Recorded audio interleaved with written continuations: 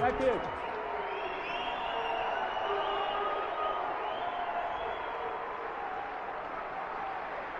Thank you.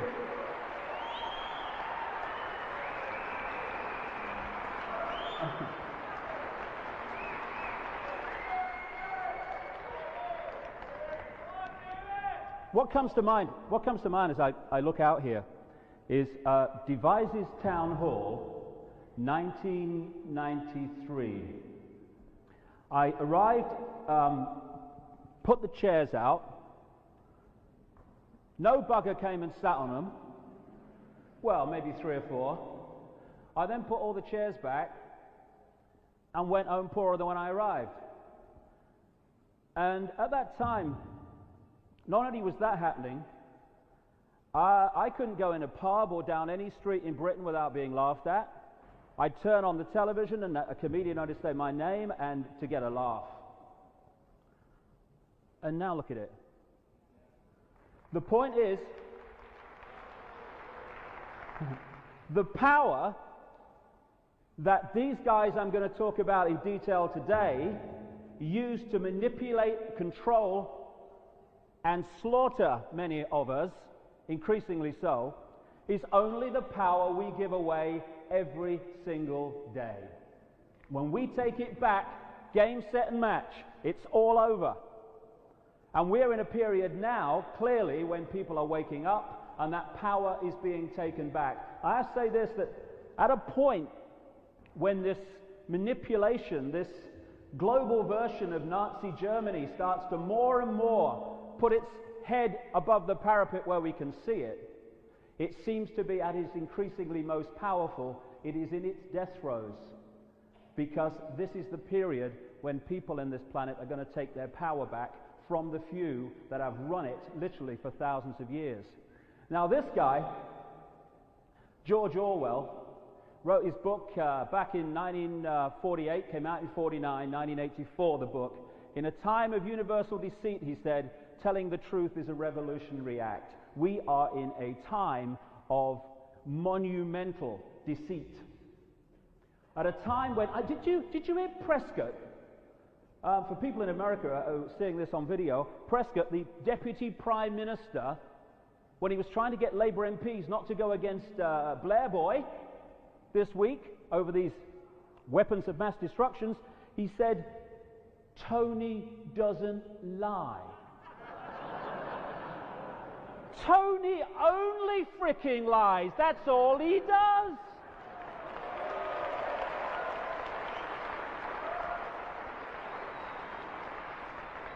And what you find, and I'll go into this as we go through, this network works with reverse symbolism. Everything they say, they're actually saying the opposite. When they say they'll do something, it means they're not going to do it. When they say they won't do it, it means they are. And even the symbolism, as I'll get through in this first section, is actually a mirror of what a symbol means to us. The population means the opposite to them. Oh, it's a big bloody stage, this, isn't it? Normally I'm standing like this. Our lives begin to end the day we become silent about things that matter. It's because we've done that for literally thousands of years that the few have taken more and more power into fewer and fewer hands. We're seeing it now all the time. We're not just getting big companies taking over small ones now, we're getting mega corporations fusing with mega corporations. We're getting decision making politically going further and further away from the people. And it's happening because we're allowing it to happen. But the wake-up call has arrived. I'm going to get knackered walking all around here, shite. Now, one of the things that stops people taking this thing on is they fear the consequences. And one thing I've learned over the years, that fearing doing something is actually far worse than actually flipping doing it. And it's like, oh no, they're up there and they're powerful, I can't to talk out about them, I better keep my head down and keep my mouth shut. Whoa. It's like a footballer. You know, you can get a footballer, gets the ball in midfield, and he looks up and there's this big hairy defense in front of him, right? So they go, ooh, no way there, play the ball square, get it back, make no distance forward. Ooh, can't never get through there. Then you get the little guy who's got no fear. He gets the ball, looks up, big area defense. Whew, have some of this, darling. And he runs at them, ducking and weaving, and now who's in control? This big area defense is now reacting to him. It's thinking about the power that is in this structure I'm talking about. That's the thing that stops most people speaking out and doing something about it. I'll give you an example. This is a Freemasonic kind of holy grail place in Boston, Massachusetts. It was one of the really early places where Freemasonry started after the movement of European peoples to the Americas. It's got about 5 stories and what have you. And what you'd think is, oh, never get in there. Well, we went in and went to the guy on the desk and asked if we could have a tour, right? And he said, we don't do tours. So he said, but if you want to talk to someone, go and see someone in the office. And he told us where to go. And we walked down towards this office. And this place is like the Mary Celeste. There's nobody in it. So we kept walking. And we had a camera, fortunately. And we go up the first floor and the second floor and the third floor, still nobody. And we walk into these amazing places. So here's an exclusive. The first time, probably ever, I have sat in the chair in the Freemasonic Temple. I wish I'd have pulled my trouser leg up a bit. That would have been better. But it's amazing what you can do when you just go for it. Because, like I say, the power that this network has over the people of the world is the power we give to them every day. The other thing that I hear people say is, mustn't talk about these things, it's negative, you'll frighten people. Well, I don't think knowledge and information is ever negative. I think ignorance is bloody negative myself. Because when we're in ignorance, we can be manipulated. Piece of cake. When we are in awareness of it, it's a very different story. So all I'm doing today is putting out information that I've gathered over the last 13 years of traveling around the world, talking to untold numbers of people in more than 40 countries, to find out what's happening behind the movie screen we're told on the news is happening every day. And what you find is that, like I said earlier, this whole edifice of power, once it's exposed, is a house of cards, which is why it is so desperate to keep information about its existence from the people it is manipulating. And like I say, we're now in a period where the awakening is happening, and I've been almost a barometer of this, from half a dozen people maybe in Devises Town Hall to talking around the world to larger and larger audiences. And it's not me, it's the information that people are now opening their minds to, as what has remained hidden for so long is now coming to the surface. And the other thing I would say is, it's only information. I was talking to someone yesterday on the radio, and he didn't seem to be able to get it around in his head. that it is possible to put out information without trying to persuade anyone it's true. It's like this idea that you must be trying to convince people. I don't care what people think. I just have a very simple, passionate belief that people should have access to all information available, and not just that which the few allow them to have. Once that's done, I'm off to the barmy. Because not only is it, I don't care what other people think, it's more than that. It's none of my bloody business what people think and make of what I say. It's theirs. It's called freedom. So I'm not trying to convince anybody of any of this stuff today. But information can be very useful. I found this in a newsagent's shop. There's this monkey that's just whacked the floor at a rate of knots. And this monkey's saying, I've told you 100 times, don't scratch your ass with both hands, you know. Information can be very, very useful. And what's kind of funny is once you know, and in the second section of this event today, I'll go into this in detail, in Iraq and 9/11 and all the stuff that's unfolding now, which is nothing like we're being told on CNN or whatever. Once you realize that once people start to understand the techniques that are used to manipulate them, suddenly what has been subliminal becomes crystal clear, and that's part of the awakening as well, seeing through what's actually going on. Now, I have this little system of filtering information and filtering things, and it goes like this. Take a deep breath, take a step back, look at it again. Because all the time we're getting pulled into the detail of the nonsense of the movie. And we get so pulled in, we actually think it's worth voting for this party rather than that party, when we're living in a one-party state in reality. And when you use that, take a step back, look at it again, the world can look very different. And this is an example. In America today, there's about 270 million people. And I know for a fact, having traveled there extensively in recent years, that there are a lot of intelligent people in America. Do you know there's actually a lot of people in America that don't sexually abuse children? There's a lot of people in America who actually can claim rightly to have two brain cells acting in unison. You go back beyond there are hundreds of millions of people who have lived in what has been called the United States since it was formed. Question: why don't they ever become president of the United States? They never do. The people that want to do something for the people in general, the people that don't come with an agenda, they don't get to president. Why? Because United States presidents are not elected by ballot. This bugger wasn't, was he? Bloody hell. They are selected by blood and selected by this network. Let's just have a look at the last few. Ronald Reagan, 2 terms, as we're laughingly told, as the most powerful man in the world. This is a man who had to be given written cue cards to have conversations in White House cocktail parties.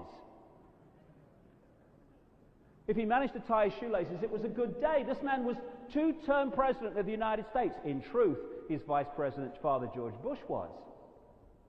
And then who came next? Georgie Boy the First. From a family, when you do the research, and many have, that is one of the major hard drug running families, certainly in North America and globally too. A notorious abuser of children, by those who've done any research on the man, President of the United States. 3 terms in truth, 2 under Reagan. And then we got this boy, didn't we? Billy Boy.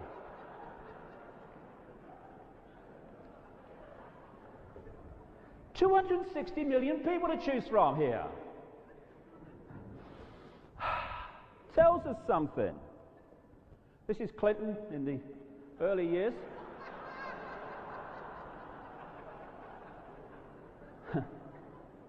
I guess he looks a little bit like me, but I swear, lady, I've never seen you before. And then, have you seen, I can't believe it, Have you seen, they're actually opening a Clinton memorial in the Mall in Washington. And I've got an exclusive design of it. There it is. It's next to the Lincoln Memorial it's going, you know. Unbelievable. President of the bloody United States. Go and bomb someone, yeah. That position. And then, here he is. Georgie boy. Who shall we bomb today, Georgie? You kids you've missed? Very bright man, very well read. Very well read, Georgie. President of the United States by Supreme Court, which had a Bush family majority on it, stands back in amazement. He's a very good reader, Georgie.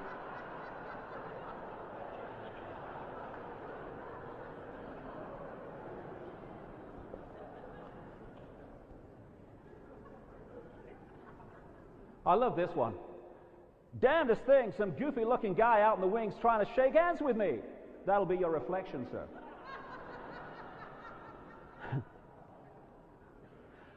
Great orator is Georgie. I know how hard it is to put food on your family. It's one of his. Someone said to me once, "You make these up?" I couldn't make them up. Families is where our nation finds hope, where wings take dreams.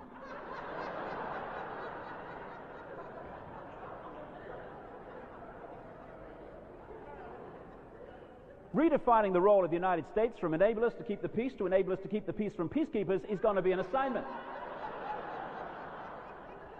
Well, he ain't bloody wrong there, is he? Georgie boy. It's your money, you paid for it.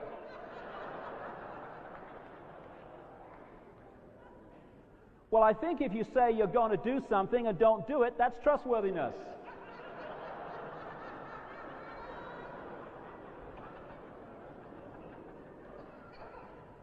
See, I told you nothing under here.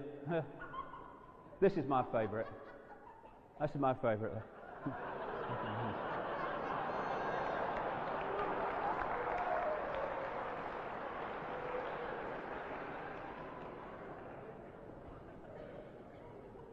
And there are people, I know the guy's surprised, although he didn't get enough votes to get in, there are major numbers of people in America who are still voting for Bush and believe he's some kind of man of Christianity trying to bring peace to the world. Albert Einstein said, "Only two things are infinite, the universe and human stupidity, and I'm not sure about the former." Because of that, this is what is happening before our eyes. And as we go through the day, I'll present the amazing similarities, no mirror image of the techniques being used now and the techniques that were used to bring the Nazis to power and hold that power in the last century. These guys, it cannot, and as we'll see, it's not actually them. They're just the point that interacts with the public. The real people are behind the scenes that you never see, manipulating the pawns in the public eye to introduce certain policies. We are facing the rise very rapidly of the Fourth Reich, or maybe the third one coming back where we can actually see it. And it's happening in the same way it happened in Germany, with people going into denial that it's happening. I actually think, naive, stupid, not very bright, but when you go into a country, just because you want to take it over and conquer it and control it so you can use it as a foothold to take over more, and you slaughter at least 7,000 civilians and you cut children to bits with cluster bombs, I think that's fascism. Myself, I think it could well be.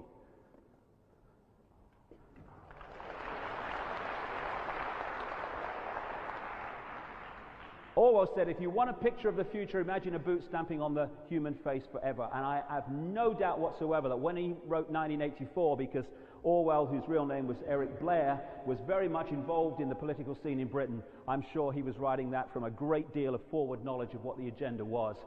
And this, on September the 11th, 2001, was the catalyst that has been used to justify everything that has followed. And I'll tell you, having researched it for a year after it happened, a 3-year-old with 2 brain cells acting together could take the official story of 9/11 apart. And I'll get to that in the second section. Weapon of mass deception. That's what's happening all the time. It's not just Blair who has a genetic inability to tell the truth. It's all these people involved in the conquering of more and more countries. I wrote on my website the day Georgie Boy was inaugurated, don't be at all surprised if the United States finds itself in another manipulated war during this administration. You will see monsters created in the public mind to justify such action. Exactly, it took months. And in a book called The Biggest Secret, 1998, the plan is to engineer events, real and staged, that will create enormous fear in the countdown years to 2012. This includes a plan to start a third world war, either by stimulating the Muslim world into a holy war against the West, or by using China to cause global conflict, maybe both. And as we'll see in the second section, the documents have come to light from these people. As we'll see in the second section today, the documents that have come to light from within these organizations that are behind Bush and Blair, China is the place they're heading. And that's one reason why they're bringing North Korea into it.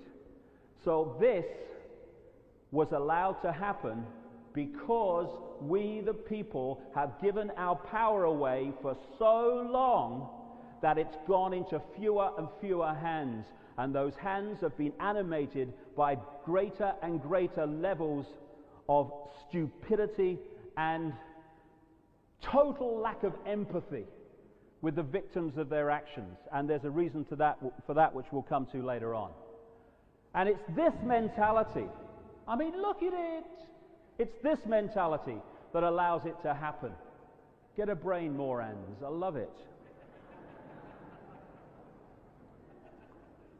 And that really is the whole basis of how this scam can be played. A few can only control the many when the many are manipulated to control themselves. When there's a few and you want to control a mass of people, you can't do it physically. There's just too many people. But you don't have to. For me to do that, my mind has had to decide to do it. In other words, my physical behavior, my physical actions come from my mind. Therefore, all you have to do is program the people to believe your version of reality, and the people will do exactly what you say as a result of that and see the world the way you want them to see it. And if you take the analogy of a herd of sheep, it's perfect, except the human herd has taken it one step further. If you wanted to control a herd of sheep and round them up, and you wanted to do it physically, impossible. I mean, look at those 2 pigs that went runabout a few years ago in Britain. Took them a week to find these pigs. Because you can't do it physically. If you want to round up sheep every night, physically, you need 6 or 7 blokes for every sheep. Even then, they wouldn't be guaranteed to get it. But you don't do it that way. 2 states of mind round up millions and millions of sheep all over the world every day. One, the bar mentality. Just following the one in front without question. Ba, ba, ba, ba, ba, ba. And none of the sheep go, hey, excuse me, you at the front? Where you going? The guy probably turn around and go, I don't know, really. I just walk every day and all these people follow me, like, you know. So the vast majority of sheep are rounded up by the bar mentality. Bar, bar. You see it in the human sense with, hey, up, Dave, he's a professor at university. He must know what he's talking about. He's the prime minister. He wouldn't do that. Bar, bar, bar, bar. And then you've got the few in the sheep herd that don't want to just follow the one in front without question. They're having a good time. They want to munch over here. No, you go. I'm staying here. This is good. And they are rounded up by the 4-letter word that controls the world, fear. symbolized by the sheepdog. Row, row, row, oh, they're in. And those two states of mind, bar, unthinkingly following the one in front, and fear, round up millions and millions of sheep every day, no problem. Now we have gone even one step further. We, the human herd, have dispensed with the sheepdog. We frighten each other into line. And once you're in that mentality, a very simple process is possible, and it's been going on for thousands of years. It's going on to this minute. All you have to do, if you're a manipulator, is to set the norms in society. What is considered good and bad, sane and insane, possible and impossible, moral and immoral, right and wrong, and you set them. You pound them out through what we laughingly call the education system. Crikey, isn't it great if we had an education system where people are educated? And you pound them out through the media, and they become the norm. But just because people don't question. So that sets a mental and emotional sheep pen of norms. The vast majority of people, bar, whole life in there. Well, everyone knows that. This is how it's done. Everyone knows that. Well, I don't bloody know it. There's one less than everybody. And then there's the few, increasingly more, but the few compared with the people in the bar mentality who actually have sussed that this sheep pen of norms is actually incredibly limited and fundamentally flawed. What happens? They start to act differently. They start to have a different view from the norm. And what happens? They get ridiculed and condemned for the crime, which is what it's become, of being different. And any society which makes it a hassle, gives people a bad time, makes it a crime to be different, is a society based on psychological fascism, and that accounts for virtually every nation on earth.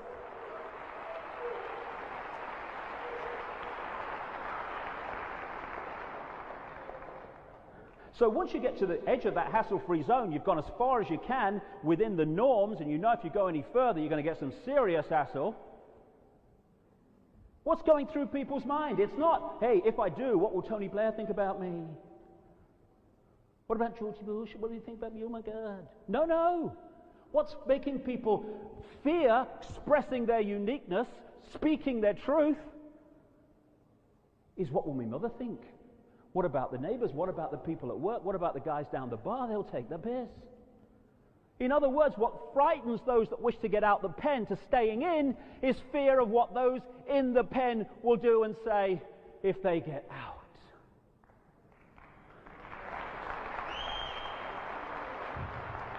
And that simple structure, if it was dismantled by us feeling okay, and indeed encouraging people to express their uniqueness instead of being a clone of some norm, this edifice of manipulation would crash at its foundation. Because the few can't control the many, they've got to manipulate the many to control each other. That's what I say, the power is not with these guys, it's with us, but we give it away. This is an exclusive picture of the latest clone Newman, just come off the... That's the kind of people they want. And you know, well, Ralph said to me, and Ralph, great guy, he's done fantastic work to get this going and make this happen against a lot of odds from people who didn't want it to happen. He said to me just before, he said, you know, I've just seen the audience. It's like a profile of Britain. He said there's every culture, every color, every age group. Exactly. Because these divisions of race, of age, of background, of income bracket, they're all illusions. They're all fault lines through which to divide and rule us.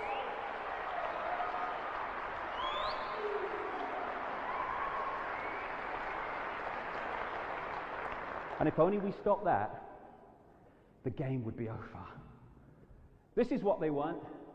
Not people with open, infinite minds, accessing the infinity of possibility, the infinity of knowledge, love, wisdom, which we all are. They want us to sit in little eggshells. Oh, no, I couldn't do that. My life's ever so boring. I never do anything. I don't know that stuff. That's where they want us. detached from infinity and in this little eggshell of program reality.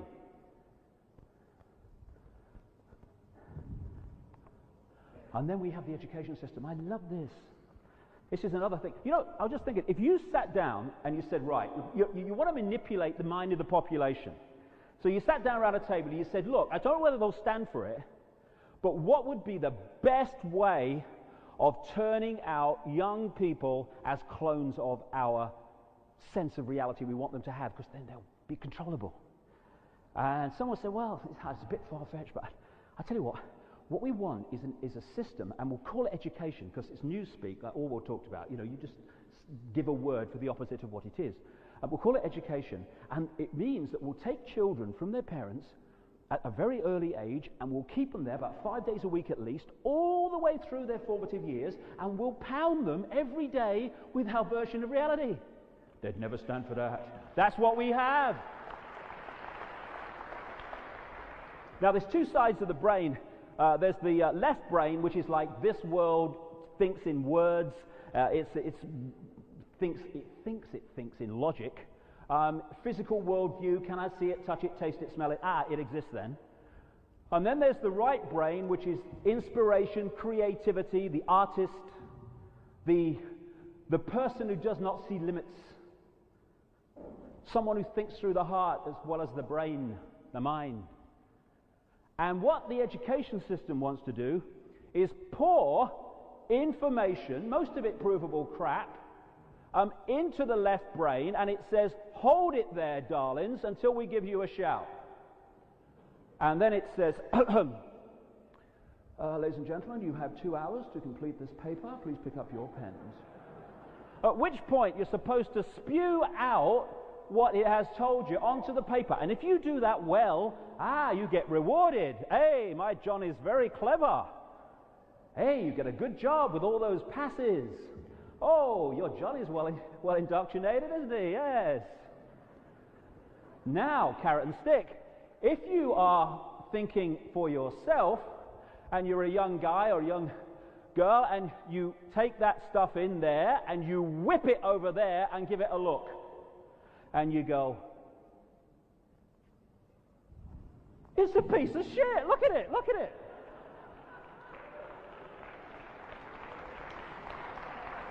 If you tell your exam paper that, there's a phone call. Hello, is that Mrs. Jones? Billy's a disruptive influence in the classroom. You mean he's asking questions? Yes, they'll all want to do it. Yeah? You know, in the last part of the talk, I'm really going to get into the nature of reality and how we create it, because there's so much information and supporting evidence now to give us a real fix on how we're creating reality, because this is an illusion. But how is it an illusion, and how do we create it? More and more knowledge on that. But these guys, these manipulators, know it's an illusion, and they know we're creating it through our minds, and so they know if they program our minds with the right illusion, we'll create it physically. And the education system is massively, massively part of that. As H.L. Mencken, an American writer, said all those years ago, the most dangerous man to any government is the man who is able to think things out for himself. Almost inevitably, he comes to the conclusion that the government he lives under is dishonest, insane, and intolerable. And that is why we are pressured from cradle to grave not to figure it out. Sorry, boys, no can do. So shut up, keep your head down, keep your mouth shut, go with the flow. In life's easier that way. Or, as the Japanese have a national saying, don't be the nail that stands out above the rest, because that's the first one to get hit. That is the mentality. That allows the few to control the many, and without it they couldn't do it. And on the other side, bad monkey, no banana. Ooh, don't play our game. Smacky. You will not progress within our system. Come into line, or you're an outcast, or a rebel. Oh, a rebel. So, this is going to come up a few times as we go along, because this is what's happening every day. And it will become more and more obvious as we go through the day. You have a secret agenda for literally the centralized fascist control of the world, with a world government that would dictate to all nations, a world army that would impose the will of the world government on those nations that did not wish to go with what it was told to do, a world central bank that would dictate the financial system of the world, a world currency, which the European currency is a stepping stone to, which is why they're having no truck with people making a decision. They will not go with a referendum until they know they're going to win it. And a microchip population linked to a global computer. Thousands of people are being microchipped in America now as a result of 9/11, and I'll get into that in the second section of this talk.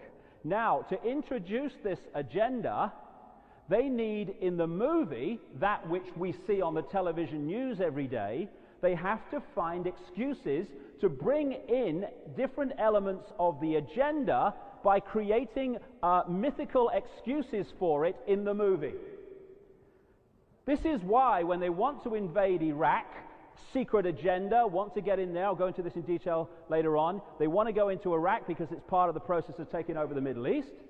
They need to create an excuse for that in the movie, thus hiding that and justifying the elements of it being introduced. So they come up with weapons of mass destruction. Weapons of mass destruction, weapons of mass destruction, weapons of mass destruction. The mantra. Once you hear them with the mantra, you know something's coming. So that's how they're doing it, and I'll get into that in detail later. And also, towards the end, I'll get into this part of it, which is the fact that this world, like I say, is an illusion. It's a matrix of manipulated, indoctrinated belief in a reality that suits the agenda. And all it is an illusion. We think, when we look over there, that the walls of this theater are solid. They cannot be. It is impossible, because they're made of atoms which are anything about as least solid as you can get. We make it solid by our minds. And this is the information. This is the information that's being kept from us so they can manipulate our reality without us realizing that we're creating the reality they're manipulating us to have. Now, and I'm an illusion as well. Now, I saw this in a newsagent's shop as well. These two lady peacocks are saying to the male peacock, "Cut the crap and show us your willy." And so, I don't want to clear the theater, so I won't take it literally, but that's what we're going to do now. Look behind the movie screen and see what's going on that we're not told about and we don't see. This is the structure that's been used by the few to control the many for literally thousands of years. It's the compartmentalized pyramid. What you do is, if you look at any organization today, it's structured as a pyramid. You've got the few at the top of the organization that know what the real deal is, what the real agenda is, and the further you come down, you're meeting more and more people in the organization who know less and less and less about what the organization's really about. The CIA and people like that call it compartmentalization.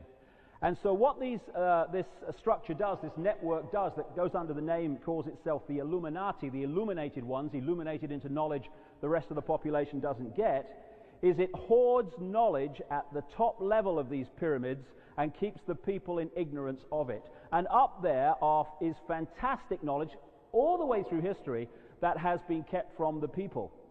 And therefore, what the people think is possible here, they know is nothing like the limits of possibility. And a few years ago, I got some idea of the kind of knowledge and technology that exists up there that's kept from the people when I was asked through a third party to meet a CIA scientist who was desperate to get information out about what was actually going on. He joined the CIA as a young guy in his 20s because he was a genius in the area of magnetics, and they wanted to use that genius. He thought he was serving his country down the bottom here of the pyramid.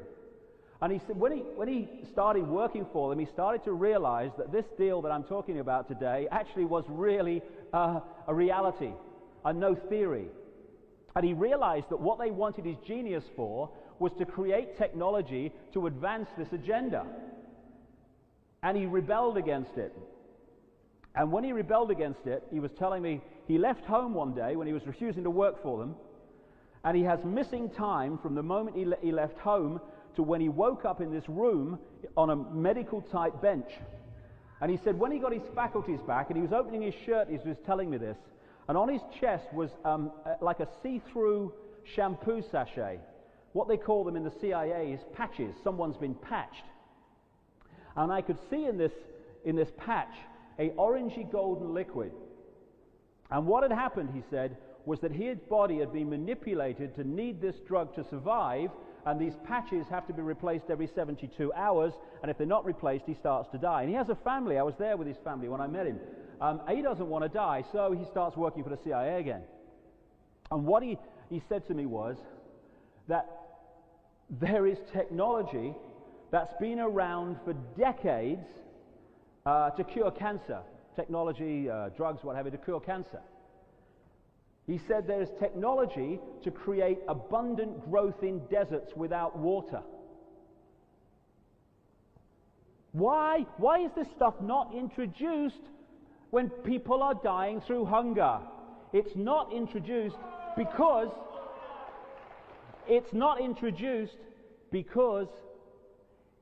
of a simple equation. Abundance equals choice equals freedom. Scarcity equals dependency equals control. And so what we have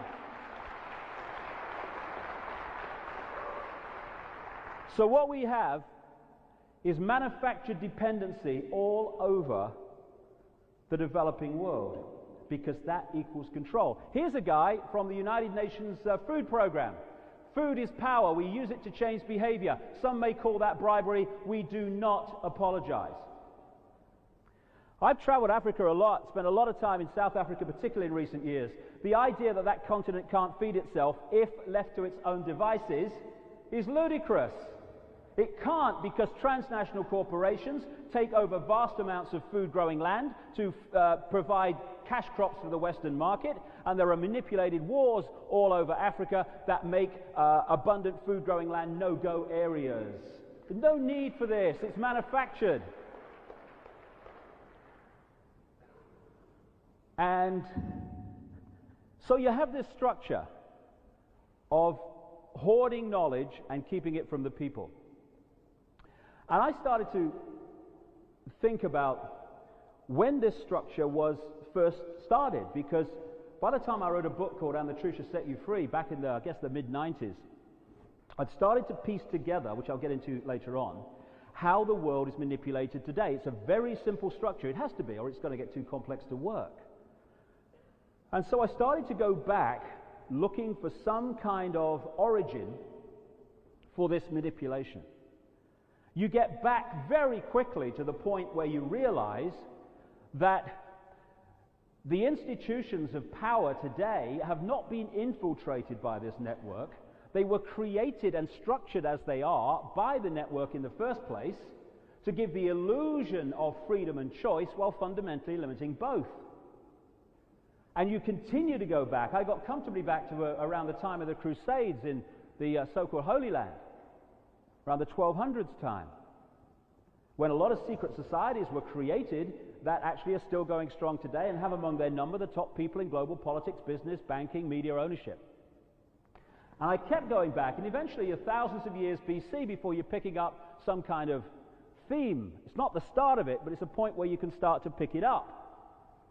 And it's in this area of the world, what is now Turkey, up to the Caucasus Mountains, and what is now Iraq particularly. Iraq was the home of the very advanced culture, going back to 4000 BC down to around 2000 BC, of Sumer.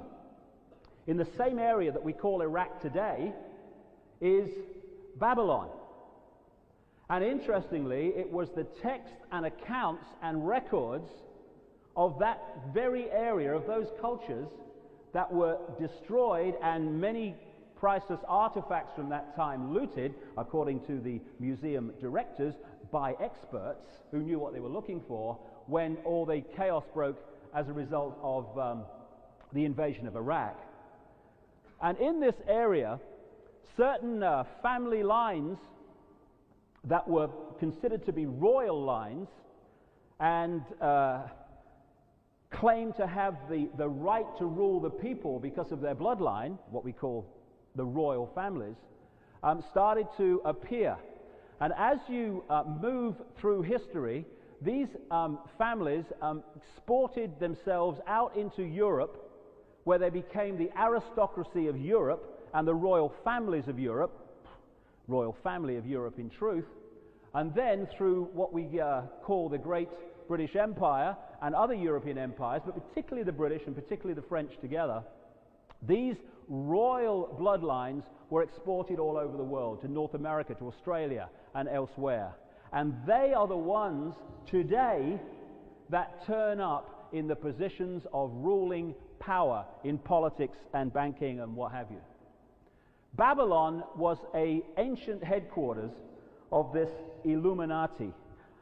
Like I said, and that's why, as we'll get to as we go through, these Illuminati today use a tremendous amount of Babylonian symbolism in their own codes and language.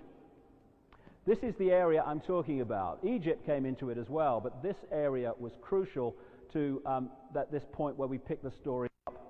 And this, of course, is the very area that these guys are now going back in with a list of countries to take over in the same area of the world. So you had these royal bloodlines that moved up into Europe and became the aristocracy and royal families of Europe, etc. And a lot of researchers are now starting to look at this, because it was very clear to me when I started to investigate this that for some reason these Illuminati families are obsessed with interbreeding with each other. And this has been put together from a number of different genealogical sources. Burke's Peerage, the Boston Historical Genealogical Society that looks at the genealogy of presidents of the United States. And you find that you can pick up certain lines in that ancient part of the world that I'm talking about and come down right the way through to the present day. Philip of Macedonia, who was the father of Alexander the Great, that before he died in Babylon around the age of 32, 33, had taken over much of that blue and white map we saw a few seconds ago. Comes down through the royal lines of Egypt and the Roman Empire, down through Herod, the king mentioned in the Bible stories. Also comes down through Constantine the Great, who was the Roman emperor who in 325 AD called the Council of Nicaea that created the structure that still is Christianity to this day. And it comes down through the Merovingians. Now the Merovingians kind of disappeared from history and then came to light more recently in the last, 20 years or so, through books like Holy Blood, Holy Grail, that investigated what was claimed to be the bloodline of Jesus. I think there's another interpretation of that myself, that included the Merovingians in what we now call France. The Merovingians were a royal line of a group of people called the Sicambrian Franks, who became known as the Franks, and that's where France comes from. And the Merovingians are a royal bloodline that were big goddess Diana worshippers. And they were very much based in what we now call France and Paris. And the royal families of Europe are all connected into the Merovingian bloodline. Also, the vast overwhelming majority of American presidents from George Washington to George W. Bush connect into that same bloodline. In fact, another one on this list, Charlemagne, one of the most famous monarchs of what we now call France, that went on from the Merovingians. Of the 43 presidents of the United States, from Washington to Bush, 34 go back to Charlemagne. The Habsburgs, that were the family that ruled the Holy Roman Empire in Europe for centuries, connect into this same bloodline. And the de' Medici family, big bloodline in Italy, banking family, and the House of Lorraine in France, up to this day an important bloodline in the Illuminati. And interestingly, a couple of very famous people were connected to both the de' Medici family and the House of Lorraine. One was called Christopher Columbus, who was connected to both. Christopher Columbus was not looking for India and tripped over the Americas. He knew pretty much where he was going because of the knowledge held outside the public arena. And another guy who worked for both families we know as Nostradamus, Michel de Notre Dame. The reason that guy, I'm not saying he was a bad guy or anything, but the reason he had tremendous esoteric knowledge compared with the rest of the population is because he had access into these advanced levels of knowledge that are passed over through this secret society network through history and kept from the people. This is Charlemagne here, outside the Notre Dame Cathedral in Paris. So it comes down all the way through these lines and all the way down through the French royal lines and into the British royal families as well, right down to the present one that connects into the Merovingians also.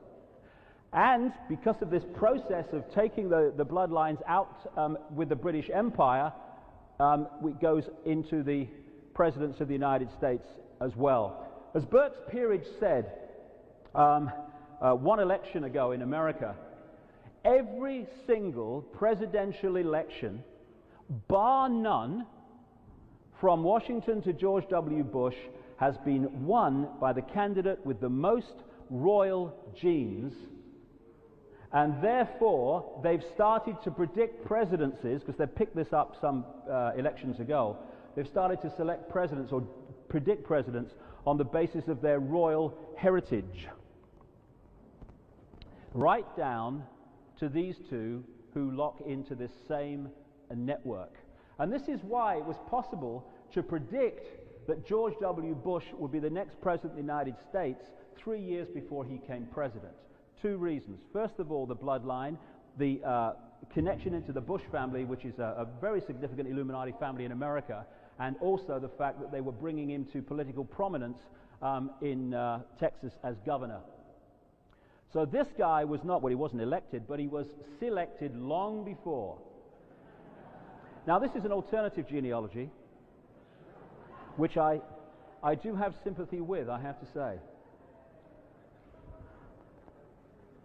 Comes down through Scottish family bloodlines as well. Very, very important area for the Illuminati, Scotland, in history, and that's one of the reasons the biggest secret society in the world is called the Scottish Rite of Freemasonry, after that very small country at the top of the British Isles. Joseph Smith, who started the Mormon Church, which is an Illuminati front, big time in Salt Lake City, Merovingian bloodline.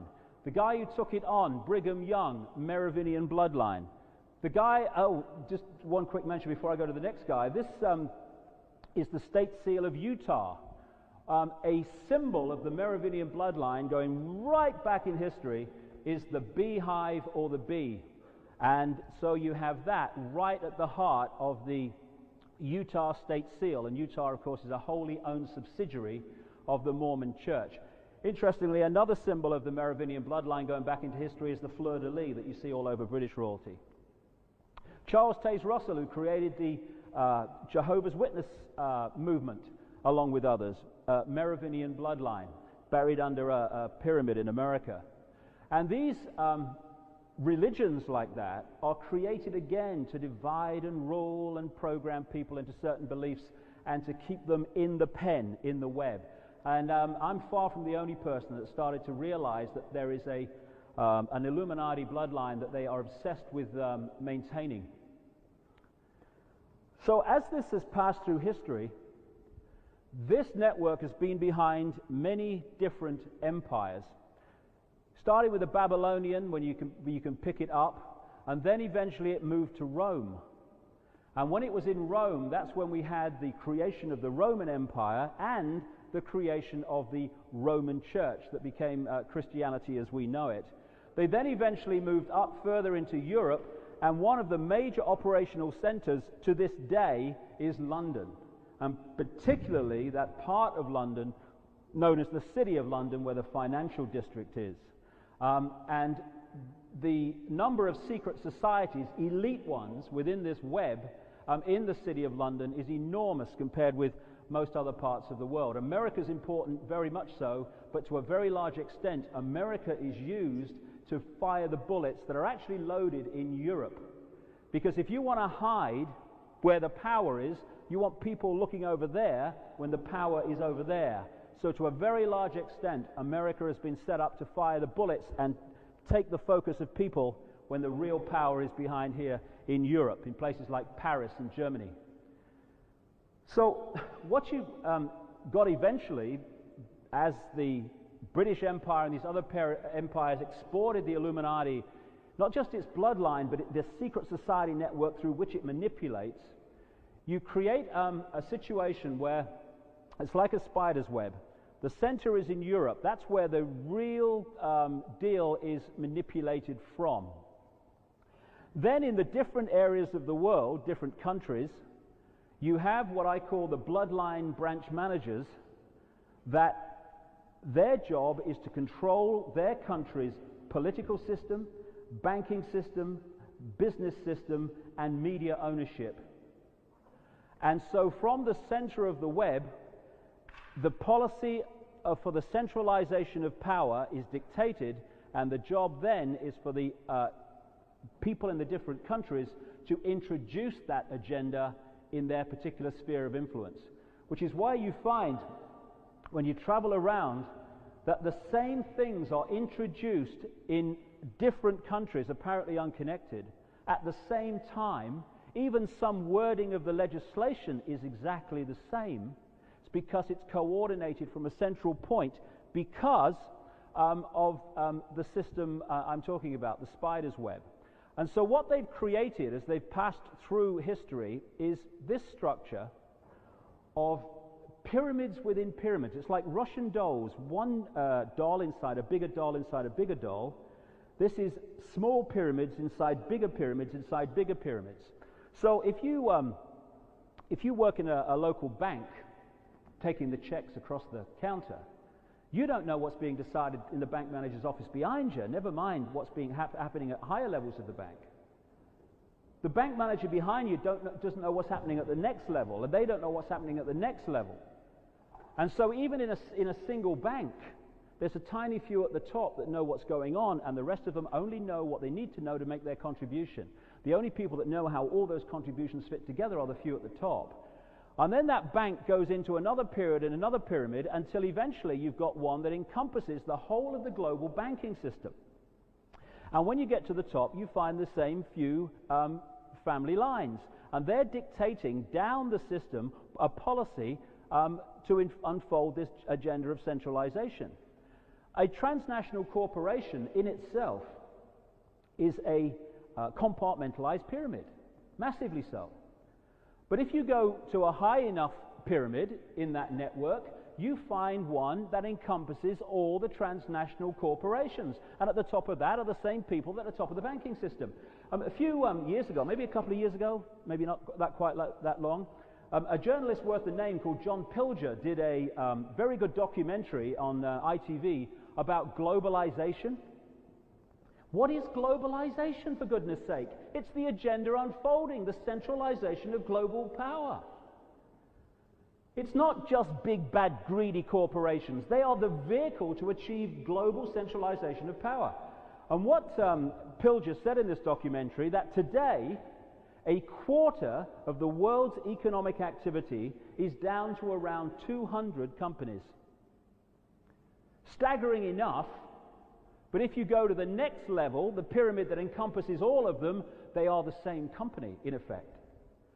And so what you can have is, from this point, with all these different pyramids going into the same pyramid peak, you can have the same policy of incessant centralization of power coming down these apparently, at our level of experience, unconnected organizations and institutions. And the more you centralize power, the more power you have to centralize it even quicker.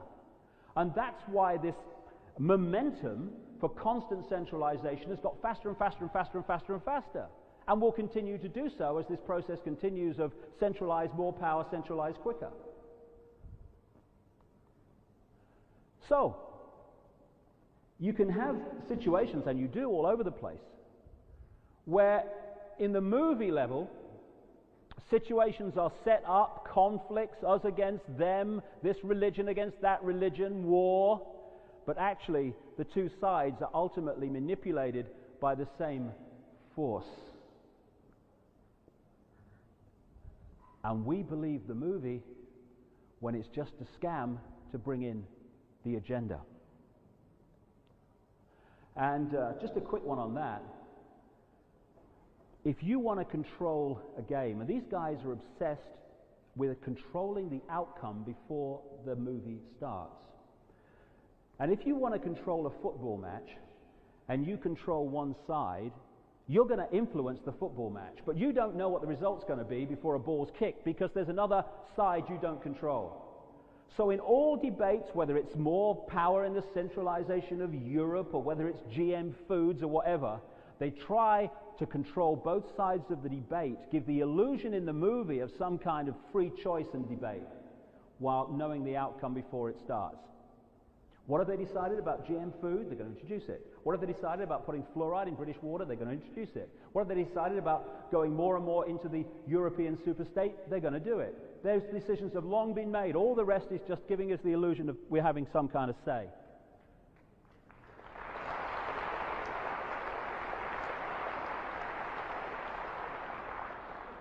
Now, this is the greatest form of imprisonment. It's what I call the prison without the bars.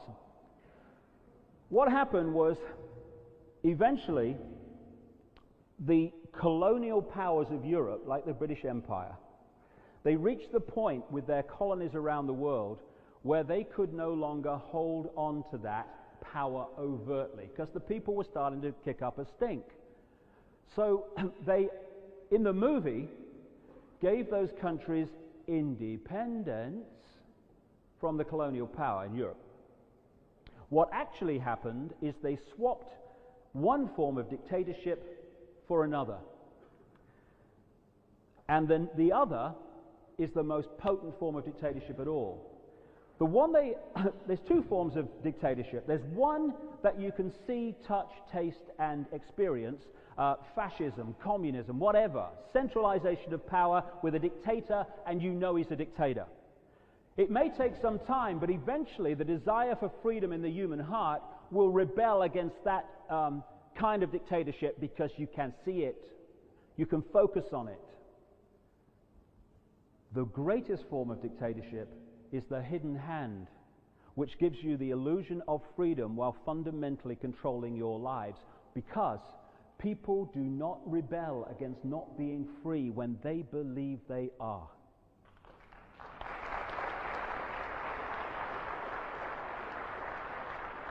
So like I say, what happened was when the colonial powers apparently pulled out of North America, pulled out of Africa, pulled out of Asia and Australia, and all these other countries, they left behind their secret society network and the bloodlines that they're so obsessed with, and they have gone on controlling those countries ever since, while the people of those countries have believed they were free. The prison without the bars. And this spider's web I'm talking about allows that process to happen. And the spider, that which is really calling the shots, really orchestrating the centralization of global power, the fascist state, is not among those that we see. If you can see them, they're still gophers. Maybe powerful gophers on the level they operate, like Bush or Blair or whatever, but they're still gophers. The people really behind this you never see, because why are they going to put themselves on public display where they can be identified and targeted? There's a wonderful example I give you. I spent a lot of time in South Africa in recent years. I've become a great friend of a man called Credo Mutwa, who is the official historian of the Zulu nation. Wonderful man. And he's filled me in on so many things that went on there during the apartheid regime. But this is a classic example. During apartheid, you had an in-your-face dictatorship. You knew where you stood. You were in a situation of control by the few. As a result of that, there was rebellion within South Africa, quite right, because they knew where they were. All across the world there were all these protests. There were sanctions. There were all these things because the people around the world could see it. Apartheid, control.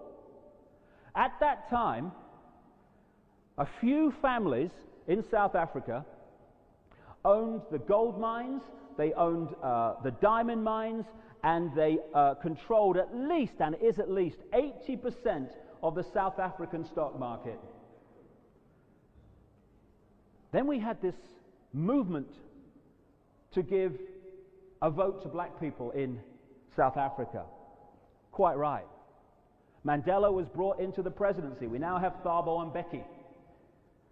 Today, in South Africa, there have been changes on the surface, yes, but who actually controls the lives of the people in South Africa? Today, all these years later, those same families that controlled the gold mines and the diamond mines and the stock market and the media before apartheid continue to do so. But what has happened since? What has happened now? No rebellion. Where's all the protests and the placards around the world? Human rights in South Africa, that people are not free. All gone. Because of the movement from in-your-face dictatorship to hidden hand control. And that has happened all over the world.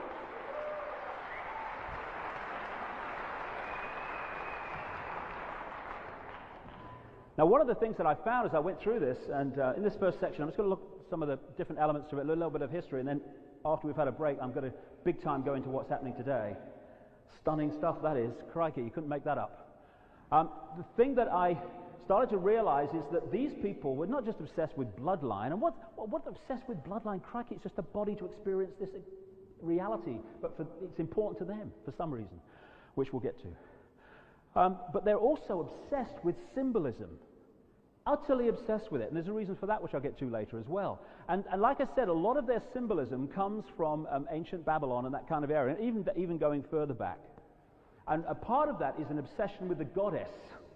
The Illuminati goddess keeps coming up all the time as well. So the way they structure themselves are like a secret society. You have all these different degrees within a secret society. Unlike in the Freemasons, the vast majority of Freemasons don't get any higher than the bottom 3 levels of degree, the so-called blue degrees. So when people say, it's the Freemasons, well, hold on a minute. There's a lot of Freemasons, and the overwhelming vast majority of them have no comprehension of what their organization is being used for. It's not the anyone.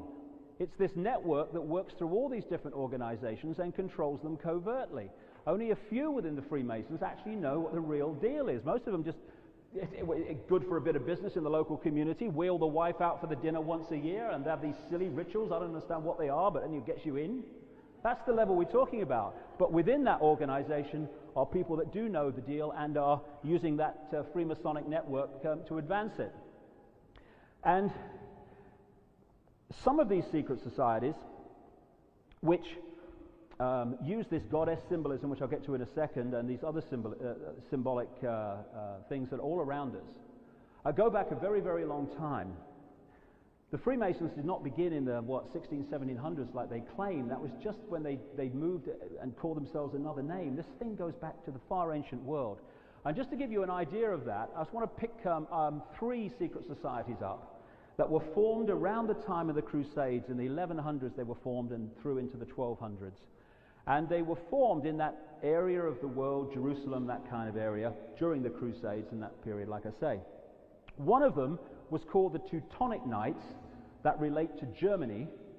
And that Teutonic Knight network continues today, and it was that network in Germany in the 20th century that created the Nazi Party and brought it to power. Another one, formed around the same time in the same area of the world, was called the Knights Hospitaller of St. John of Jerusalem, which in its Catholic version today is known as the Knights of Malta. The official head is the Pope, and in its Protestant version is known as the Knights of St. John of Jerusalem, and the official head is the Monarch of England. The one I just want to follow just for a few minutes to give you just an idea of how secret societies in the ancient world have come through to the present day, is to talk about one that was formed again at the same time as the other two, basically, called the Knights Templar. This was an organization came out of France and came to Jerusalem, and there were only about 9 of them. And they parked themselves next to Temple Mount, and their official story is that they were formed to protect pilgrims visiting the Holy Land. Well, you're going to protect a lot of pilgrims with 9 people. It's a cover story. They stayed there for some 9 years or so, and according to excavations in that area in the 19th century, artifacts and things were found, signs were found that the Templars had been under Temple Mount. Whatever, something changed very quickly after around 9 years, because a couple of these guys came back to France and started signing up the aristocratic families of Europe. They clearly knew something big time. They became extremely wealthy because you had to give your wealth and land to the Templars to join. And they set up what is effectively the banking system of Europe out of places like Paris and London that were their major headquarters. In 1307, they had the crown heads of Europe up to their necks in debt to them, with a scam that follows these bloodlines everywhere that they have come, right to the present day. And the scam is lending people money that doesn't exist and charging them interest on it. That's the scam.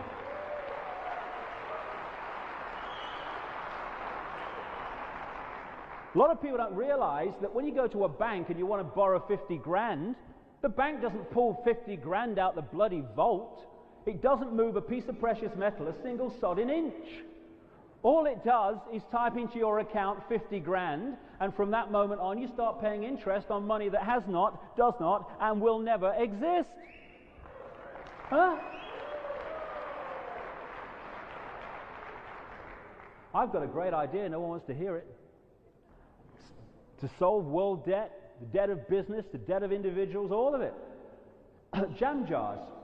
Jam jars. I thought it'd go down well. What we do is we have a national campaign of collecting jam jars, empty ones. We put the lid on, so trapping the air, and we deliver them to the bank saying just paying back what we borrowed, and that's the frickin' end of it.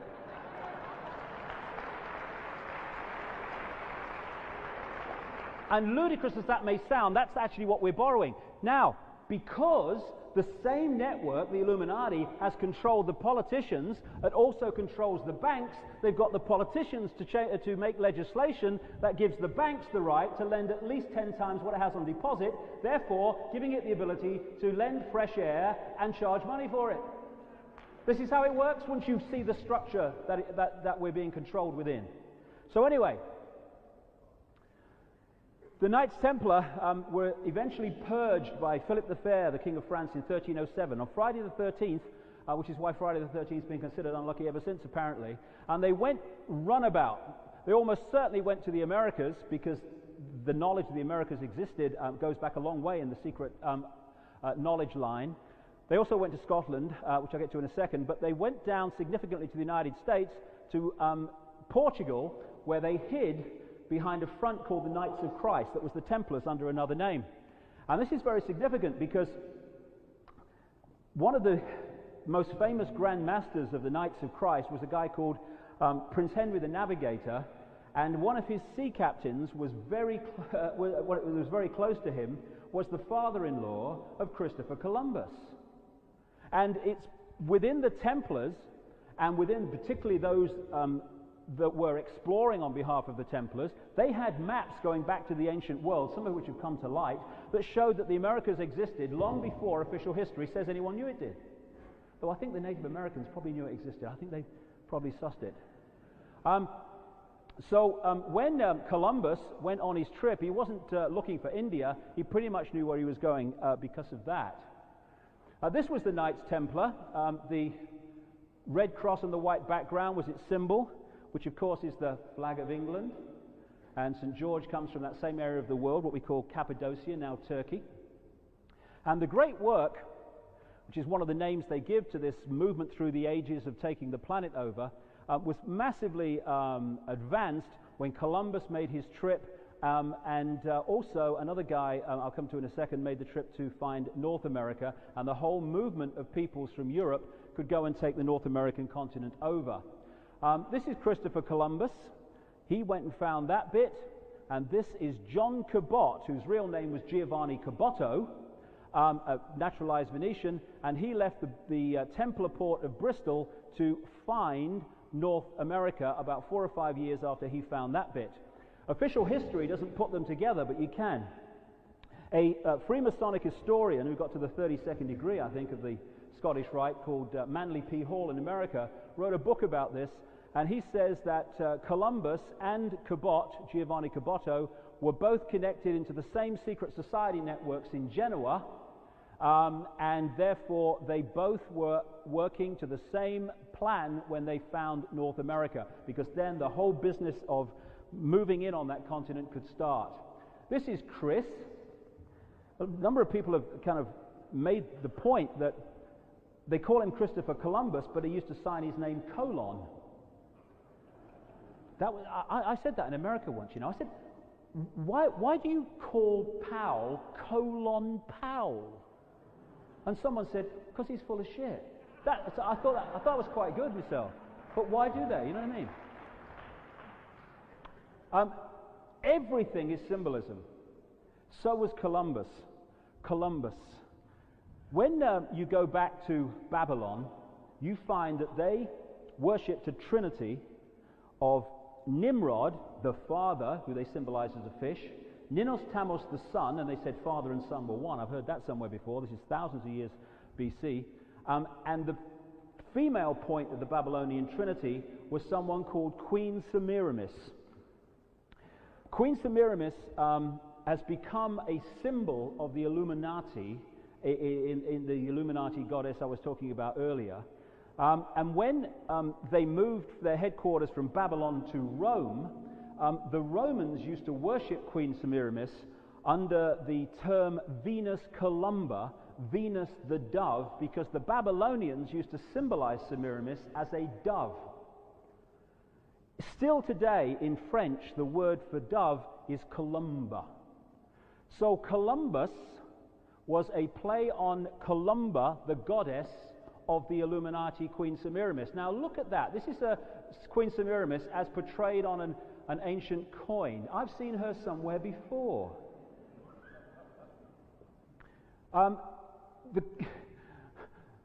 The Statue of Liberty, I was talking earlier about reverse symbolism. The Statue of Liberty, in the mind of the American people, understandably stands for liberty. What it actually stands for is we're running the show, we're showing you, but you can't see it, can you? That statue was given to New York by French Freemasons in Paris who knew what it really represented. I'll get more into that as we go along. As a result, the goddess of the French Republic is symbolized in the same way, because as the bloodlines came through, all these different symbols of the Illuminati were implanted. The goddess Columbia, District of Columbia, again, the same, Semiramis.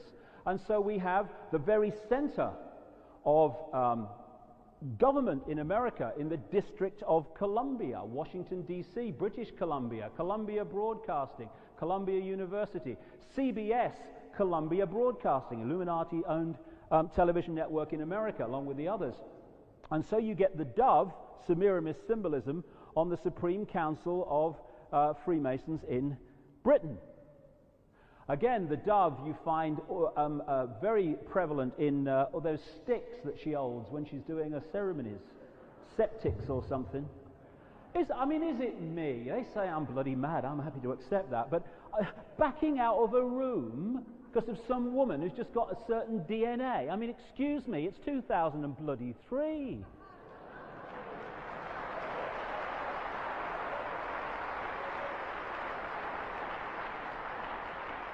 And those crosses are the cross of the Knights of Malta, the Maltese cross.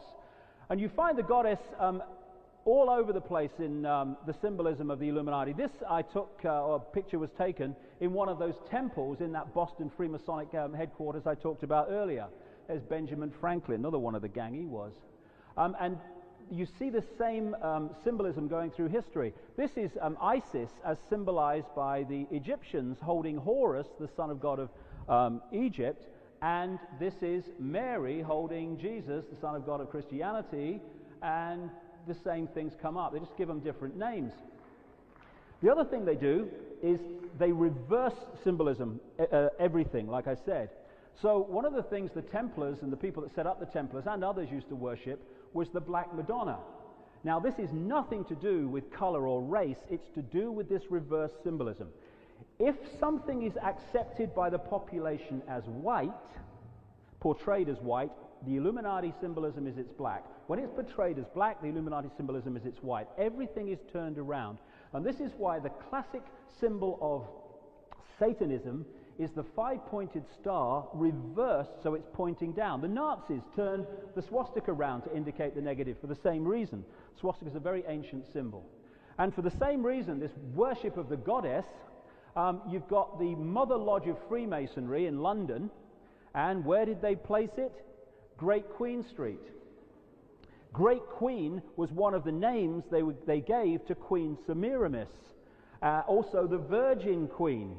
And I love it when the official history tells us that they named Virginia after the Virgin Queen, Queen Elizabeth I. I love it.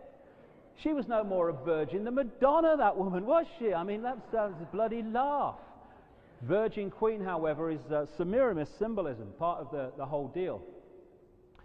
Something else that happened in that 1307 purge in France and further afield was that the Templars, because they had a massive fleet of ships by this time, doing all their trade, they were just an absolute massive transnational corporation. They went round the west coast of Ireland, this is well documented in a number of books now, and they hid in Scotland, another group of them, and they eventually re-emerged under another name, the Scottish Rite of Freemasonry, the biggest secret society in terms of numbers in the world today, like I say, going through all business and banking, all the other stuff. And this, to a very large extent, at a place called Rosslyn, which is actually just down the road, literally about 3 minutes in a car, from the Rosslyn Institute, where they clone that sheep, Dolly.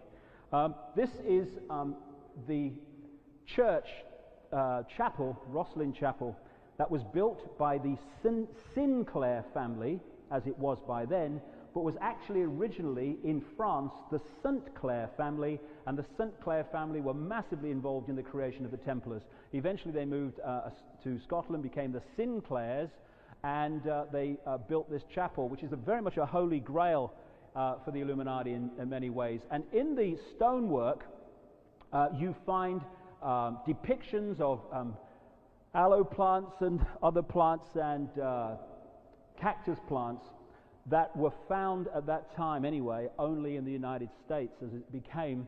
And that's significant because this chapel was built and the stonework put in many, many years before Columbus got in his ship, and official history says he discovered the Americas. These guys were there a long time before. So after this you had this big influx of people and the occupation of North America began, and the Native Americans were pushed back and put on reservations and what have you, and we had the nation built that has become, on the face of it, the most powerful nation on earth. And Francis Bacon wrote a book called The New Atlantis. Francis Bacon was an initiate of this network, wrote a book called The New Atlantis, which was looking forward to the new America. So then you had this colony in America, and then you had the time when the colonies apparently rebelled and wanted independence. A lot of the founding fathers, I'm not saying all of them, but a lot of the founding fathers, like Benjamin Franklin here, were Illuminati placemen. Their role was to move America from an in-your-face colonial dictatorship to a covert, controlled from Europe still, underground hidden hand dictatorship. While this guy was opposing royal rule from Britain, he was a bosom pal of the royal family of Britain. He was in a notorious secret society called the Hellfire Club, in which the royal family had members, and was run by a guy called Sir Francis Dashwood on his estate at Wickham, that was involved in horrendous bloody rituals and what have you, which again follow these bloodlines all the way through history.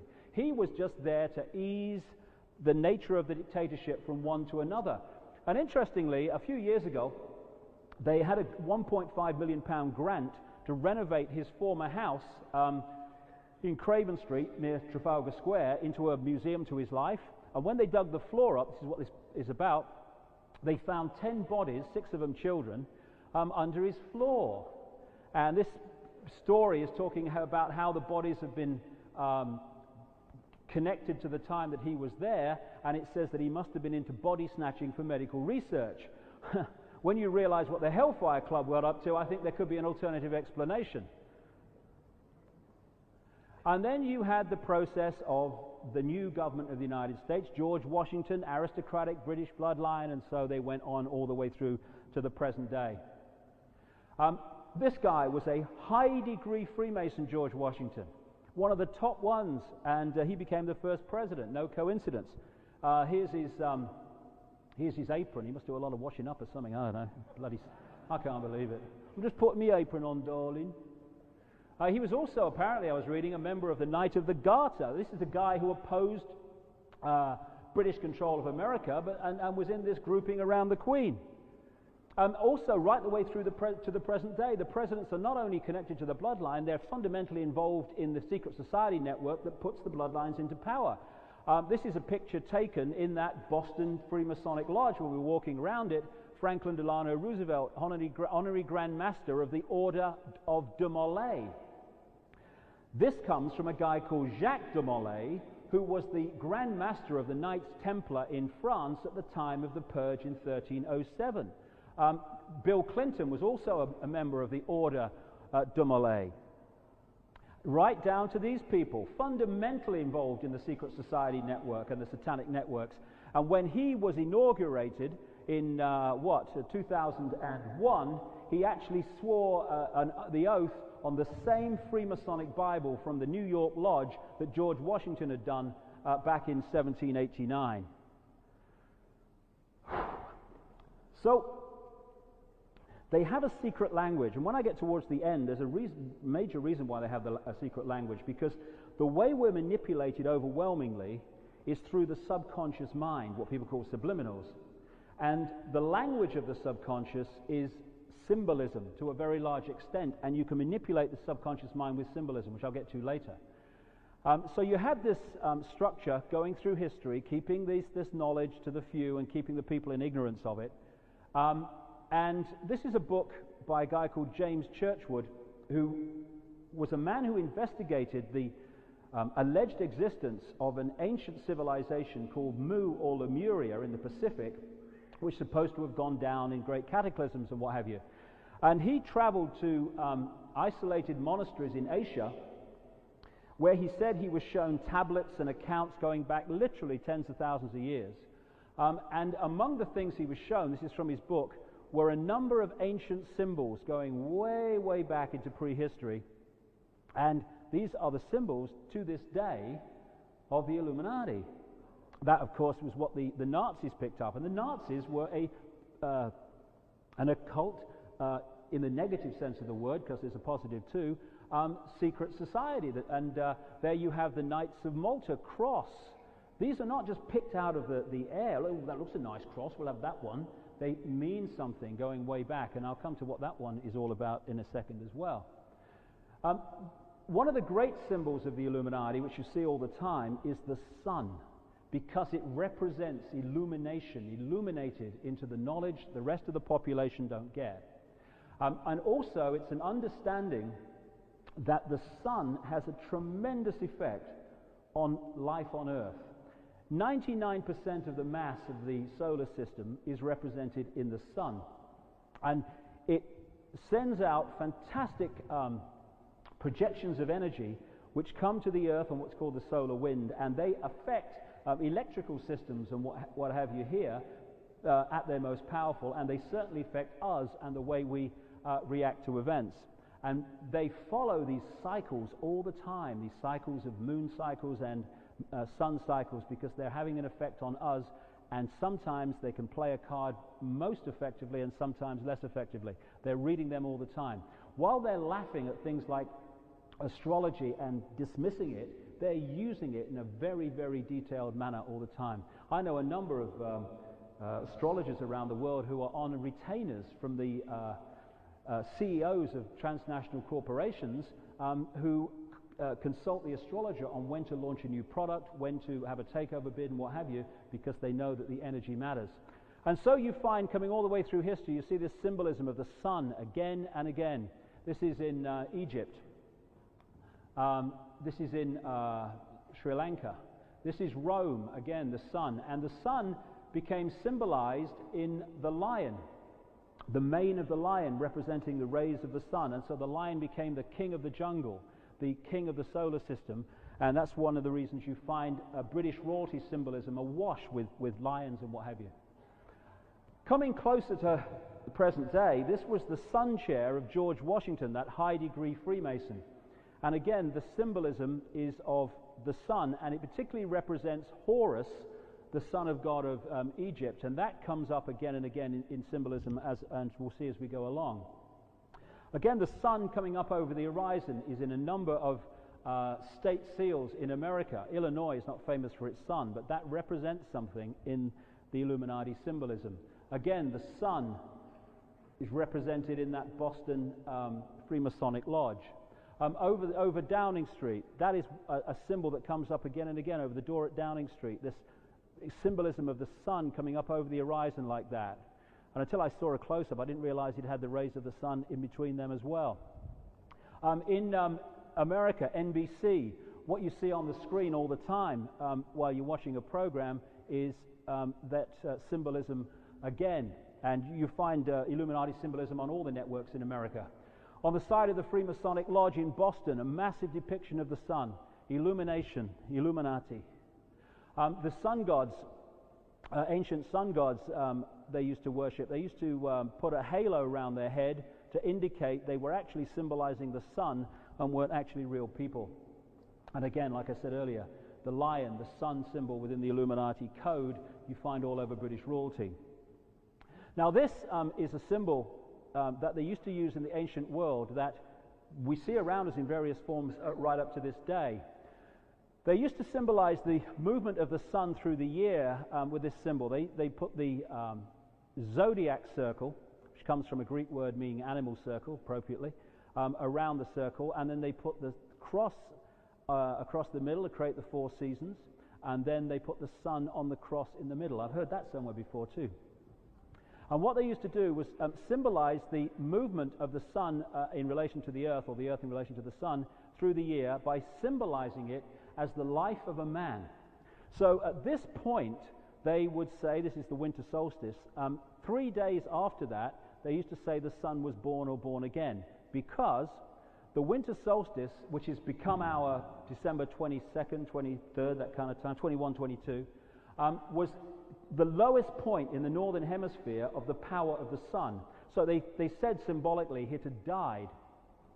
3 days later, which in our calendar became December the 25th, the birthday of Jesus, they said the sun, that one, was born or born again, and they took it around the year. It became a bigger and bigger man. At the peak of the summer solstice, it became a massively strong man with long golden hair, symbolizing the powerful rays of the sun. And then, as the man came down into the house of Virgo the Virgin, some say the house of Delilah, he had his hair cut because the rays of the sun, as you go into the autumn, the fall, are getting shorter and shorter. And then by the time they come round to here, they used to symbolize him like we symbolize old Father Time, an old man at the end of its life. It's all symbolism, and that can be found all over the place. This is in the square where the Ritz Hotel is in Paris, which represents the Sun King in the history of France. This is another version of it, which is the symbol of NATO, the North American, I was right first time, North American, North Atlantic Treaty Organization, which is a wholly owned subsidiary of the Illuminati, and has been created to evolve with others into the world army that would impose the will of the world government. This is again the same symbolism of the cross with the sun, and this is the symbol of the CIA. The CIA is part of this Illuminati, if you like, sun cult, and it is a part of the security network in America that has nothing to do with security and everything to do with creating a network of control of the people, which is unfolding more and more every day since 9/11. Again, in the center of the city of London, you've got this same symbol recurring again, right next to St. Paul's Cathedral, in the heart of this very big center for the Illuminati worldwide. Here you have a lot of people have put symbolism in their paintings, like Leonardo da Vinci. Leonardo da Vinci was a grand master, according to this book, Holy Blood, Holy Grail, of a major secret society, a very elite one called the Priory of Sion, S-I-O-N, which was created at the same time that the Knights Templar was created, and its role was to advance the power of the Merovingian bloodline. That was his very reason for existing. And what he's done, Da Vinci here, has put this same symbolism into a painting of the Last Supper. There's the halo, which they used to put over the sun gods in the ancient world, and he's broken up the 12 disciples into 4 sets of 3. Why is it that religious deities seem invariably to have 12 followers? Why do we have King Arthur and the 12 knights of the Round Table, the zodiac circle? Symbolism. And interestingly, right at the entrance to the temple I was in Boston, Freemasonic headquarters, they have that same picture outside, because these things mean things to them. Even in the street plans of the cities, they put their symbolism in. This is the center of the street plan of Paris, the Arc de Triomphe. They have 12 streets going off there, and the circle in the middle, the sun in the middle, and on the street there in Paris, they've even put the rays of the sun on the road. All around us, this stuff's going on. This is a major symbol of the Illuminati, the skull and bones. The Templars at the time of their purge were accused of using skull and bones in their rituals and stuff, and this is on a Freemasonic apron from the 18th century. And because of the skull and bones symbolism, that's why the most notorious secret society in America, at Yale University in Connecticut, is called the Skull and Bones Society.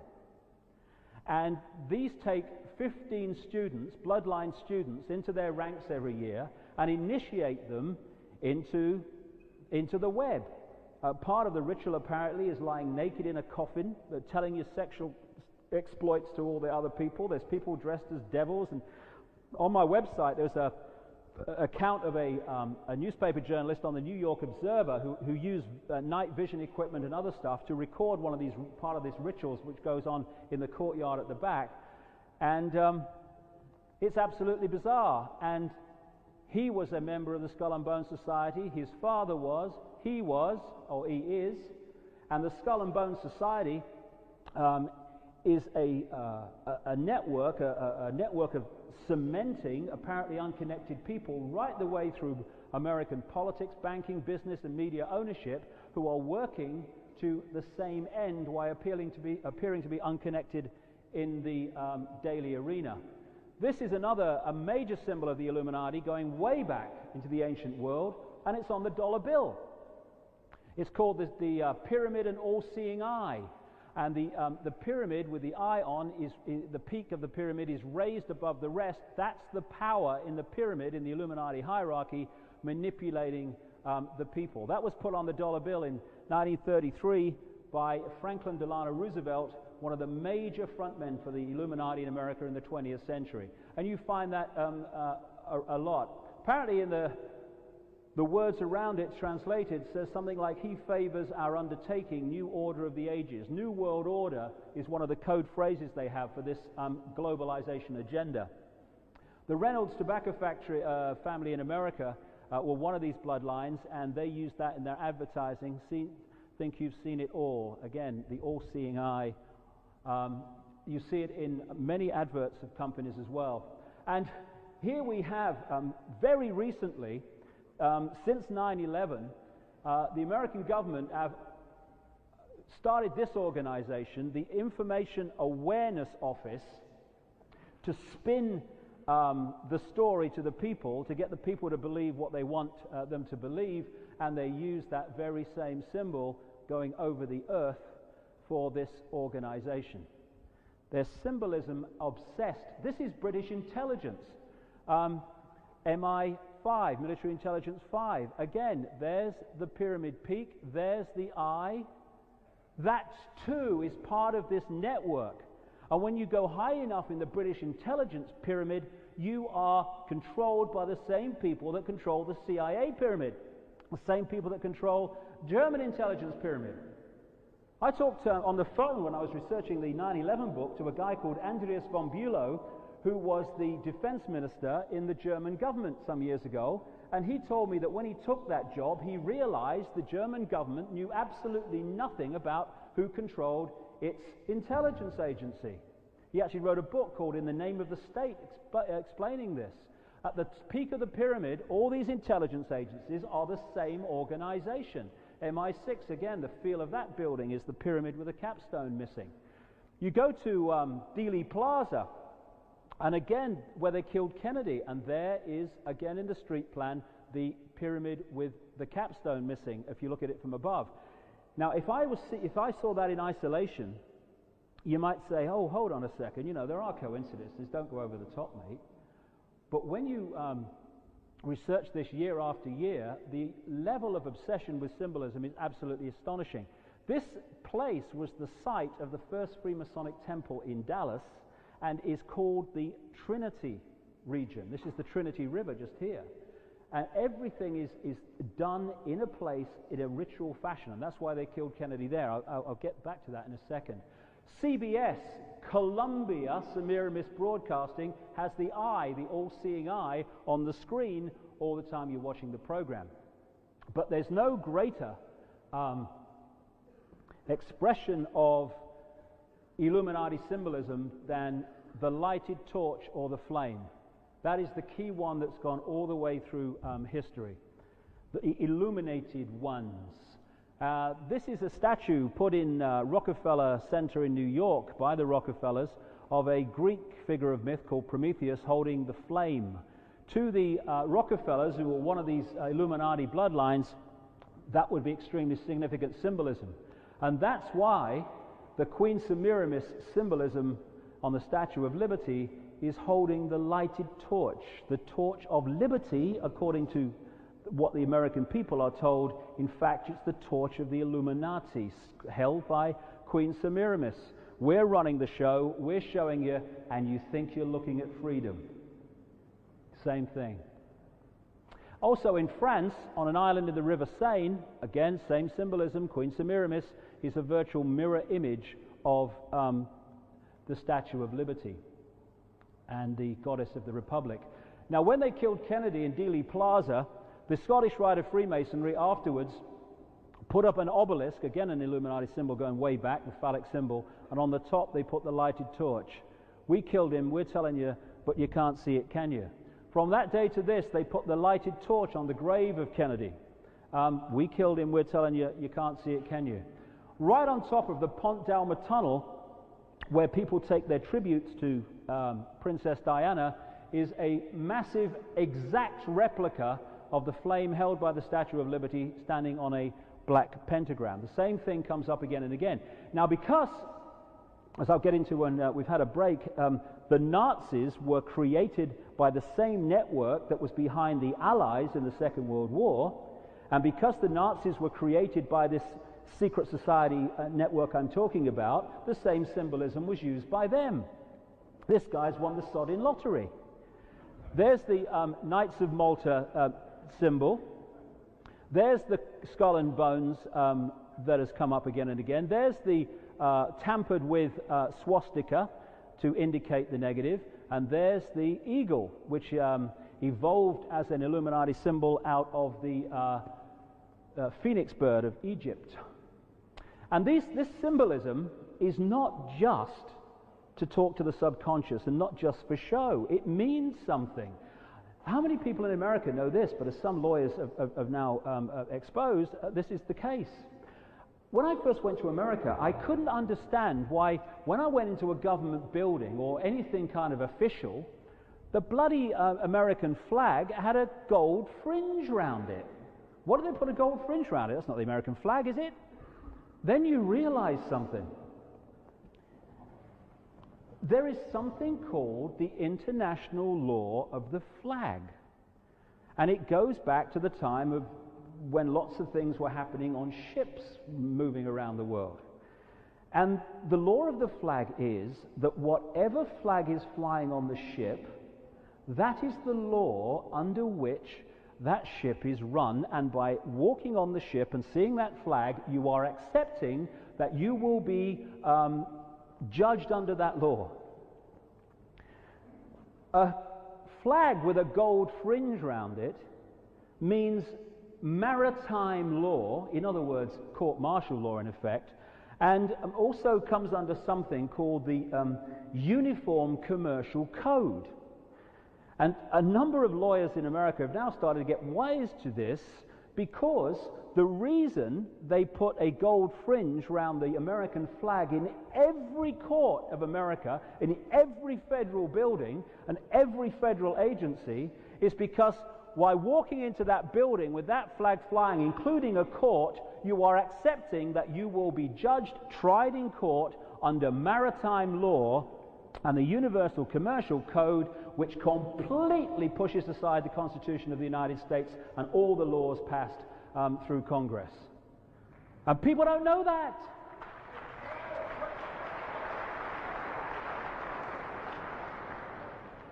Just to give you an idea of how the street thing works, it works massively and most obviously in Washington, D.C., where they had a blank sheet of paper to go with. First of all, this is the entrance to the Mother Lodge of Freemasonry in London. I show that because the reversed pentagram, like I said earlier, is a classic symbol of Satanism, reverse symbolism from the five-pointed star.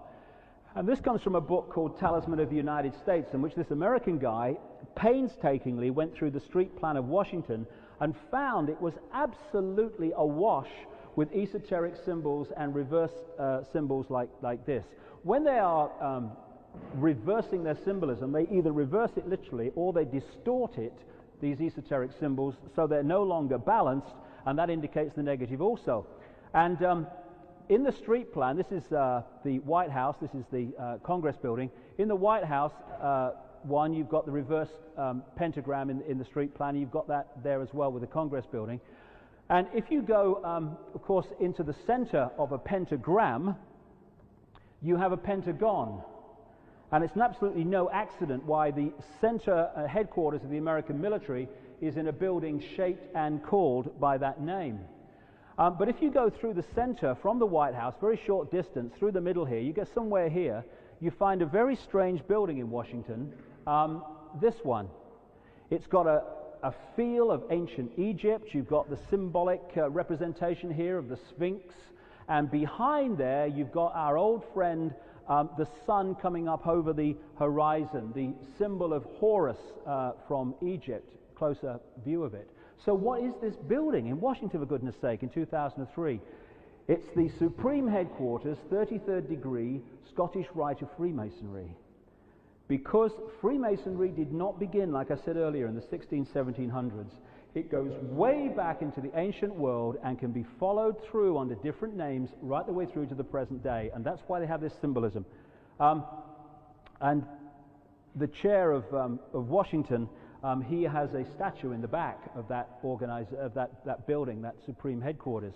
And this is a picture in that Freemasonic headquarters in Boston. They certainly aren't talking about Freemasonry starting in the 1700s, and they're depicting it coming all the way through history as, in effect, a hidden hand behind people in power and global events from centuries past through centuries to come. And again, you look at the Rosicrucians, another organization which at its peak locks into the network. Lots of people involved lower down haven't got a clue what they're involved in. And again, that's obsessed with Egyptian symbolism. This, people think, is a political building. It's actually a temple to this secret society, the Illuminati that control it.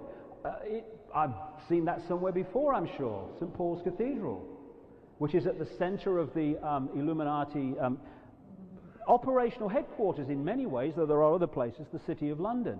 The reason they call this Capitol Hill is not, again, oh, we'll call it Capitol Hill, that's a good name. They name it after Capitoline Hill, which was one of the places of worship at the time that the Illuminati were controlling the Roman Empire. And when one of the high priestesses of American politics, Madeleine Albright, was made Secretary of State by Clinton, her first overseas visit was to Europe and to Capitoline Hill in Italy, which would have been very significant to the people in the Illuminati who know what it means. Okay, last little section and we'll have a break here.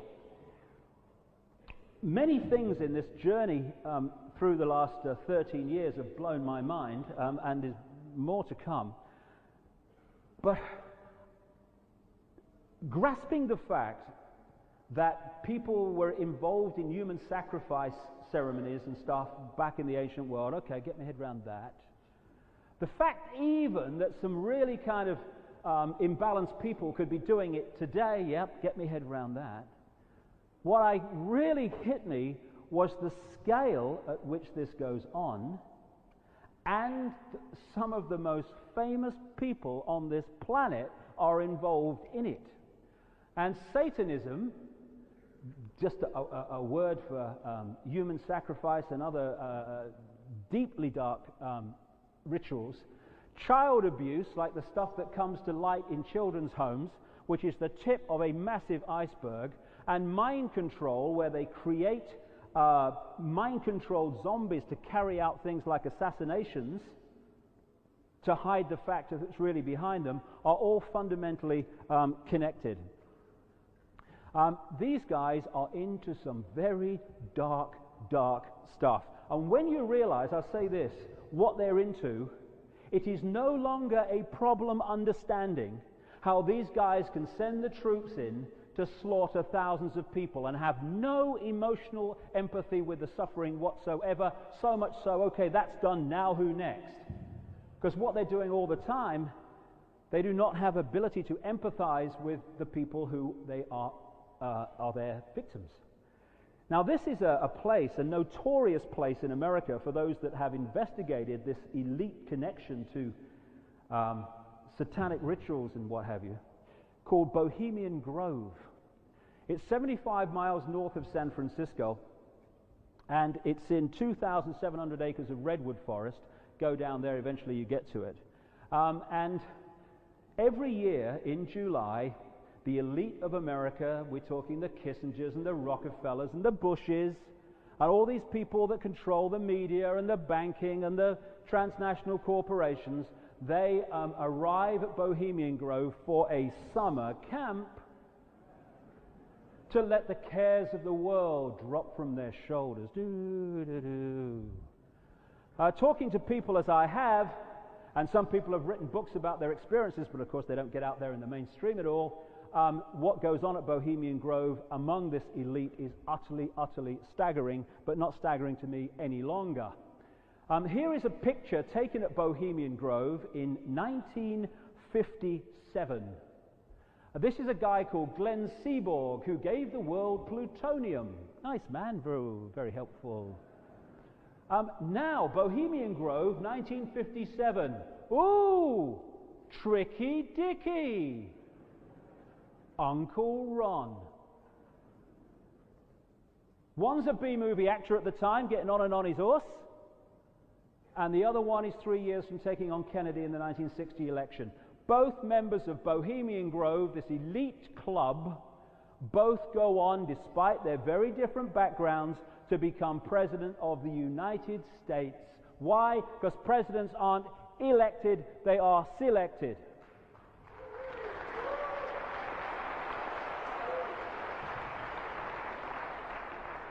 Now, this was a picture taken on a long lens by a journalist who got into Bohemian Grove some years ago. It's much clearer on the original. Going through the computer, it kind of clouds it a bit, to say the least. But this is a 40-foot stone frickin' owl. And over here are all the Bohemian Grovers observing this opening ritual. Now, the real deal, as the people I've talked to over the years have told me, goes on in smaller groups of elite in the forest during the rest of the week. But this is the opening ritual. It's called the cremation of care, where they say they're burning their cares away and all that stuff. And over here are all these people in bloody robes carrying out this Babylonian-type ceremony. Now, the 40-foot stone owl, these are the people who are running our freaking world. These are the people coming on CNN and what have you, and BBC and ITN telling us what should happen and what's going to happen. About 2 years ago, there's a talk show host in America called Alex Jones. And what he did, yay! And he got in there with a camera in a bag during this opening ritual. And, you know, because it's in a bag, you know, the whole film itself is moving around a bit, although it's very good. But the sound is absolutely impeccable. And this is just one clip from it. And what you see, and if you go into a website called Infowars.com, you can get a copy of the whole tape. And what you see on it is, first of all, you have all these people in the robes over here. Here's the bloody owl here. And over here, all these people. Bush came to this week at Bohemian Grove, President Bush. And what you see eventually, look at these bloody things over here. You see like a body floated in here. They say it's an effigy. I'm open to the fact that it was, because what I'm told, like I say, is the real deal goes on in the smaller groups in the forest during the week. But it could have been real, it could not have been real, whatever. Still bizarre. And what they do then is they take the body off and they put it on a slab here under the owl, and they set a fire. Now, what you hear very clearly on this tape, whatever the background, is when they set fire to this effigy body, you hear a blood-curdling, bloody scream. Now, one of two things are happening here. Either they're actually doing it to somebody, or they've actually put a blood-curdling scream on the tape to blast out as part of the ritual. Either way, these are the people running our world and deciding to bomb Iraq or Kabul or anywhere they fricking choose. And 6 billion people are watching it. We don't have to. And if we didn't, they couldn't.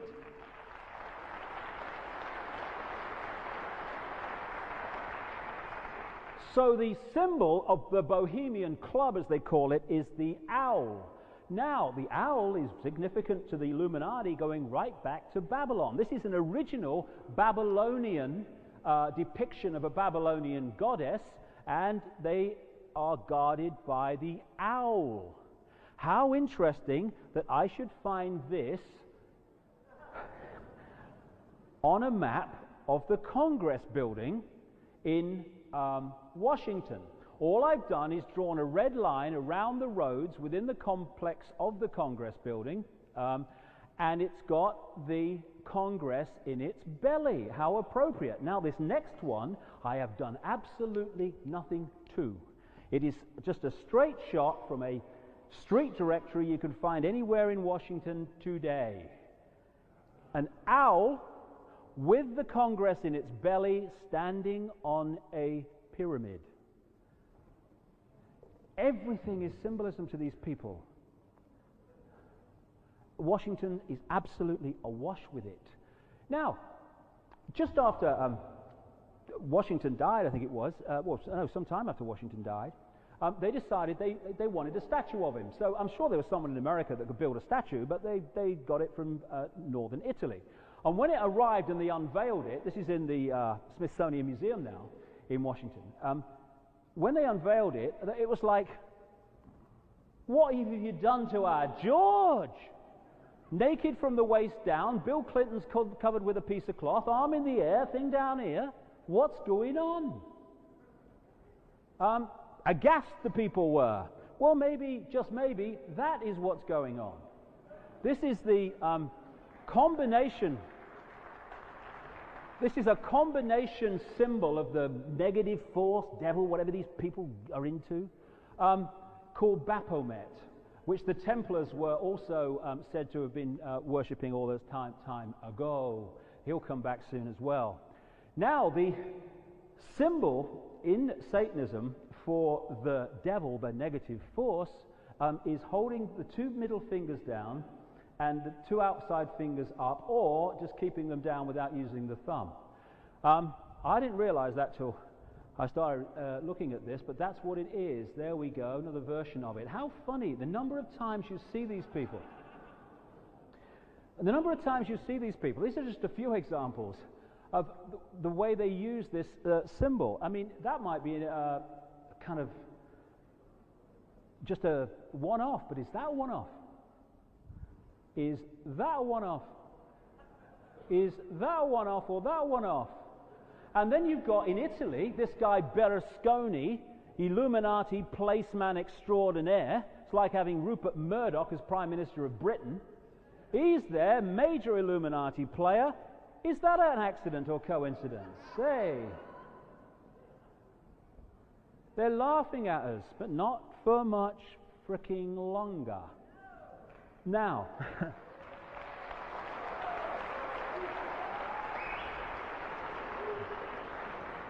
I'm going to draw to a close here, and then I'm really going to concentrate on what's happening today and how we're being affected today, because it's very important. But these stories that come to light about the mass abuse of children in children's homes and what have you, I can tell you it's one of the things I've really kind of researched and come across in both America and Britain and elsewhere in the last 13 years. It is absolutely all over the place, this abuse of children. And it comes to light very, very rarely. These were the kids in North Wales who were abused for years and years, and no one did anything about it. And the reason it happens, and I'll connect this in a second to Satanism and mind control, the reason it happens is because of this same structure. You have this few at the top who are controlling all the different elements necessary to cover up what they are doing. You do not have to control everyone in social services to stop an investigation into a very famous person abusing children. You only have to control those levels of social services that decide if an investigation is going to go ahead. You don't have to control every policeman to stop a police investigation into the same thing. You only have to control those levels of the police that decide if the investigation is going to go ahead or not. You also control the media, which shuts a lot of this stuff up or ridicules it, and all these other areas that stop the real deal coming out. So whatever comes out is a tiny, tiny fraction of the children being abused every day by some of the most famous people on earth. Aren't they, Father George Bush? Yes, they are, constantly. This is how it works. And they want this to happen for this reason. There are an enormous number, millions in America, of mind-controlled people. The government mind control project, MK Ultra, actually some of it came to light back in the 70s to such an extent that the government had to settle out of court with some people to stop the thing going to court and the whole thing starting to come out. But what came out was once again a fraction of what actually happens, and there are offshoots of MK Ultra that are specific for certain tasks like assassinations and what have you, that are perpetrated by the very people I'm talking about here to advance their agenda. And it works like this. We have a mechanism in the mind which shuts out the memory of extreme trauma. This is what kicks in when we have a really bad road smash and we can't remember the immediate run up to the impact on what happened afterwards. And on that level it's a good thing, because what the mind does is it puts an amnesic barrier around the memory of extreme trauma. Therefore, good thing, we don't keep reliving the horror in our conscious mind. What they realized, and one of the key people involved in this in the modern world, because they've known about this for a long time, was Joseph Mengele, the angel of death in the concentration camps of Germany, who had an endless number of people on which to experiment, particularly children. And they perfected a form of mind control called trauma-based mind control, in which, to be most effective, you start with children before the age of 5 and 6. And what you do is you traumatize them in every way you can think of. You first of all establish what makes them most terrified, and then you make them experience it. You make them experience having animals sacrificed in front of them, children sacrificed in front of them. You have them abused sexually and violently, and what happens is, because the mind shuts out extreme trauma, amnesic barriers form like a honeycomb all around the mind. In the mind control industry, they call them alters. They give people a front alter, which is the personality that people around them think is them, the one that interacts with people in the daily world. What they do, however, and what they found, is that you can program these alters, these amnesic barriers, each of which are under the impression they are the whole mind, with certain programs and with certain tasks.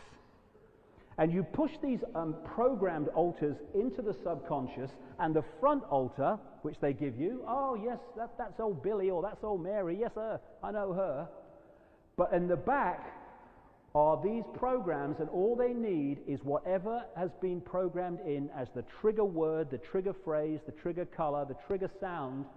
And when that trigger happens, the front alter swaps with the back alter, and that becomes in control of events. We've all heard about the Manchurian candidates and all that stuff. We're talking that massively advanced. And what they do with these people, and I've talked to so many of them who've begun to have these flashback memories and start to get their mind back, talk to endless numbers of them around the world, and they all tell the same basic story, and they all tell of the same basic people over and over again who were involved with it. And what they do is they will program a alter with an assassination program to a target victim, and then when the programming is triggered, they will carry out that programming. They will go into a school in Dunblane and blow children away. They will blow someone away that the Illuminati want out of the way. And what they do with assassination programs a lot of the time is they program the front alter to be, as we say, not quite the full picnic. So that when the assassination program is activated and they blow someone away, people who knew them go, yeah, well, he was a bit strange. There was something about it. Yeah, he was a strange man. Oh, he's just a nutter then. End of flipping story. No road back to who's really behind it. And the other thing they do is that they activate back alters to become the front alter when children are abused mercilessly by people like Father George Bush and others. And then when the abuse is over, the alter that experienced it is pushed back in the mind, the front alter comes back, that child does not know what has happened to it, cannot remember. And it's only much later in life, and it's happened to more and more people, that the memory suddenly floods back as the amnesic barrier breaks down. And there are millions and millions. There's an organization in America called the Delta Force. Within the mind control community, they're known as the toy soldiers, because their very training is designed to turn them into, yes sir, who shall I shoot sir, boo, thank you sir, zombies. I'll just finish here on this bit, we'll have a break, but one of the greatest forms of programming is subliminal. I'll get this towards the end, which talks to the subconscious mind.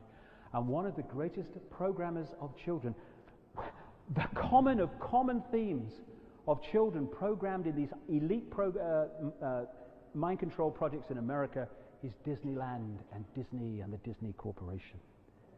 And how interesting that in that Freemasonic headquarters in Boston, I should find this from the International Dumole, Walt Disney, which has now been taken over by a bigger corporation.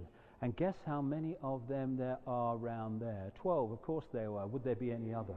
The Disney Corporation is a major Illuminati operation targeting children.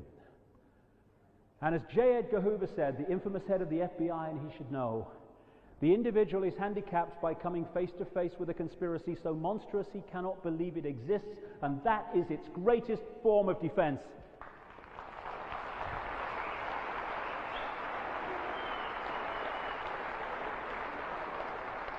What's going on in the world compared with the movie we're told was going on, the chasm between them is so absolutely vast that even when it comes to light, you got people going, "You're bloody mad, you are."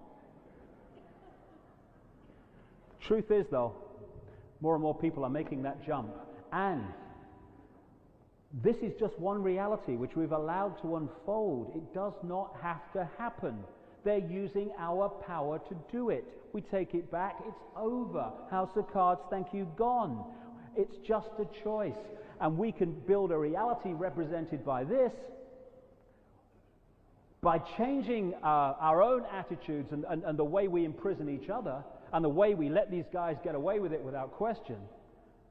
Or we can sit there watching Coronation Street and Wheel of Bloody Fortune and allow this to reach its intended goal, a global fascist state.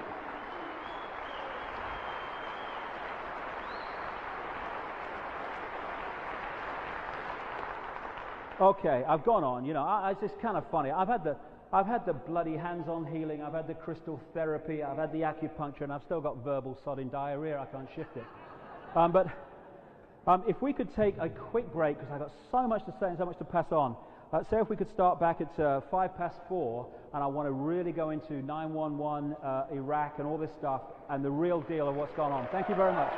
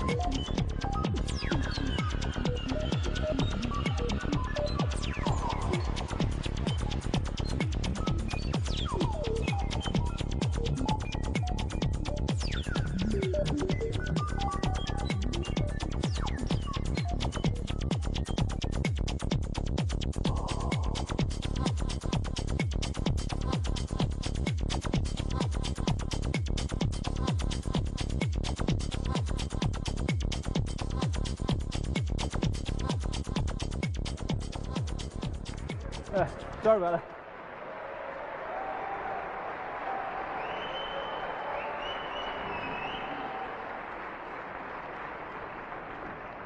Sorry about that, I was just having a wee. I've just given a kind of a brief overview of the history. The books have got it in much greater detail, because I want to concentrate on what's happening now, because this has been leading somewhere, and it's been leading to an ever-expanding level of power that this network has until it can play its final card it's looking for, which is to take the planet over and dictate from a central point. It still is not there, and this period we're in now of hectic activity on their behalf around the world is part of the final push towards that. And what I want to do is spend in this section talking about what's happening today and how the world's manipulated today and what's going on. I thought that was a great phrase, me. Politics may not be the oldest profession, but the results are the same. It's kind of funny, that word politics. It comes from a word meaning, poly, meaning many, and ticks, meaning blood-sucking insects. I think it's a wonderful kind of word for me. It's inspired, really. And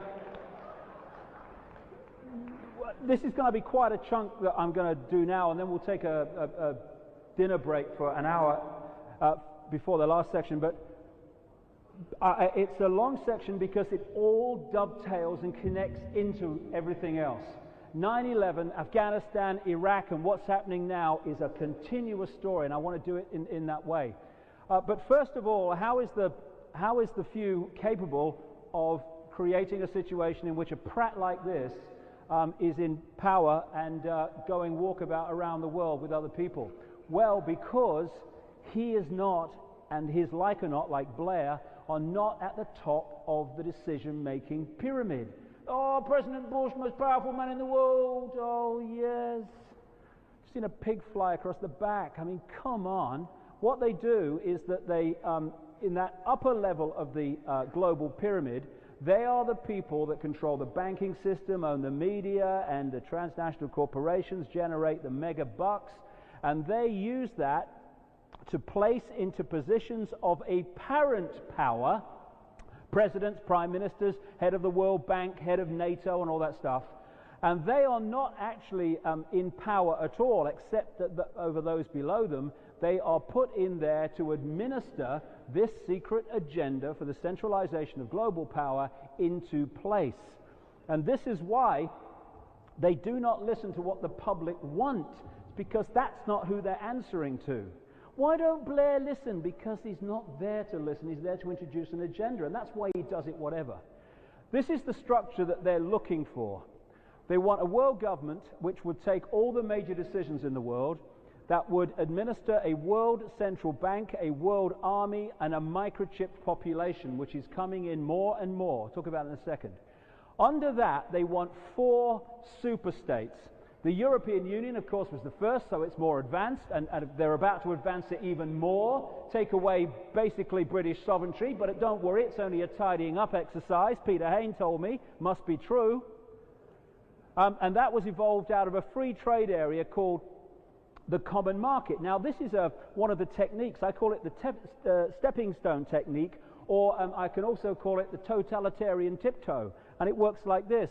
You know that's where you're going, but you know if you go from here to there in one great leap, the change is so great, people are going to say, hey, what's going on here? What's going on? So what you do is you go there in little steps. And every step is projected at the public as unconnected with the other steps. So, after the last war, would we have joined a centralized superstate in Europe? People have just fought to stop that against Hitler and all that stuff. Are you kidding? Oh, no, we don't mean that. We want a free trade area. That's all we want. Oh, good for jobs. Oh, all right then. And you join that. And then, oh, wouldn't it be nice? It'd be much more, this free trade area, be much more kind of effective and well run if we had a few more kind of centralized powers and stuff like that. And hey, and eventually you look back and you realize that the free trade area, just good for trade, mate, has become step by step a centralized superstate. They want the American Union, the whole of the Americas, to be the same as the European Union. I wrote in a book years ago about this, that they wanted to evolve the NAFTA free trade zone, which is North America, Canada, United States, and also Mexico, and they wanted to expand it to the whole of the Americas. Just after Bush became president, he went to the Summit of the Americas in Quebec, Canada, where the heads of the American countries agreed that expansion would happen around 2005. The Pacific Union is designed to be the Asia, kind of Australia kind of area of the world. That free trade zone, which is called APEC, Asia Pacific Economic Cooperation, is designed to evolve into the Pacific Union. And very recently, the last couple of years, the Organization of African Unity changed its name to the African Union. And what these are organizations designed to encompass all the countries of that region and dictate to them from a central point. Very simple why. If there's a few of you and you want to control the many, you have to centralize decision making. The more diverse points of decision making there are, the less control you're going to have over them. So it's like being on a stage with loads of sticks with plates spinning on them.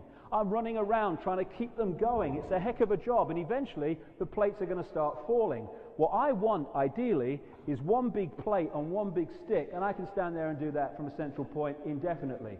That's why they want to centralize power. And the centralization of the European Union is absolutely in line with the agenda. Under that, nation states and regions that will be nothing more than county councils in terms of power below that edifice, and below them, the people below that structure of imposition. Now, what I've just described with the European Union is fascism. Not just fascism, no, it's fascism, not just like a throwaway line. The very symbol of fascism, the fasci, is a mirror of the European Union and the structure that they want. The fasci symbolizes fascism, comes out of the Roman Empire, because these rods symbolize individuality tied together, ruled by the axe head here. This is the flag of Italy during the Second World War with Mussolini and what have you. Now, in the Congress building in Washington, you find the fasci, the very symbol from which the word fascism comes from. This is a secret society in America called the Knights of Columbus, Semiramis. And again, right at the heart is the fascist symbol. This is the symbol in the land of the free, land of the free and the home of the slave, in truth. More and more people in America are realizing that. But look, state of Colorado, land of the free, there's the fascist symbol. What's it doing there? Again, the same thing with the goddess of the French Republic. And when the village idiot makes his State of the Union address that someone else has written for him, you know, axis of evil, behind him are two of the fascist symbols on the very home, it says, of freedom. And the way that European Union symbolizes fascism is because individuality is brought under the dictatorship of a central point, which is classic fascism. So this is what they want to create. And one of the, if not the jewel in the crown, is the microchipped population. When I met that CIA scientist who had the patch on his chest, he said to me at the end, he said, look, just tell people if they say no to only one thing, tell them to say no to the microchip. Because he said it's not just about electronic tagging, as some people who are beginning to wake up realize that it is at one level. He said it's not the messages going from the chip to the computer that are most to be concerned about. It's the messages coming the other way. He told me that outside the public arena, microchips are ready to be introduced, and they're already being introduced in America in a big way, thousands and thousands of people since 9/11. And the technology is designed to have the emotional, mental, and physical level of people manipulated and dictated to from the computer to the chip.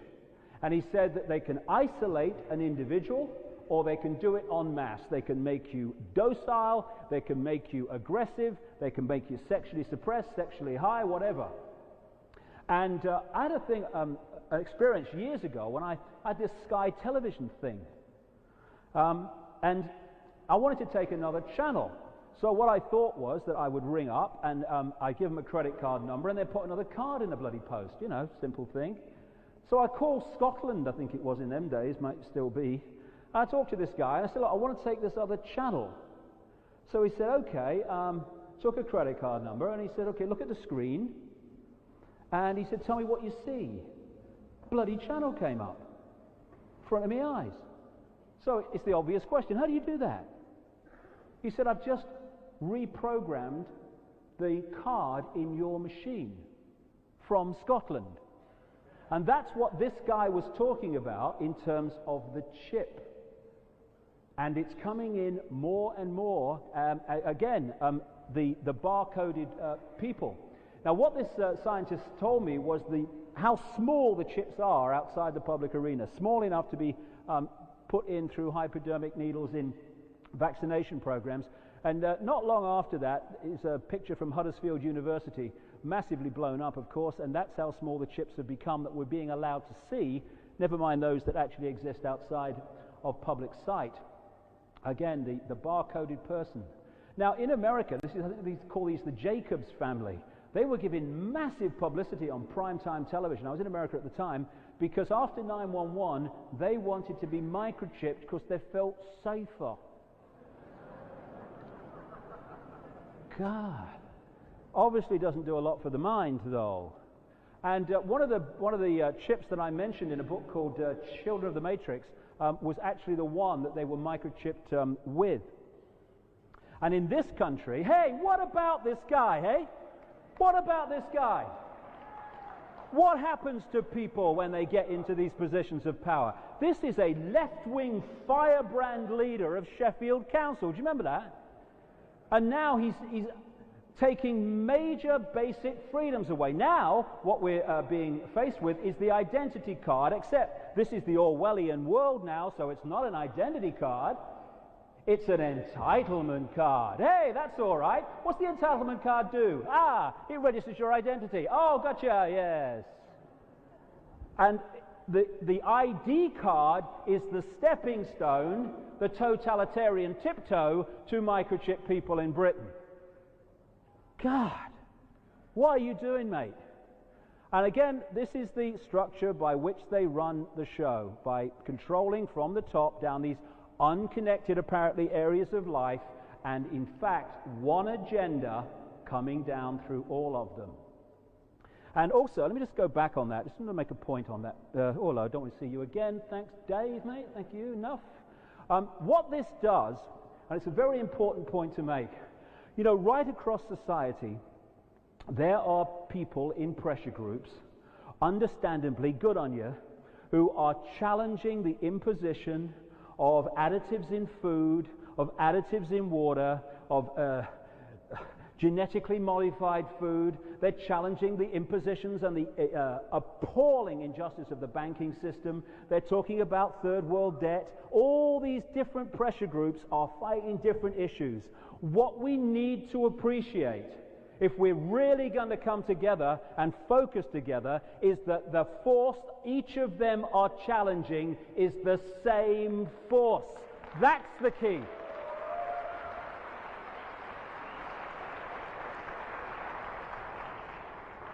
So, GM Foods, we're going to have a trial and see what happens. It's decided it's going to come in unless we say no. And what you do, what is it about?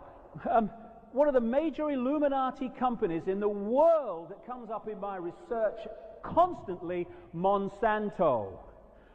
It's given us some wonderful things, Monsanto.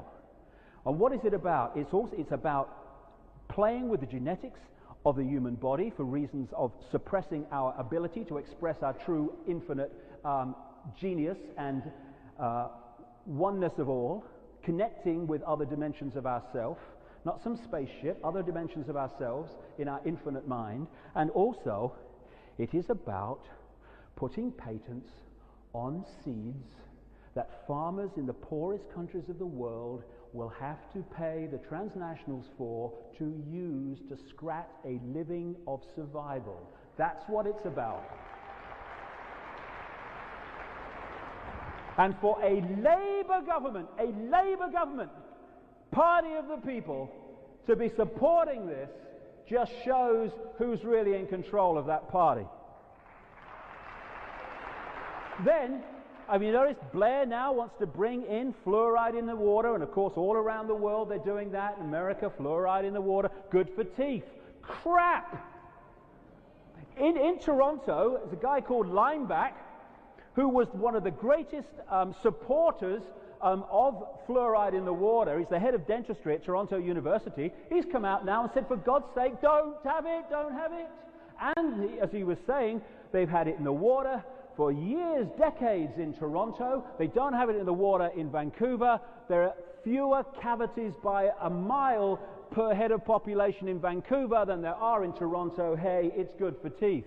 Wait, let's see what it's really about. Do you know when fluoride was first put in drinking water? In the Nazi concentration camp. Stands back in amazement, can't believe it. This is Charles Perkins, a chemist, who wrote to the Lee Foundation for Nutritional Research, Milwaukee, Wisconsin, in 1954, and this is what he wrote. In the 1930s, Hitler and the German Nazis envisaged a world to be dominated and controlled by a Nazi philosophy of pan-Germanism. The German chemists worked out a very ingenious and far-reaching plan of mass control, which was submitted to and adopted by the German General Staff. This plan was to control the population in any given area through mass medication of drinking water supplies. By this method, they could control the population in whole areas, reduce population by water medication that would induce sterility in women, and so on. In this scheme of mass control, sodium fluoride occupied a prominent place. That's what it's about.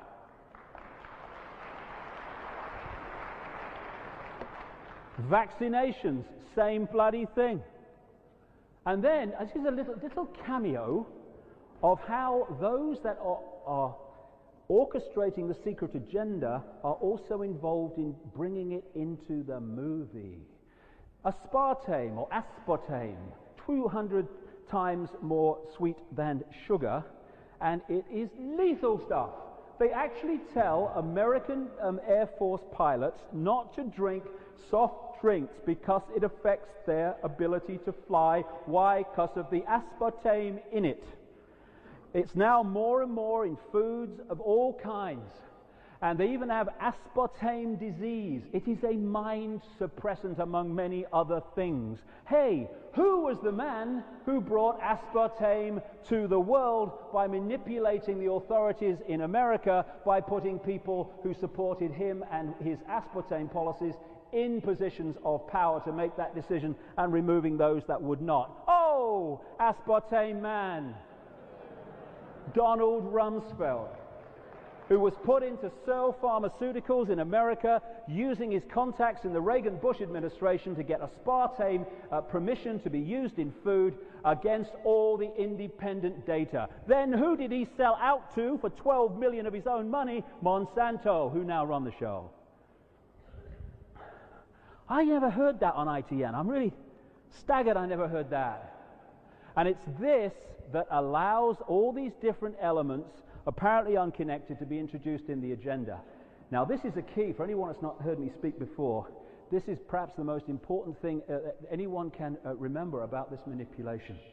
It is the manipulation technique that has advanced this agenda and continues to more than any other. Mass mind control technique. The 33rd degree of Freemasonry has a Latin motto, ordo ab chaos, which means order out of chaos. Create the chaos, destroy the status quo by creating the chaos, and then you can offer your new order out of the chaos and replace the previous status quo.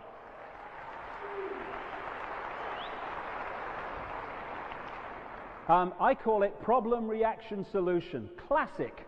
What you do, you've got one force that is manipulating through two sides. Again, you want to control the game, control two sides, you know what the outcome's going to be pretty much. So this Illuminati, they put and funded both sides in the Second World War. Joseph Stalin was one of their front men. Winston Churchill was one of their front men. He comes from the an offshoot of the very aristocratic Marlborough bloodline at Blenheim Palace. And in America, one of the greatest front men of the 20th century for the Illuminati in that country, as I said earlier, Franklin Roosevelt. Over here, the Teutonic Knights wing of the Illuminati had created the Nazi Party and brought them to power. What you do then is you play them off against each other. Problem, reaction, solution. You create the conflict of the Second World War, and then people say, understandably, after 2 world wars in such a short time, they are mentally, emotionally, physically exhausted. And they say, something must be done. This can't go on. What are they going to do about it? At that point, they who have created the problem offer the solutions to the problems they've created. Hey, we want the European Union. We want the World Bank. We want the IMF, all of which are Illuminati controlled. And we want to centralize power under the United Nations, which is a stalking horse, a stepping stone to the world government. What happens every time with problem, reaction, solution is the same thing. First of all, you covertly create the problem. Crucially at this point, you have to divert public attention from asking open-mindedly, who's behind this sodding thing that's going on? So immediately, as soon as you can, you name the villain. When you kill Kennedy in 1963, you name Lee Harvey Oswald, who, unless he had a gun that shot bullets that then went round and went back again, could not possibly have killed Kennedy. Little niceties. A lot of people miss that in Washington, it seems. When you kill all those people on 9/11, you immediately name bin Laden. And I've got the tapes. They were naming him on the television networks immediately after those planes hit. In the hour or so afterwards, they were wheeling people on from Congress saying, oh, I've got a contact in the FBI. They say they think it's bin Laden, bin Laden, bin Laden, bin Laden. And what you're trying to do is you're trying to sell your version of the problem you've covertly created to the people. Now, if we had a media worth the name, if we had journalists, there are honorable exceptions, but oh my God, so few. If we had journalists that really were journalists, problem, reaction, solution would break down immediately. Because what would happen is the official version of the story would be given to the journalist to pass to the public. Instead of that, they'd say, hold on a minute, let's have a look at this. Let's investigate this. Does this add up? Does that add up? How does that work out? And they would communicate their findings to the people. And I know from my own research over the years, it takes very little time to take these official stories apart. There's not one strand of 9/11 that fits with another. I'll come to in a second. But what happens instead of that is the journalistic profession overwhelmingly has become a public relations office for the official version of events. So what happens is the officials, it's so important this. The official version gets given to the journalists and it gets passed on virtually undiluted to the public. There's not one strand of the official 9/11 story that hasn't come from the official source. Pentagon sources say that, White House sources say that. And so you sell your manufactured movie to the people and you want the people to say, this can't go on, something must be done, what are they going to do about it? Crucially, you want the people outraged and you want them frightened.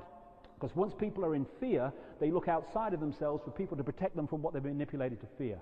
Now, once they've said that to you, do something, you can play your sting, which is offering the solutions to the problems you have created, which are changes in legislation that take away more basic freedoms, and away we go, the agenda. That's problem, reaction, solution. It's happening all the time. 9/11 was the most classic example of it, the most blatant, crystal clear example of it you can imagine. I've gone in the book here in great detail, but I'm going to go through it, and that moment when those planes hit was in effect the trigger to push this agenda on in leaps and bounds, which is what we've seen since and what we're seeing now. It allows, as Cheney said, a war to start, which he said probably wouldn't end in our lifetimes. And what is this war? It is a war on terrorism, a war that can never ever said to have been won. How can it? Not that any war is won, that's an illusion as well. But they've got a situation, thanks to 9/11, in which they can target any country as a terrorist state and go in and conquer it, and therefore bring about the list of conquests that has been in the pipeline for a long time. Now, does anyone really believe George Bush is calling the tune here? I mean, this guy is further up the Illuminati chain by a mile than this fella, and also behind him is his father, George Bush. As presidents go, presidents not really very high in the hierarchy. They're high enough to be in awareness, but not really high.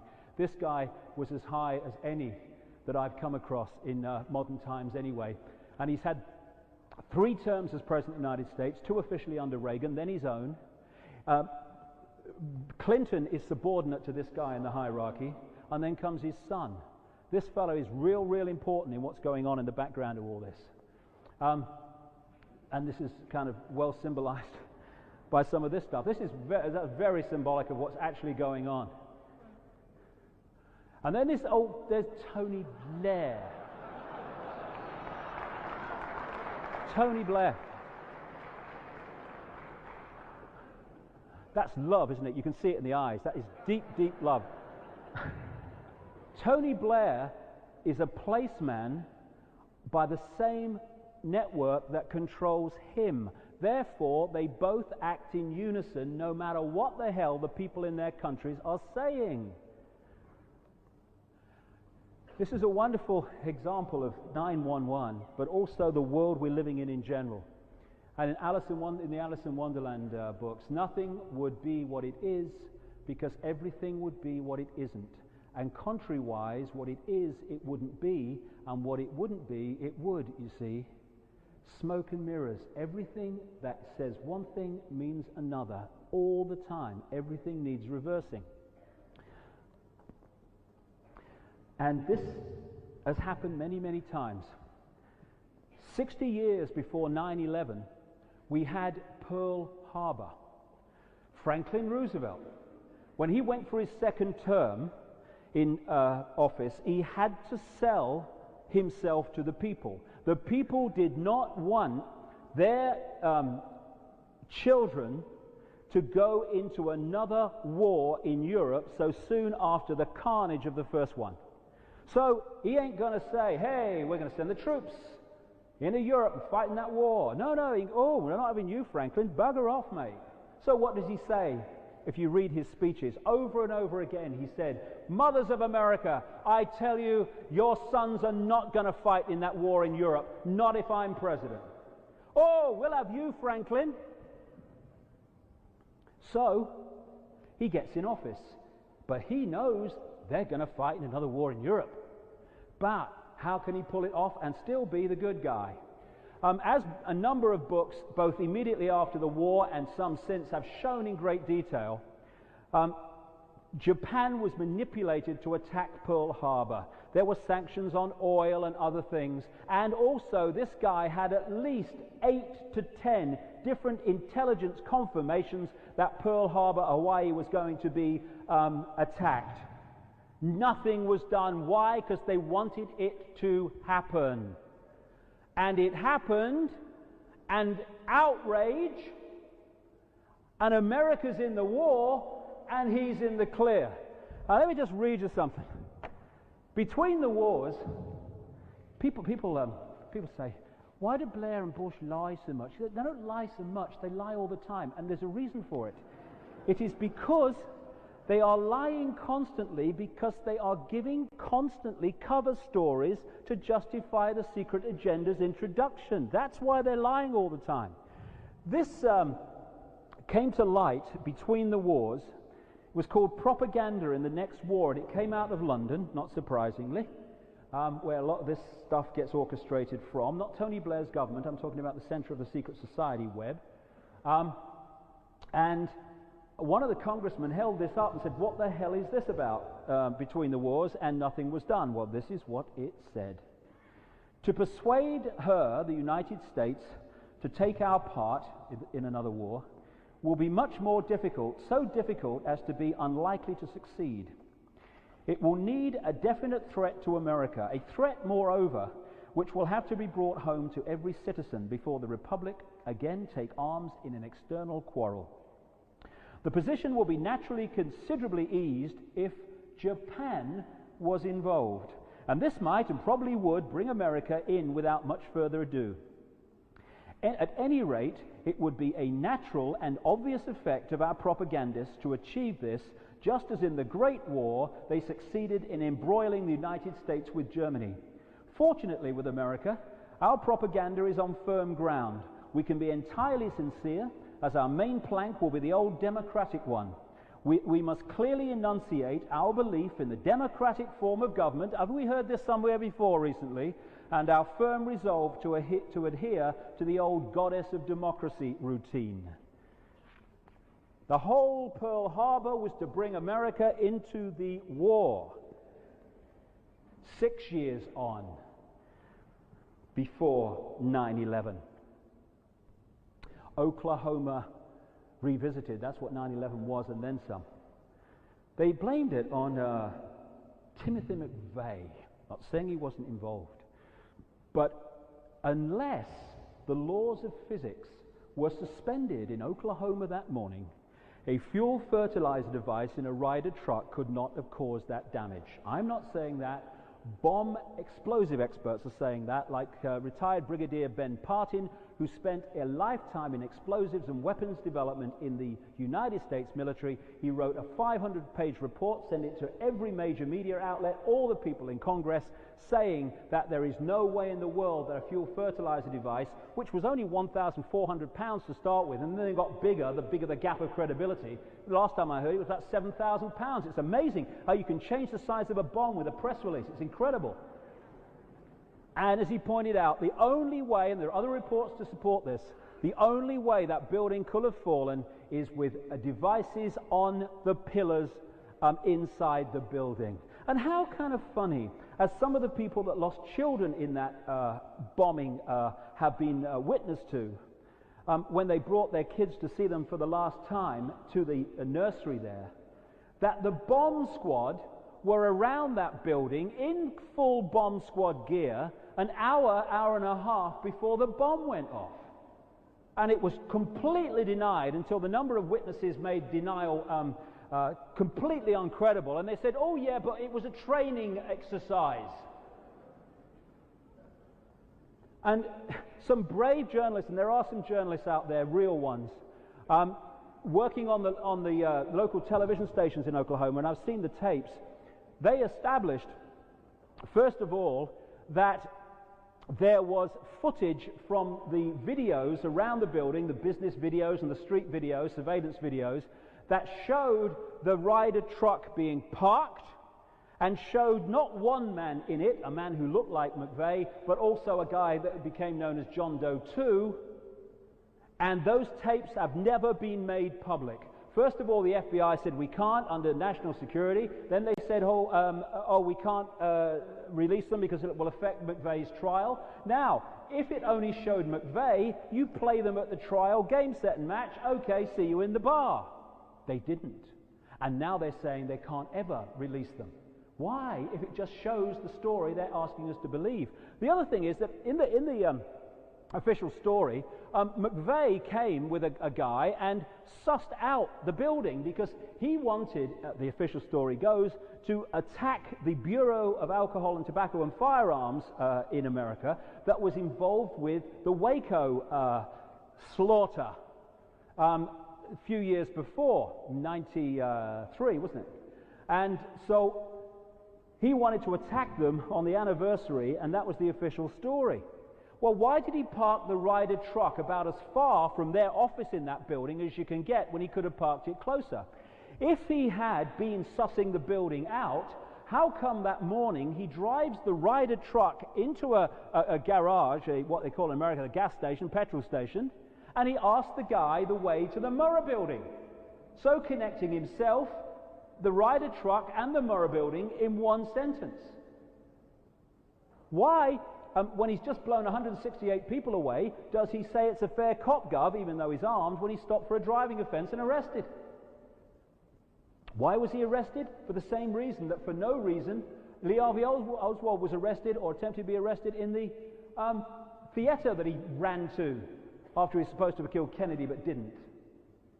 This led to a massive increase in surveillance and control of the people. Within 24 hours of this, Bill Clinton was calling for an easing of restrictions on the military's involvement in domestic law enforcement, all of which has been advanced as a result of 9/11. And interestingly, you could easily find out what caused that explosion in the Murrah building. All you have to do is get independent experts to analyze the rubble, and they'll tell you basically where the bombs are and what they were.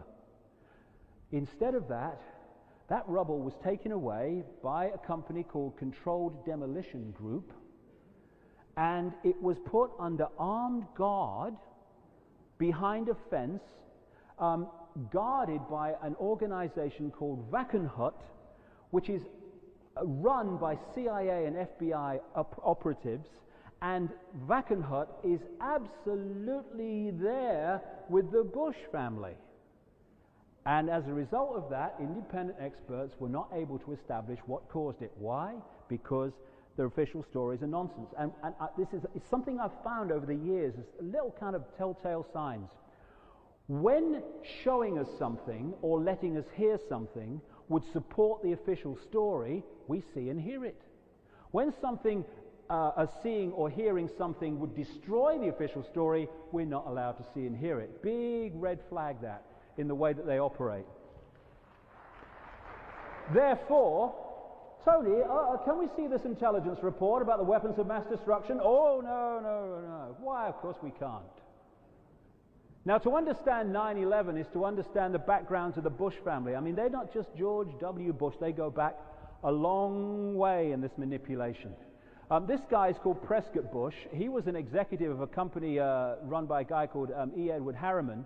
Prescott Bush, not just highlighted in my books, but by others, and there's a guy at the Holocaust Museum in Florida called John Loftus who's gone public on this also. The Harriman organization had a company called the Union Banking Corporation, the UBC, which was basically run by Prescott Bush, the present president's grandfather.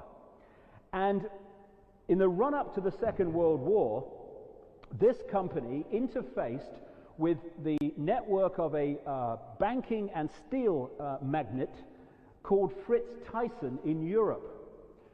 They were basically locked into the UBC, both of them. And so through the UBC, vast amounts of money was funneled out of America from the Illuminati families like the Harrimans and the Bushes and the Rockefellers into the coffers of the German Nazi Party to be used to do what they did. Interestingly, how many people realize that when you talk about race purity and all this stuff with Hitler, Hitler's race purity expert was called Ernst Rudin. He occupied the whole floor of a university doing his racial purity insanity. That was paid for by the Rockefeller family in America. There are no us and them in the Illuminati. They just do whatever's necessary to bring something about. He was also involved in two other companies that were shut down when the war started under the Trading with the Enemy Act because they were Nazi companies. And there's the next two generations of that family. Now, to understand some of the background to the 9/11 and what's followed, we need to understand something called the Carlyle Group. The Carlyle Group chairman is Frank Carlucci, former number 2 at the CIA, thrown out of 2 African countries for being involved in assassination attempts, and a man who you wouldn't trust to tell you the time. Carlucci is, like I say, chairman of the Carlyle Group, which is a company that is very big in armaments. Many other things too, but very, very big in armaments. So every time there's a flipping war, the Carlyle Group, which America's involved in, the Carlyle Group make enormous amounts of money, even on that level of money. He, Father George Bush, is a major player in the Carlyle Group, as is James Baker, who was Secretary of State to Father George during the first Gulf War in 1991. These people and their company had very close associations with the Bin Laden family, who were investors in the Carlyle Group until it was exposed, and then apparently withdrew their money after 9/11 because of the bad publicity. Frank Carlucci, number 2 at the CIA, head of the Carlyle Group, was described as my mentor by Colin Powell, who is the Secretary of State. I wonder if the Carlyle Group has any influence at the Secretary of State Department. I wonder. And here we have Frank Carlucci again. He was a roommate at Yale, home of the Skull and Bones Society, of this guy, the Defense Secretary Donald Rumsfeld, and James Baker was a classmate of Rumsfeld at Yale. Again, the same network together behind the scenes orchestrating what the public do not see. George Bush the father has made excursions, denied but now having to be accepted, to the Bin Laden family at Jeddah, Saudi Arabia. The Bin Laden family run this massive construction company in the Middle East, and he is an advisor financially to the royal family of Saudi Arabia on behalf of the Carlyle Group. Now, this guy's first oil company, George W. Bush, was a Busto Oil, very appropriately named a Busto Energy, because everything this guy touched went to Busto. But he happened to always come out of it okay, and another company started while the shareholders lost the money. Well, one of the investors in Arbusto Energy was Salem bin Laden, head of the bin Laden construction family, who died in a aircraft crash in Texas. It's amazing when you get close to the Bush family, flying becomes more dangerous. And as I say, the bin Laden family also were investors in the Carlyle Group right up to and across 9/11. And this is how ludicrous it gets. Do you remember when that bomb went off and destroyed that military quarters for the US in Saudi Arabia called the Khobar Towers? And the State Department in America blamed the bomb on Osama bin Laden. Who got the contract to rebuild it? Bin Laden Construction. You couldn't make it up. It's all in the bloody family, these people.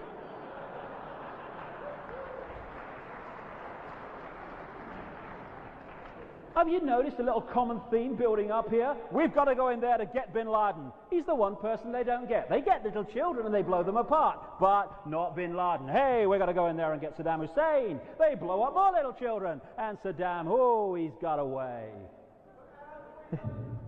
Anyway, there's so many Saddam Husseins, you wouldn't know if you got the right one anyway.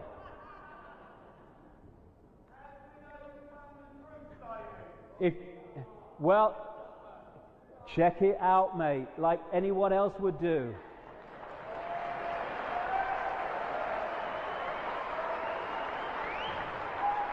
Now,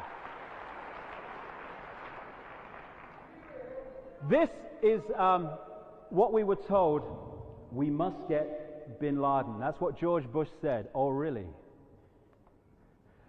The Newsnight program did an investigation into the connections between the Bush family and the bin Laden family, and particularly the way that Bush was suppressing investigation into the bin Laden family in America in relation to funding the Al-Qaeda network. And they came up with this document, FBI document, which is code for a case type involving national security and investigated by the Washington Field Office of Special Agents. The document was an investigation into Abdullah bin Laden, the treasurer of WAMI, which is a, quote, suspected terrorist organization, according to the State Department in America. And this document was given to the Newsnight program. Greg Palast, another journalist worth the name, working for Newsnight, said this on the investigation. I received a phone call from a high-placed member of a U.S. intelligence agency. He tells me that while there's always been constraints on investigating Saudis, under George Bush it's gotten much worse. After the elections, the agencies were told to back off investigating the bin Ladens and Saudi royals, and that angered agents. Now, since then, FBI agents have actually taken out lawsuits against the FBI. The guy called David Icke, a lawyer out of Chicago that's working with this, because of the way they were stopped from investigating this whole area of research in the run-up to 9/11. This was a guy interviewed on the same Newsnight report, Michael Springman, the U.S. consulate in Jeddah, Saudi Arabia, during the presidency of Father George Bush. This is what he said on camera. In Saudi Arabia, I was repeatedly ordered by high-level State Department officials to issue visas to unqualified applicants. These were essentially people who had no ties either to Saudi Arabia or their own country. I complained bitterly at the time there. I returned to the US, I complained to the State Department here, to the General Accounting Office, to the Bureau of Diplomatic Security, and to the Inspector General's office. I was met with silence. What I was protesting was in reality an effort to bring recruits rounded up by Osama bin Laden to the US for terrorist training by the CIA. They would then be returned to Afghanistan to fight against the then Soviets. The Al-Qaeda network, which actually created by the CIA and Osama bin Laden, put in there to run it on their behalf. Now, immediately after 9/11, while they are arresting thousands of people across America without charge, without trial, and without even access to a lawyer, just because they were at an Arab face, As Greg Pallas pointed out, a private chartered plane load of the bin Laden family was flown out back to Saudi Arabia, out of, ironically, Boston Logan Airport, to get out of the heat. Why? Because of associations between the two. The Carlyle Group is also, was also connected in terms of its personnel into the Bank of Crooks and Criminals International. Remember that, the BCCI? He was involved in that, and he was also, as president, involved in covering up what really that was about. In Britain, John Major was prime minister, and he was involved in this country in covering up what that was all about. He are now major players in the Carlyle Group, John Major being the head of it in Europe. Then we get Khalid bin Mahfouz, who was the 20% major shareholder in the BCCI and named by the Clinton State Department as a funder of bin Laden. Khalid bin Mahfouz was an investor in Harken Energy, another George W. Bush oil company, and was heavily connected into the Carlyle Group of George W. Bush. These two, Mohammed Alamoudi, who has oil connections to him, their companies, also named by the State Department as a funder of bin Laden, and he too connects into the Bush family. This fella here, the current ambassador of America to Britain, is the grandson of William S. Farish. He's William S. Farish III. William S. Farish was the president of Standard Oil, the Rockefeller Company, when it was exposed as supplying the Nazis with oil during the Second World War. He is a very close friend of the Queen of England. She goes to his ranch in Kentucky to breed her horses, and he is a long-time family associate of the Bush family. All these Bush associates are placed in the key positions to orchestrate the war on terrorism. This is another man. This is the guy you see often saying why we should go in and blow another country apart, because we must stop terrorism. John Negroponte, the UN ambassador of the United States, this is what John Pilger wrote in the New Statesman about this guy. How appropriate that John Negroponte is Bush's ambassador to the United Nations.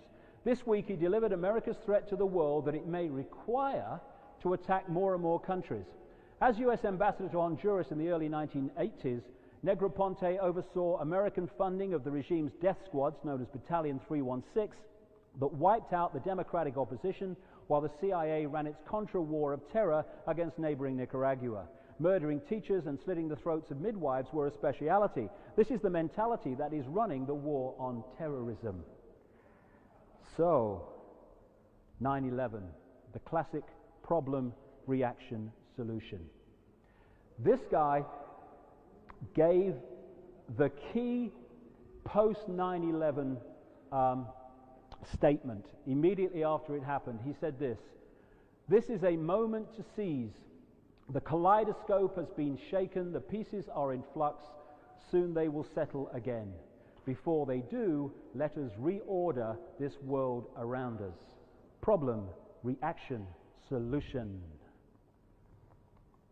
The problem. The problem, 4 aircraft virtually simultaneously hijacked over a period of just over 2 hours in North American airspace. Nothing done that made any difference over 2 hours to what unfolded. This guy, Leroy Fletcher Prouty, worked in special operations in the US government at the time of the Kennedy administration in the 60s. And he said something very profound. He was talking about assassinations, but my goodness me, does it apply to things like 9/11. He said, no one has to direct an assassination, it happens. The active role is played secretly by permitting it to happen. This is the greatest single clue. Who has the power to call off or reduce the usual security precautions? Kennedy, Bobby Kennedy, Martin Luther King, Princess Diana. Every time that as the assassination took place, the usual security was withdrawn. And look at other assassinations, it happens over and over again. Why? Because if you don't withdraw the security, the assassination can't happen. That's why he's talking about it being such a telltale sign. Now, who should have reacted to what was happening in the air over North America in that 2 hours? Well, it's an organization called NORAD, the North American Aerospace Defense Command, that's supposed to protect the airspace of North America, including Canada, from attack. This is its own website. It says that they are partners in protecting our homelands, deter, detect, and defend against air and space threats to North America. I just wonder, feeling it in the water, if 4 planes simultaneously hijacked in North American airspace could possibly constitute a threat to North America. I feel it could somewhere. So where were they? They did nothing in that whole period that made any difference to events, and yet other days they do. This is Cheyenne Mountain in Colorado.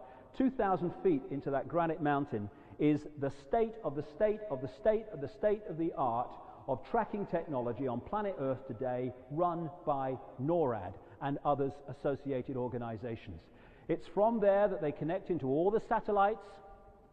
They claim and boast on their own website that they know if a missile takes off anywhere in the world. They have 8,000 pieces of debris in space that they're constantly monitoring, access to the satellite network.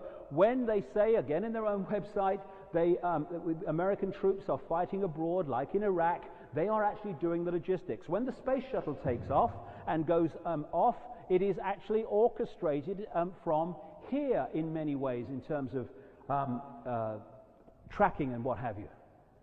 They have direct lines to the Pentagon that can survive a nuclear attack.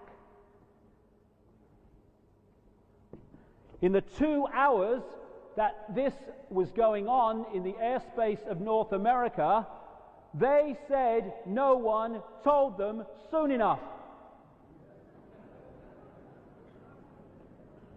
Oh, I didn't see it. I was watching the telly at the time, you know. Now here, this is from Airman magazine, right? There's this technology called Global Hawk, I'll get to shortly, which is an unmanned surveillance plane. This is what this plane is capable of. On an early test, for example, Global Hawk flew at 56,000 feet over the Naval Weapons Center at China Lake, California. The images it gathered were so clear that an electro-optical image stands out next to an F-16 fighter. An infrared image showed where concrete had cooled down from the shadow of a C-130 that had recently taken off from 56,000 feet. And they can't find bin Laden in Afghanistan? What?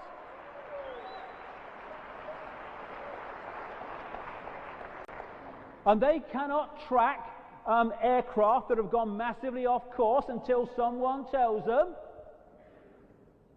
Goodness me. Throughout that period, nothing happened to change events in any of these planes, and one of them in particular was absolutely outrageous.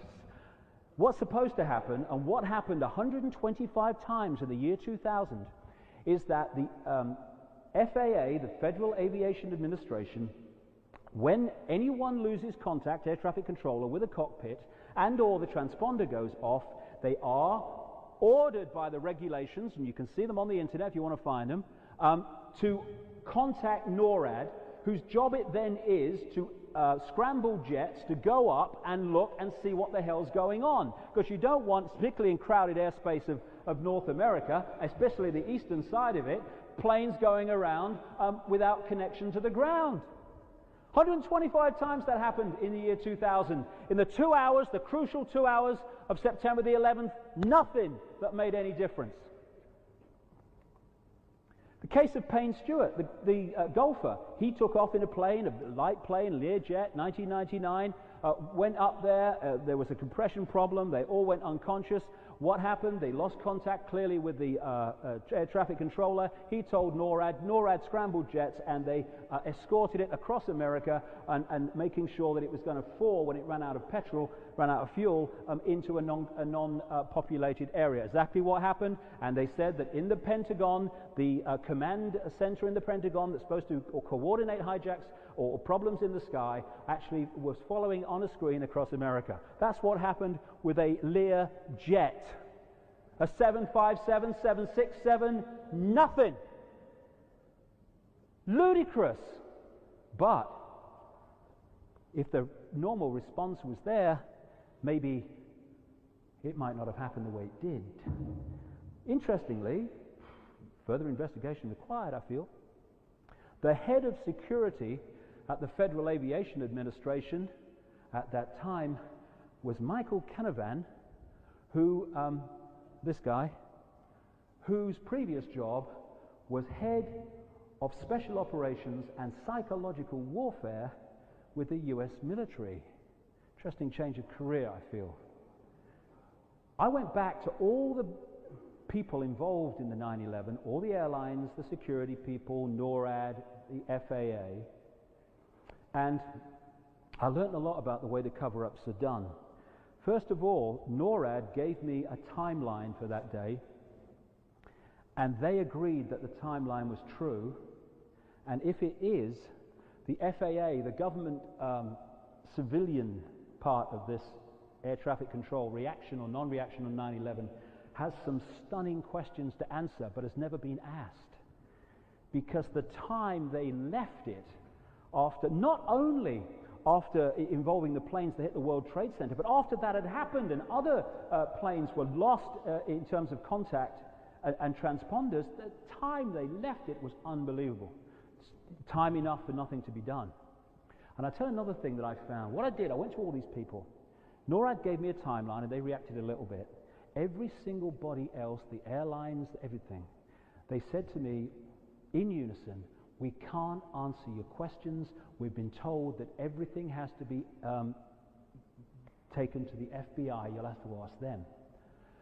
So what they do is they take all possibility of any information coming out that is not the official story, because you're centralizing the reaction to the official story. I then contacted the FBI, and they told me a guy to write to, and I sent them nearly 50 questions, basic questions about 9/11 and the inconsistencies in the official story. And they came back and said, I got a fax, in fact, 48 hours later from some government department in Washington saying, we cannot answer your questions because there is an ongoing investigation. And you'll have to wait until the files come available under the Freedom of Information Act, which can be years from now, it said. So what they do is they tell you the official story. There's no problem with the ongoing investigation when they give it that bugger. But when you want to ask questions about it, there's an ongoing investigation, we can't talk about it. And that's how they orchestrate it. And keep anybody talking about it that would go off message. In fact, do you remember, this bloody story, I sat in my front room and I watched a BBC newsreader tell me without bloody laughing, just after 9/11, that the FBI had found a passport from one of the hijackers a few blocks from ground zero. Now, I'm not a physics major, but fireball, paper passport, thousands of bodies that died in those towers never been found, within days, paper passport. I mean, was it singed? I mean, was it perfect? What was it? And the FBI called a press conference to say they'd found it. Why? They know that people do not retain detail. They retain an image, particularly from television, but newspapers as well. And therefore, what they do when they're feeding the cover story is they feed an image. And the image they wanted to feed at that time was the official story was true. So they call a news conference, we found this passport, one of the hijackers. Hey, they were right then, it was them bloody people. Hey! And then they shut up about it. Never mentioned again, because it's done its job. So what I did, I went back to New York police, who were also involved in this, and I said, I want to talk to someone about the hijacker's passport.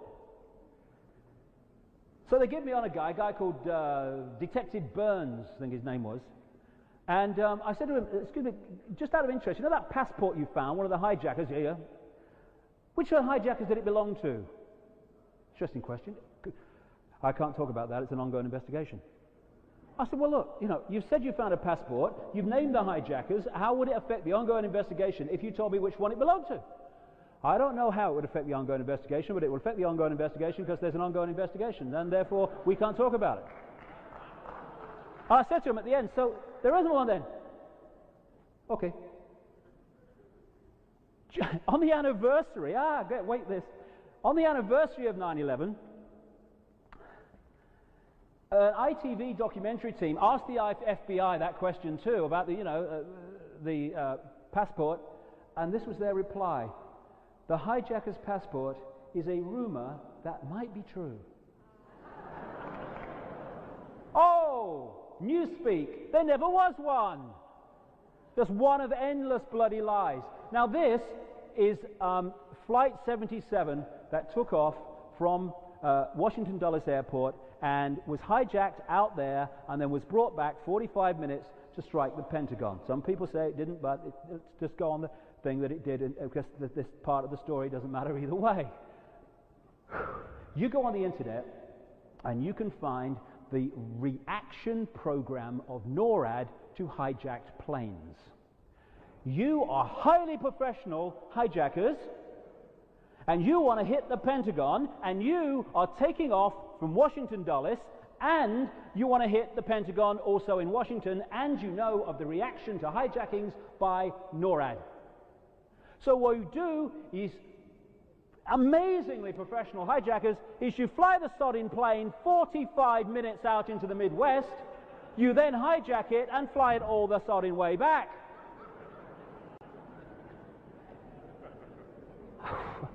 Are you kidding?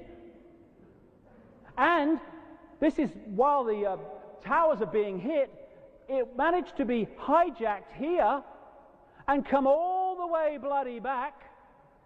And Rumsfeld said the first thing he knew about it was when he felt a jarring thing. So the bloody Pentagon being hit. The guy's the defense secretary. Oh, I forgot to mention that, Mr. Secretary. Insane. I'll get to them in a minute. So it smacked into the Pentagon at the absolute opposite end of that massive building to where Rumsfeld was. Now, what should have happened, like I say, is that there should have been some reaction. Now, they should have put planes up and sorted it out. Now, they say, belatedly, that they scrambled planes from Cape Cod to the New York attacks. Oh, didn't quite get there in time. And then they said they scrambled planes, belatedly, as I'll mention in a second, to meet Flight 77 when they eventually realized there was a hijacked plane 45 minutes out from Washington heading back towards Washington. Don't tell the Defense Secretary, though. Now, they say they scrambled planes to meet this threat to Washington from an airport at Langley, Virginia, 130 miles away. 130 miles away, they're the nearest planes to defend the no-fly zone over Washington. Why have one? But 10 miles down the road from the Pentagon is Andrews Air Force Base, where they keep Air Force One, Scare Force One as it became known after 9/11, the President's plane. It's where dignitaries coming in and out all the time. It's where they defend Washington from. Of course they do. They don't defend Washington from Langley, Virginia. The Air National Guard is based there. They call themselves the Capitol's Guardians. They've now kind of updated it. They call themselves the Capitol's Guardians, brackets, except on September the 11th. This is what they say on their own website. The DC Air National Guard is located at Andrews Air Force Base, Camp Springs, Maryland. We're home to the fighter squadron, including F-15 Flying Falcons, the type they send up to check planes, among others. The DC Air National Guard stand ready to respond to the needs of the District of Columbia and the nation should the need arise, except on September the 11th. Its website, which detailed a lot of stuff that goes on there went down on September the 11th and didn't come back for some considerable time. Now, this is another thing. You know, it's the official story now that they scrambled jets and didn't quite make it. Well, that wasn't the official story for a week. The official story was, from all sources, that they never scrambled anything until the Pentagon was hit. So nothing was scrambled to meet Flight 77 that was 45 minutes hijacked coming back to Washington. This is how it worked. On September the 13th, General Richard Myers, we'll get to this bugger in a minute, was asked on Capitol Hill, when was the order made to scramble jets to meet these hijacks? He said, that order, to the best of my knowledge, didn't he ask? He's the head of the bloody military at uniform level, this guy. Oh, no one mentioned it. That order, to the best of my knowledge, was after the Pentagon was struck. This was so ludicrous that the story couldn't stick. What do you mean nothing was done till the Pentagon was hit? So, September 14th, Dan Rather on CBS, without saying the source, said CBS has learned that actually jets were scrambled from Cape Cod and from Langley, Virginia, but didn't quite make it. That then was still not the official story. On September the 15th, 4 days later, NORAD in the Boston Globe was still denying scrambling any jets before the Pentagon was hit. Then, September the 19th, miraculously, out of the ether, 8 days after the event, NORAD issued a press release confirming that rather story that the jets were scrambled was true. They did actually do it. It took them a week to know if they scrambled jets on that morning of all mornings. The official story has been put together in fits and starts, and now it has kind of hardened into the classic official 9/11 story. This is flipping funny. This is funny if it wasn't so tragic. These are the top 3 people in the American military hierarchy. The Commander-in-Chief, George Bush, the Defense Secretary, Rumsfeld, and General Richard Myers, who was acting chairman of the Joint Chiefs of Staff on 9/11, the top uniformed military man in the American military, and now he's the fully fledged one. What were these people doing in this crucial time? Well, I was sitting in a bar, as I am not many times, watching a television of CNN just after 9/11, and they were covering live a what they call in America a town meeting, a public meeting we would call it, of George Bush talking to an unbelievably sycophantic audience in Florida. And this little boy called Jordan asked him, it was live, said to him, Mr. President, I want to say how we're all proud of you, and there's big applause. Well, let's see what we're proud of, shall we? Just hold on a second. And he said, can you tell me what you were thinking when you were told about 9/11? What happened? He said, well, Jordan, he said, I knew that I had to act. Well, that's the last thing he flipping did for a start. But wait a minute for this. He said, I was visiting a school at the time, he said. This is in Florida on 9/11. He said, and I was watching this, television was on, they had a television there, where well, you would have if you were watching it, George. And he said, I saw this plane hit the World Trade Center. He said, and I thought, what a terrible pilot. I'm not kidding. I've got the tape. Got the tape now. I thought it was just an accident. Well, hold on a second. Georgie boy. He was in the school classroom when the second plane hit, and the second plane was the one shown live on television. The first plane was not shown live hitting anything on television. It was recorded by a crew in the street and shown a long time later. And here's the President of the United States telling the people that he stood there and saw the first plane hit live. Impossible. Also, this is very clear, he knew that there was a problem with Flight 11, the first plane, before he got to the school. It was referred to when he first arrived. Do you know there are 7 at least official stories of how he knew, how he found out. But let's go on that. You're the President of the United States. You've just been told by whatever means, certainly not the one you say, that a commercial airliner has hit one of the Twin Towers. There is already carnage unbelievable. Whatever is a terrible pilot, what does this man do? How does he react? What he does is he goes into a classroom and he listens to children reading him a story about a pet frickin' goat. That's what he does.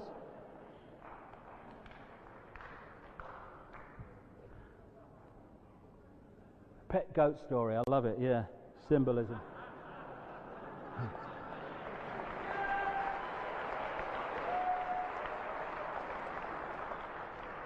Then, this picture went across the world. Andrew Card, the White House Chief of Staff, walks in while he's hearing about the pet goat and says something to him. Now, what George Bush said in this town meeting is, my Chief of Staff, Andy Card, he came in and he said, Mr. President, America's under attack.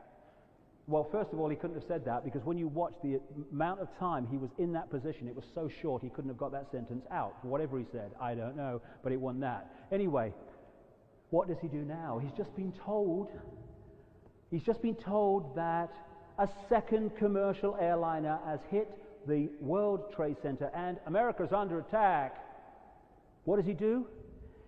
He stays in the classroom for another 20 minutes nearly, hearing children read him a story about a pet frickin' goat. This man's a hero in America. So now we know what was really said in this famous piece of footage. Mr. President, America's under attack.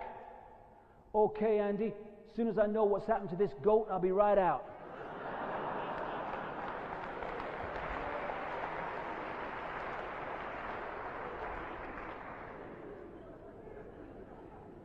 (9:30), 25 minutes plus after the second plane hit, he makes a statement and off he goes. Don't rush, Georgie. Take your time, mate.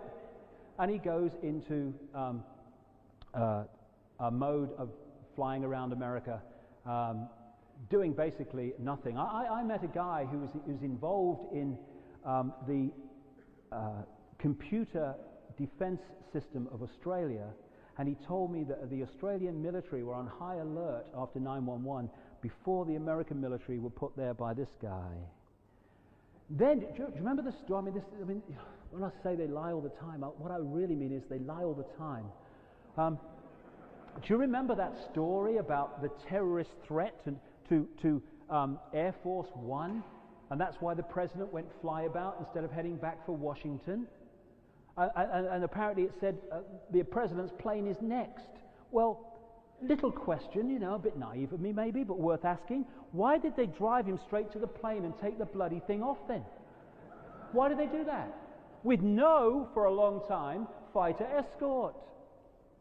About 2 weeks after that story was given to the media, that's why he went walkabout, they had to admit, and it was printed in some newspapers, they told a lie. There was no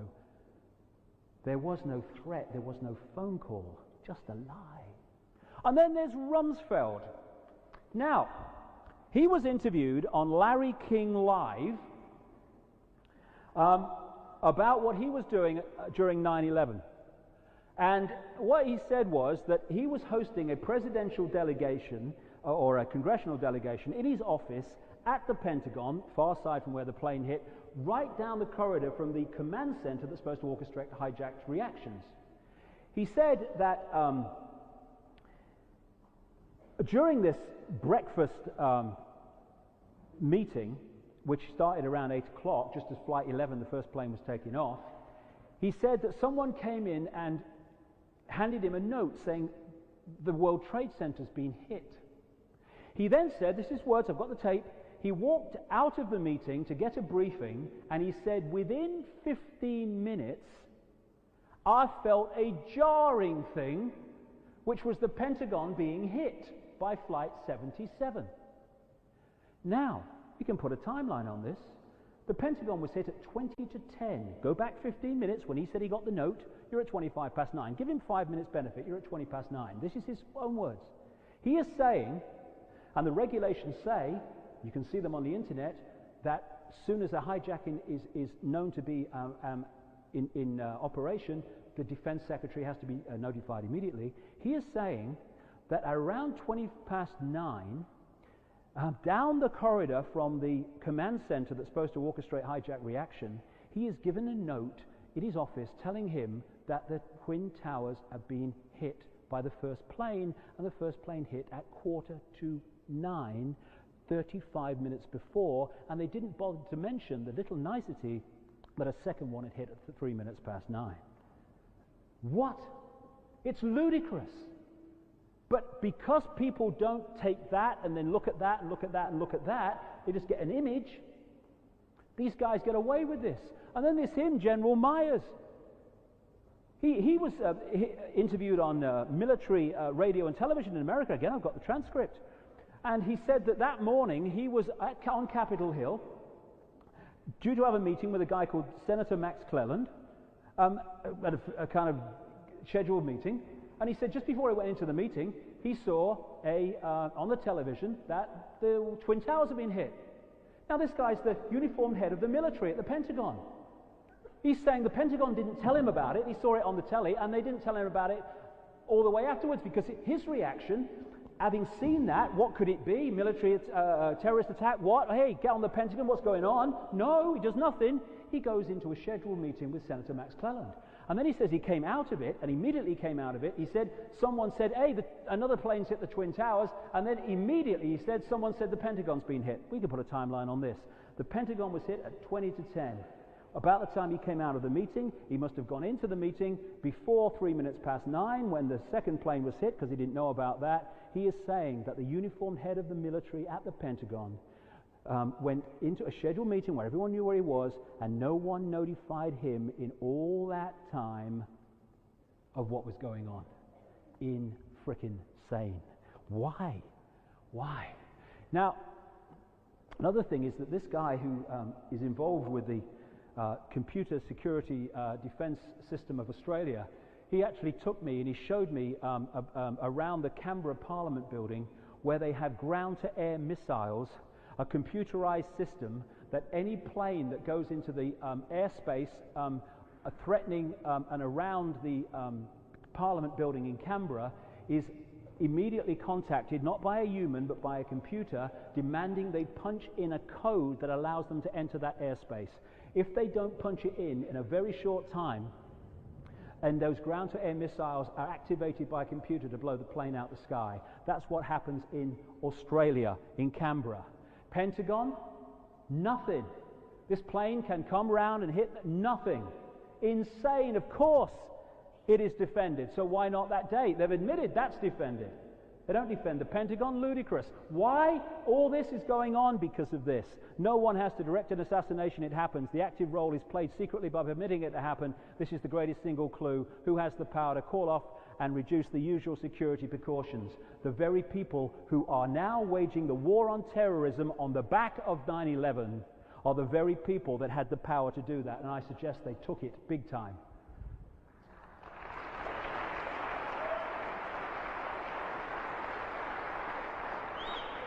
I've got to whip through this because I want to get a lot in.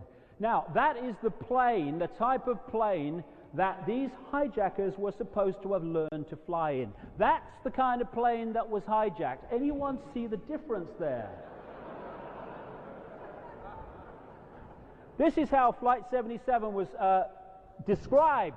The hijacker pilots were then forced to execute a difficult high-speed descending turn. Radar shows that Flight 77 did a downward spiral, turning almost a complete circle and dropping the last 7,000 feet in 2.5 minutes. The steep turn was so smooth, the sources say, it is clear there was no fight for control going on, and the complex maneuver suggests the hijackers had better flying skills than many investigators first believed. It talks about the way that it turned and hit the Pentagon at 460 miles an hour. Okay. This is what the ace pilot's instructors said, who's supposed to have been in that cockpit. It was like Dumb and Dumber. I mean, they were clueless. It was clear to me they weren't going to make it as pilots. Rick Garza, flight instructor, Zorby's flying school. So for sure, hijacker pilots, trained or not trained, it turns out, at puddle jumping schools in Florida and elsewhere, were not capable of flying those sort of planes the way they did. But interestingly, there has been developed for some considerable time, this plane called the Global Hawk, technology that does not need pilots. I watched that Jeremy Clarkson guy on, I think it was BBC, doing a thing on speed or something. And I turned the television on while I was researching this book, very synchronistic, and he's in the cockpit of a 747 taking off from New York. And the story is about how little the pilot input has to be, just flying from America to Britain. They take off, they get off the ground, and then the computer takes over. And in this program, it flew across the Atlantic to Heathrow. It brought the plane in, pilot not involved. It landed the front wheel on the middle of the runway and then applied the bloody brakes. Then the pilot taxied it to the gate. In other words, if you can get access to the flight management system of the computer from the ground, you can make that plane do somersaults if you like. You don't need people from puddle jumping schools to fly it. Now this Global Hawk technology has flown without a pilot at all on board from the west coast of America to Australia. It's flown to Europe, all done by computer. And it's been around a long time. It's got the wingspan of a 737. What's been around a long time is this technology. Now, I don't know if you've ever come across this called Operation Northwoods. In the summer of 2001, in the run-up to 9/11, a guy who was a former ABC producer produced a book about one of the intelligence community networks in America. In it, he came across this Operation Northwoods in official documents that people thought were no longer existed. Operation Northwoods was staggering in the light of what followed. These documents detail how 40 years ago, in the early 60s, during the Kennedy administration, the Joint Chiefs of Staff at the Pentagon, the people that run the military, had developed this plan called Operation Northwoods to put terrorist bombs in American cities like New York and Miami and other places, hijack planes, shoot down planes, American planes, and attack boats, to be blamed on the Cubans to justify an invasion of Cuba. And part of this Operation Northwoods, and in Alice in Wonderland I detail a lot of this stuff from these documents, and part of it was to replace a commercial airliner with a remotely controlled from the ground plane, take off the original airliner with passengers, land it at an Air Force base, replace it with the remotely controlled plane painted in the same livery, same colors, fly it across Cuba. They were looking for a route that naturally went across Cuba, and they were going to destroy the plane by remote control over Cuba and then blame it on a missile from Cuba to justify an invasion of Cuba. James Bamford did it. An aircraft, Elgin Air Force Base, will be painted and numbered, this is from his book, as an exact duplicate for the civil registered aircraft belonging to a CIA proprietary organization in the Miami area. At a designated time, the duplicate would be substituted for the actual civil aircraft and would be loaded with selected passengers, all boarded under carefully prepared aliases. The actual registered aircraft would be converted into a drone, remotely controlled. Takeoff times of the drone aircraft and the actual aircraft will be scheduled to allow a rendezvous south of Florida where they were going to replace one with the other. That is what they were planning to do and were capable of doing 40 years ago. Imagine the technology available now to control aircraft from the ground. And who has been working with this remotely controlled technology? NORAD.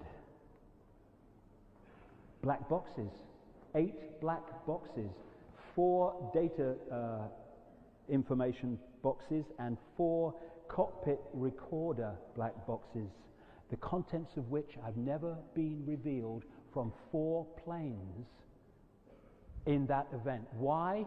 Because if something will support the official story, we see or hear it. If it would demolish it, we don't see or hear it. Simple as that. The hijackers, oh yes. Isn't it funny? 19 hijackers, yes, named by the FBI, within no time afterwards, when they had no idea it was going to happen. Not actually what their agents say, but that's what they claim. Well, how come 7 of them are still alive? What did they do, parachute? How do they manage that? How come 7 of these guys has been identified as being alive, including one who's flying for Moroccan Airlines today? Well, I guess if a passport can survive, they can parachute, I guess.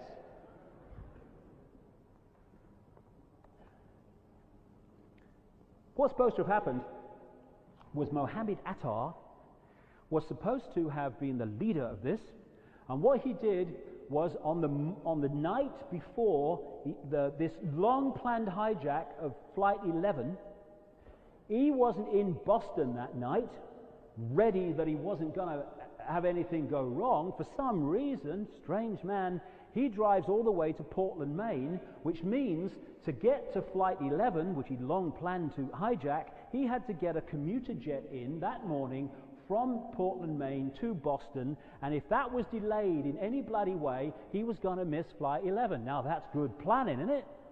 But it gets better. This is the official FBI timeline of Attar that morning.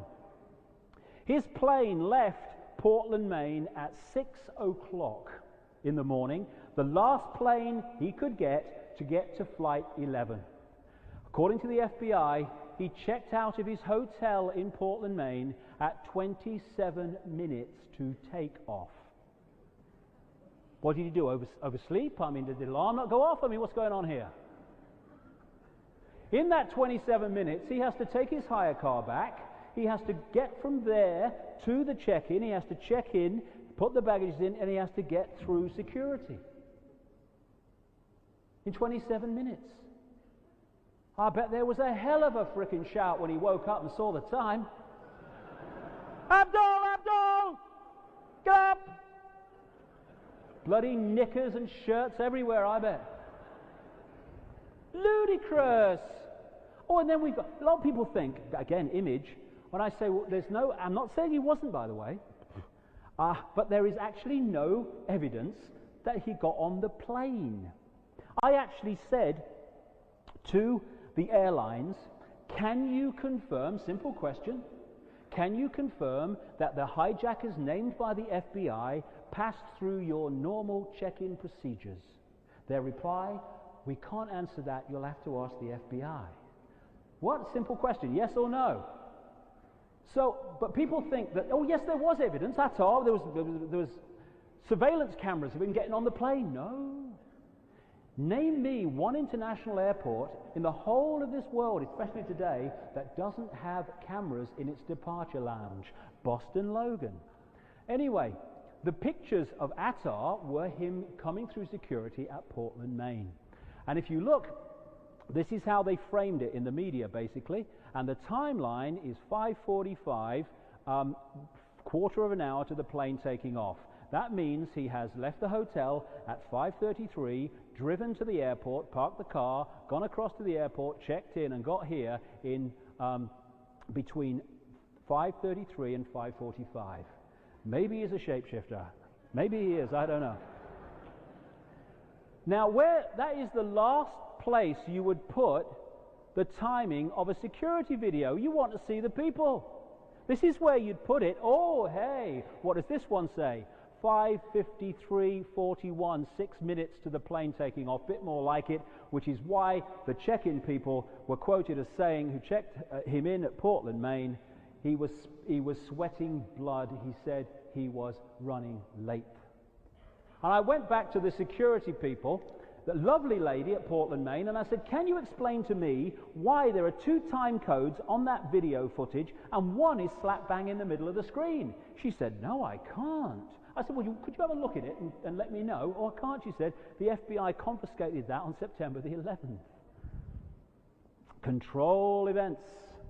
Control the official story. As I say, I'm not saying he wasn't on. What I'm saying is there's no evidence to say he was. And then there's this guy, Alan Morey. Whoa, he's looking like he's going to die the next day, isn't he? This was taken at Portland, Maine. He was supposed to be with Attar that morning. And here he is. Abdulaziz Alamori, one of the hijackers, except that as was established later. That's not Al-Amuri. That's Al-Amuri. He's a pilot with Saudi Airlines who walked into the consulate in Jeddah, Saudi Arabia on the morning of September the 11th and said, "Why am I being named as a hijacker? I'm having breakfast with me family," when it was all going on. And then you've got Lotfi Racy, 5 months in jail because the FBI said he trained hijackers. Had to be let go after 5 months because there was no evidence, and they said he was an Islamic extremist when he was married to a white Roman Catholic.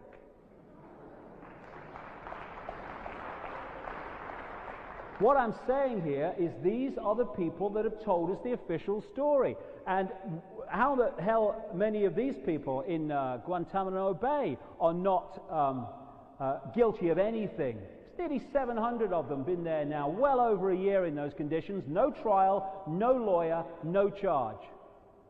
These are the guys you wouldn't buy a bloody new Mercedes off these people. They have the ones that have orchestrated the official story of 9/11. And also the way the towers fell were very, very suspicious. And one story I read recently is these towers were actually lined with explosives anyway, as a matter of course, as a safety device. In case one of them was toppling over, they would bring it down because of the devastation that it would cause if it fell the full length across New York. But we can find out what caused those towers to collapse in the same way that we could find out what caused the Murrah building to collapse. You get independent experts into the rubble and you do the research. You look at the metal and you research it and you find out what was the cause of the collapse. Controlled demolition group were employed by the government to take it away, so it's not possible. Just a coincidence, nothing to worry about. So then you have the reaction. And the reaction, of course, is connected to all this. There's your secret agenda. You want to introduce a war on terrorism. You need the excuse, so you play the movie here and you give your reaction or your story of what happened to glean the reaction that you want from the public. Do something. We must be protected.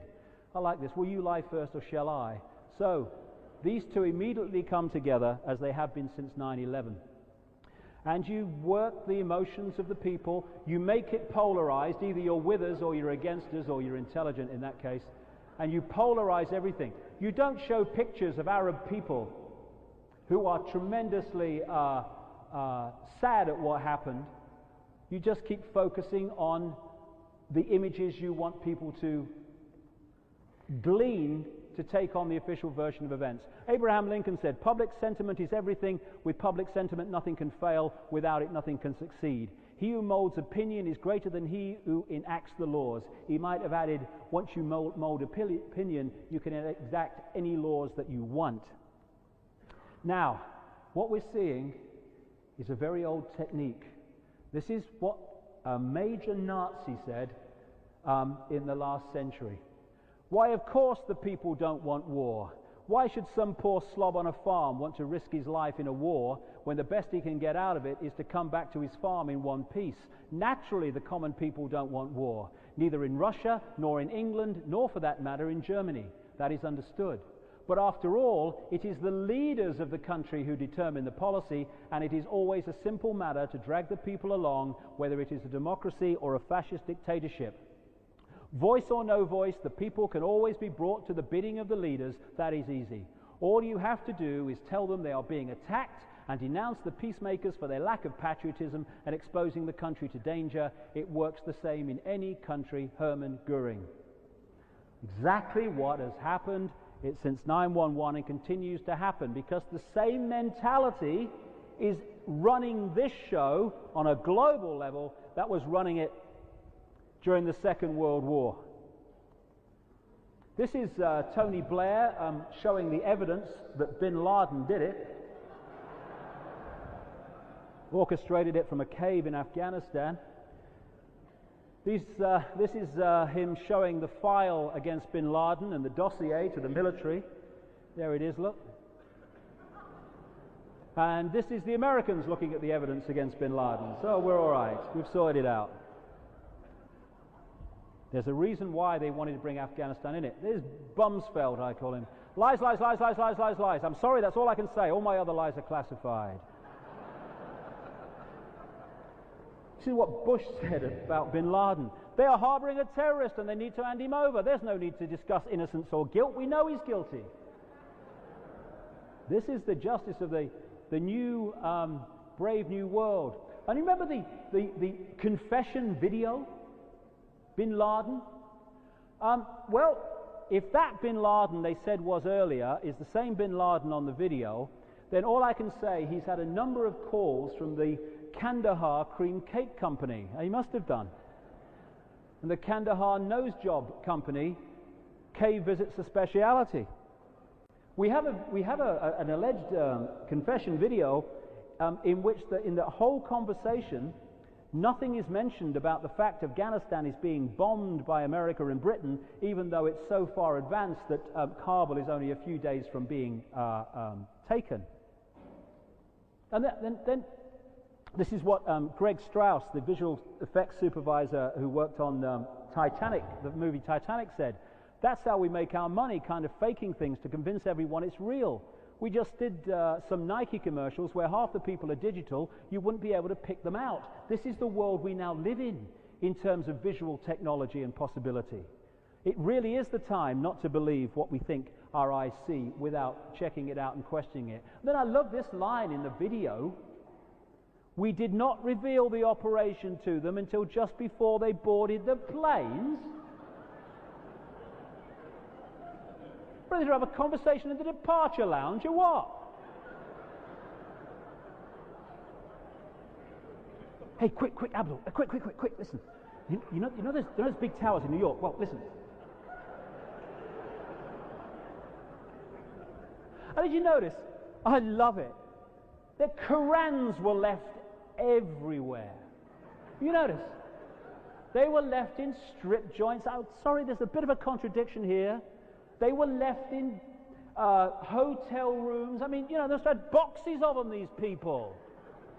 I mean, what were they? The Islamic version of the bloody Gideons? I mean, who were these people? Image. Oh, they found a Quran, see? It's them then. What time's Wheel of Fortune on, honey?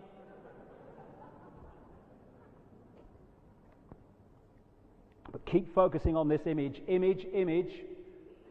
Wind up the emotions of the people. Focus on one man, but only for as long as it matters, and then forget he exists.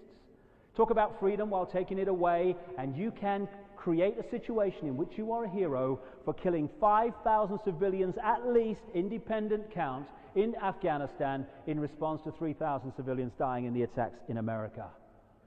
That is the focus that started this whole period.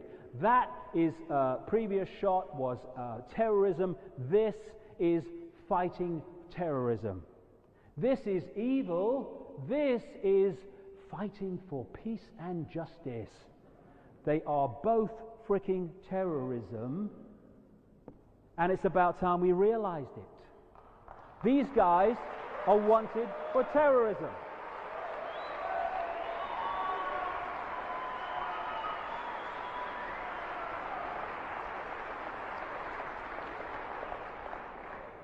I was interviewed on this Liquid News thing on BBC. It was live. I agreed to do it because it was live.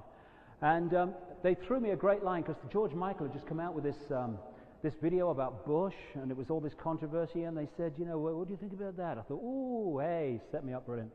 I said, my only problem with it, I don't think he went far enough. What he should have said was they're both flipping terrorists. And her eyes went, woo, and her ear started, woo. Lovely. And then I was talking about, no, it was just created to create the war on terrorism. That's just your opinion. I said, well, hold on a minute, that's fine. It's fine you saying that. But why don't your news say that when you quote George Bush or Tony Blair as saying something as fact? Why don't they just say, hey, he's saying this is the official story of 911, but it's only his opinion. No, we don't have that. Becomes the official story. Definition of a terrorist: one who favors or uses terror-inspiring methods of governing or coercing government or community, hence terrorism. I wonder if blowing the feet off a 16-year-old ice cream vendor in Afghanistan might just constitute that version of what a terrorist is. This is what really happens when we go to war. And you know, you hear these people, we've got to go to war. We've got to go to war? You're watching the Saudi war on CNN, mate. You're going nowhere. We send other people in to do that.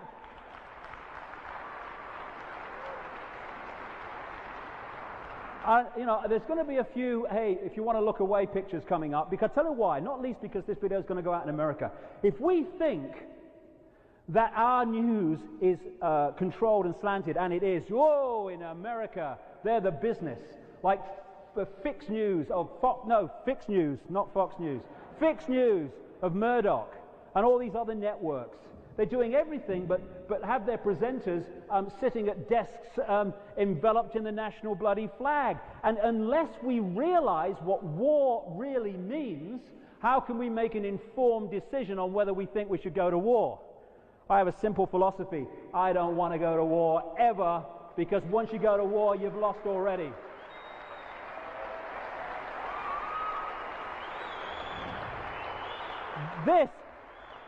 This was Afghanistan before the bloody bomb started. A Stone Age country in the middle of a famine.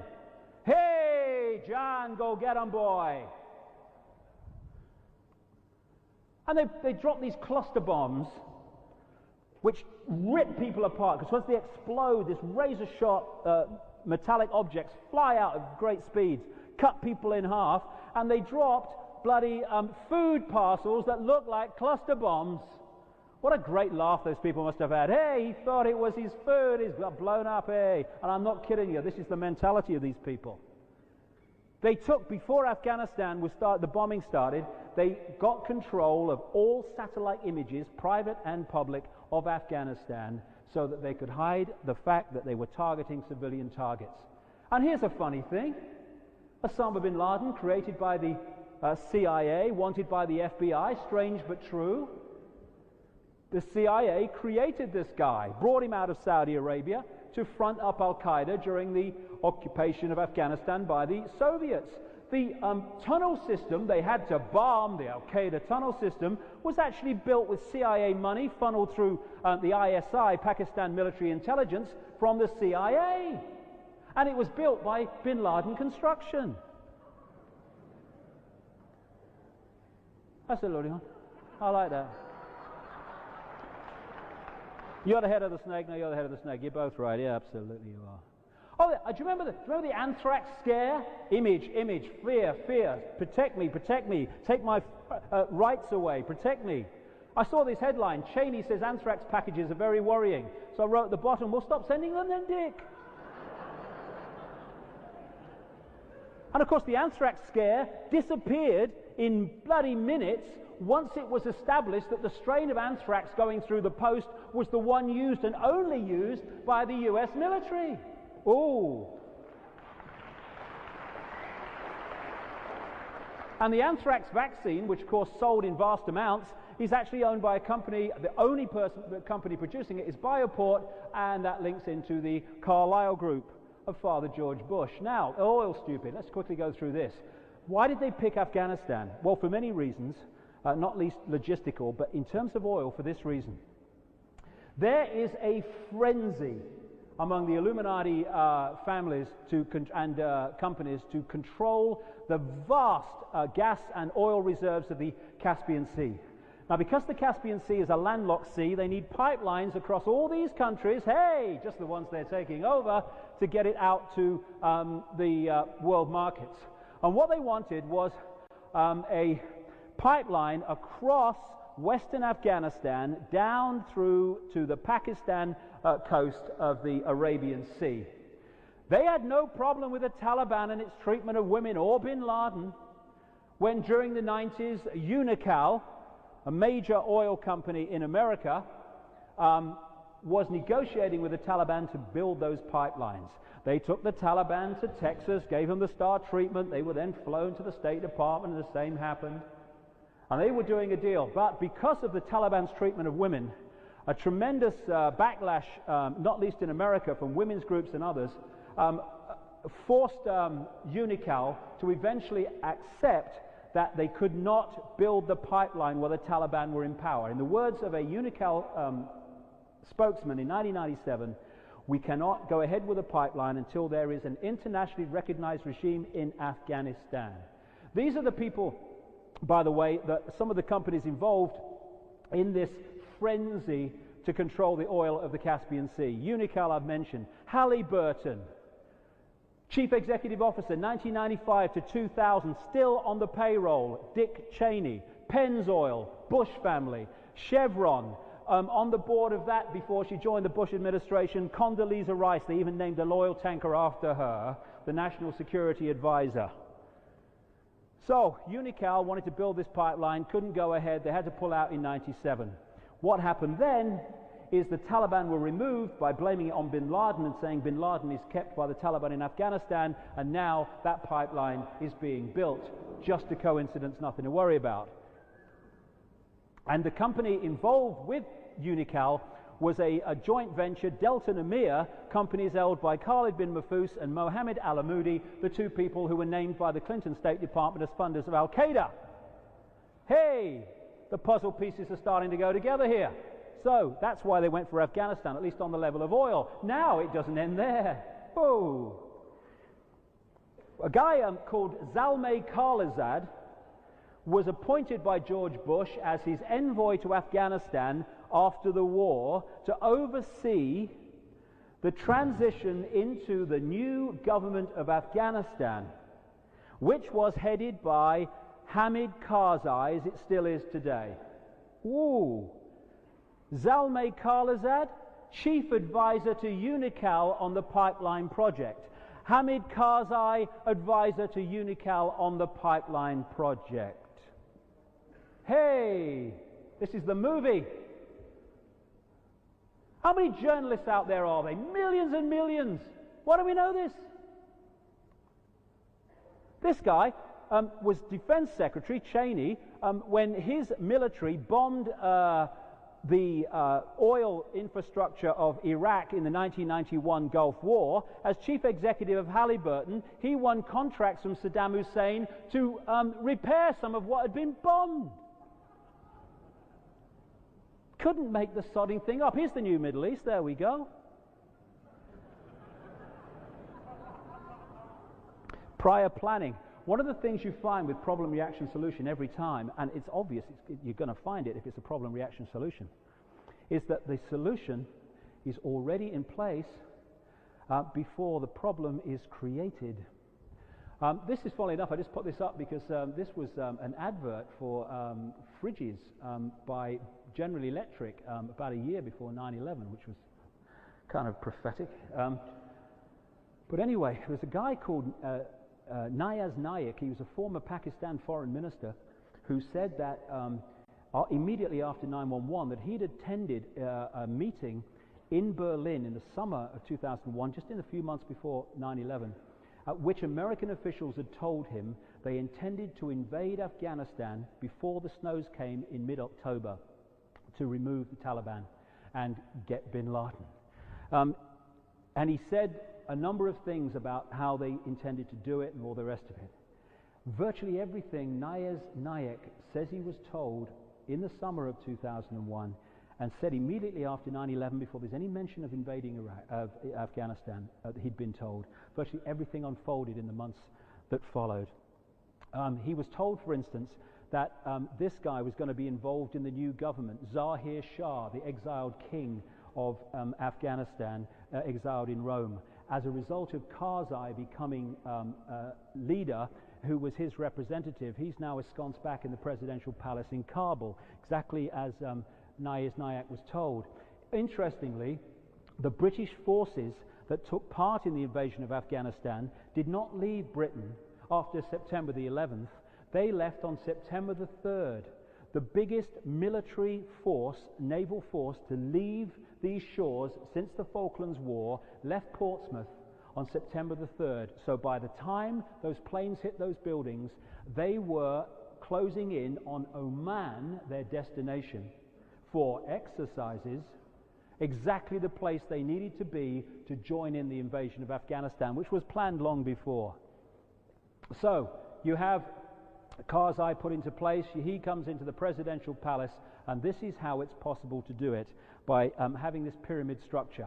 You have over here, I've said Islamic terrorist network created the hijackers. That's just the official story, but I'm just saying, let's just talk about the way that could happen. Over there you have Illuminati networks that are involved in these terrorist groups. Over here you have Illuminati networks, pyramids, that control the United States government, the British government, and the FBI, CIA. But eventually there's a pyramid that encompasses both. And at that level of the pyramid, that level of the network, they can control both sides. They can control what happens and the non-response to what happens. It's the pyramid structure. Now, the vast majority of people, even in a terrorist network, will only get their orders from here. They won't know what's there and what's there. They only know what's here. And lots of these people involved in these terrorist networks have no idea who the real orchestrator of their terrorism is. And this is how they do it. One force manipulating both sides, creating the movie that creates the mind control of the people. So the solution, what has happened? More and more of our basic freedoms have been taken away. More and more getting the public in America to spy on the public because of terrorism. It's a real hassle to speak out and say what you want. Homeland security, newspeak. Anywhere, anytime I see politicians mention the word security, what they're really saying is control. So now we have Homeland Security. Now, how about this for a quote? This is Adolf Hitler announcing why the Gestapo has to be formed. An evil exists that threatens every man, woman, and child of this great nation. We must take steps to ensure our domestic security and protect our homeland. Could have come from George Bush, could have come from Tony Blair. Because we're seeing the same mentality in charge. You know, in America now, this is an FBI leaflet to people. They're actually talking about terrorists being people who want to, preserve the Constitution against the federal government. People who want to police the police. In other words, stop the police doing whatever they like. They're supposed to be terrorists according to that definition now. Okay. And here we are in the present day, with the Illuminati going back to Babylon, or back to Iraq, as they would prefer to say. And again, behind it, in the shadows, are people like this guy. Saddam, Saddam, Saddam. Behind the little boy, it's put in front just to speak the words written for him. And it's interesting, when you look at George Bush, the father, and those he has invaded, like Noriega in Panama, people like bin Laden, the connections between that which is invaded and the people that are the targets and the Bush family are there again. This fella was a member of the Safari Club, might still be, I don't know. The Safari Club was an elite secret society in the Middle East, working in the Illuminati web, that was fundamentally connected to another secret society in France called Les Cercles, or the Pinay Circle. And it involves intelligence agency representatives from the Western countries, and it interlocks with the Safari Club, which is the people of the Middle East in intelligence or what have you. Again, the web, where they're connected rather than, as the public think, apart. And he and Bush also had deals going for oil kickbacks in Iraq and other places. But everyone's expendable once it comes to the agenda and what's best for it. He invaded Father George Bush, Iraq in '91. And he was at the point where all he had to do to remove Saddam Hussein was to raise the money for the petrol to drive to Baghdad. Such disarray was the country in. But at that point, he calls the troops out, leaving the monster in there to be played another day. But they said, even though we've done that, he's still a monster and he's still there, and so we've got to have sanctions. So they introduce, Britain and America, sanctions. And the bombing continued. People think that the bombing stopped with the 1991 Gulf War and started again in 2003. They have been bombing in the no-fly zone of Iraq ever since. This is 1999. A little child pulled out of the rubble after an American bombing, and her sister was also killed in this bombing. Again and again, civilians have been picked off in the no-fly zone by these crazed people in planes playing computer games ever since. But the sanctions were absolutely fantastic. Some look-away pictures now. What actually happened in the 1991 Gulf War is they dropped so many bombs with depleted uranium that the leukemia figures in Iraq absolutely soared in the years since. In the last conflict in 2003, they dropped enormously more depleted uranium bombs than they did in 91. God knows what the future is going to be in that state. But there are also babies, more and more being born in Iraq with horrendous deformities because of the depleted uranium in the bombs that these crackpots are dropping. And here's just some of them. How many more are going to be born as a result of the bombardment of depleted uranium in the last few months? During the period of the sanctions, which of course immediately they take Iraq over. We want the sanctions dropped now. All right, get the oil out. By 1995, more than 1 million Iraqis have died, 567,000 of them children, as a direct consequence of economic sanctions. As many as 12% of the children surveyed in Baghdad are wasted, 28% stunted, and 29% underweight. The UN, December 1995. Are you watching, America? Go on, John, go get them. More than 4,500 children under the age of 5 are dying each month from hunger and disease. UNICEF, October 1996, as a result of the sanctions. CBS 60 Minutes program. Leslie Saul, the interviewer, talking to Madeleine Albright, the then Secretary of State. We have heard that 500,000 children have died as a result of sanctions against Iraq. I mean, that's more children than died in Hiroshima. And you know, is the price worth it? Madeleine Albright, I think this is a very hard choice, but we think the price is worth it. Well, what did it achieve? They announced in the end, officially, it achieved bugger all because they have to go and bomb them again. God bless America, land that I love. Let's blow the frigging world into the sky above. Go on, John, go get 'em. John Wayne, hey, good guy. No need for prophecy, Nostradamus, for what has unfolded in the last few months and is planned to unfold in the months to come unless we wake up. In the late 90s, an organization was formed in America called the Project for the New American Century. It was produced, and they produced a report in September 2000 that was a blueprint for the Bush administration that was planned to be scammed into power in the months that followed. These are the people who were behind the Project for the New American Century and this blueprint report. Dick Cheney, who then became vice president, more likely president.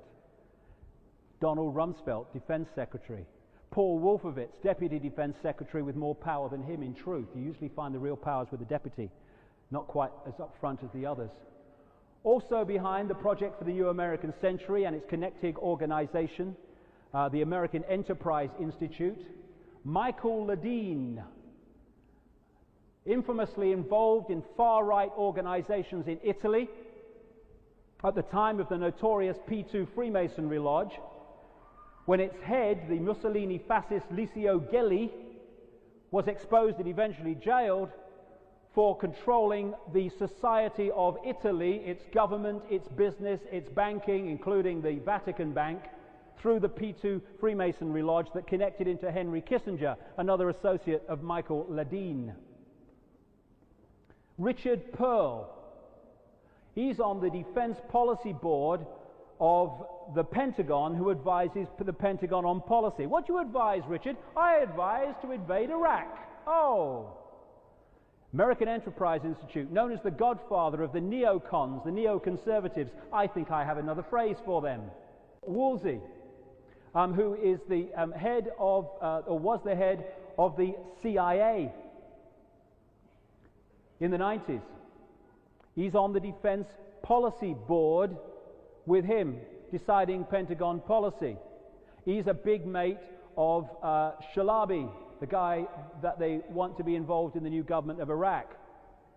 Douglas Feith, who is actually in a major policy-making position in the Pentagon and decides who goes on the Pentagon Policy Board. Jeb Bush, the brother of George Bush, governor for Florida at the time of the scammed Florida vote. And William Crystal, chairman of the New American Century, or the Project for the New American Century organization that produced this report. And he is a pundit who goes on to fix news in America to project and promote this policy. So what did this report say? September 2000. The United States has for decades sought to play a more permanent role in Gulf regional security. While the unresolved conflict with Iraq provides the immediate justification, the need for a substantial American force presence in the Gulf transcends the issue of the regime of Saddam Hussein. So the immediate justification to go into the Middle East and start this going is Saddam Hussein and Iraq. This is before they even came to power. It calls for a blueprint for maintaining global U.S. preeminence and shaping the international security order in line with America's principles and interests. In other words, the Illuminati, who are using America as the vehicle. This American grand strategy, it said, must be advanced as far into the future as possible, and the U.S. must fight and decisively win multiple simultaneous major theater wars as a core mission. That's what they're planning to do. In September 2000, it calls the American Armed Forces the cavalry on the new American frontier. And it says that key allies like the United Kingdom are the most effective and efficient means of exercising American global leadership. Exactly what they've done since they came to power. Used Britain and Blair to do that. It says that peacekeeping missions demand American political leadership rather than that of the United Nations, precisely what they've done. And, hey, we have the axis of evil.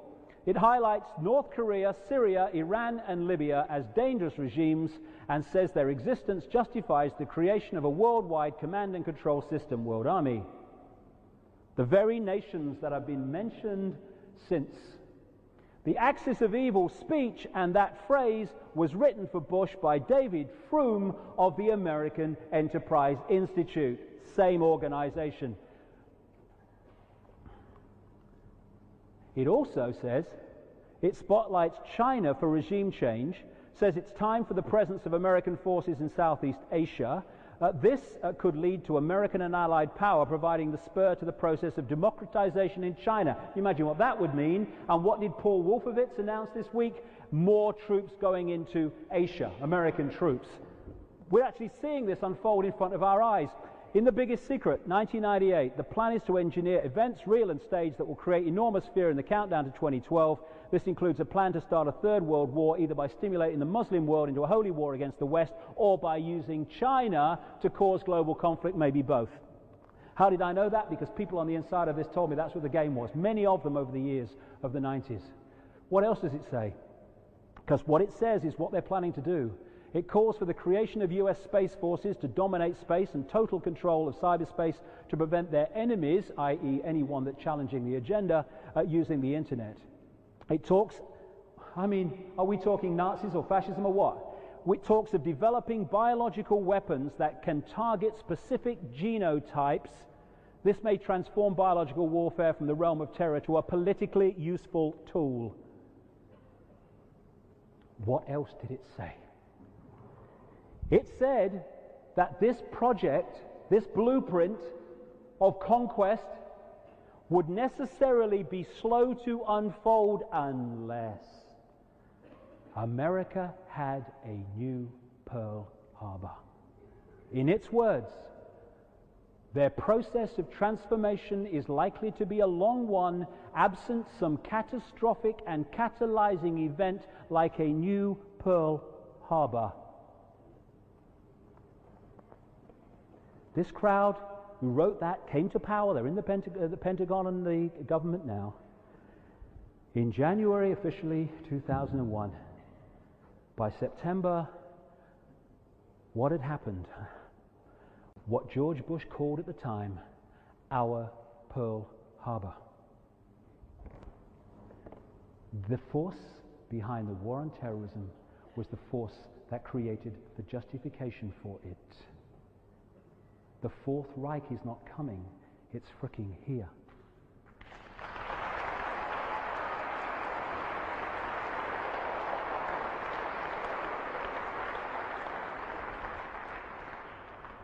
So, look at the countries around the Caspian Sea, which is only part of it. It's about conquest for other reasons.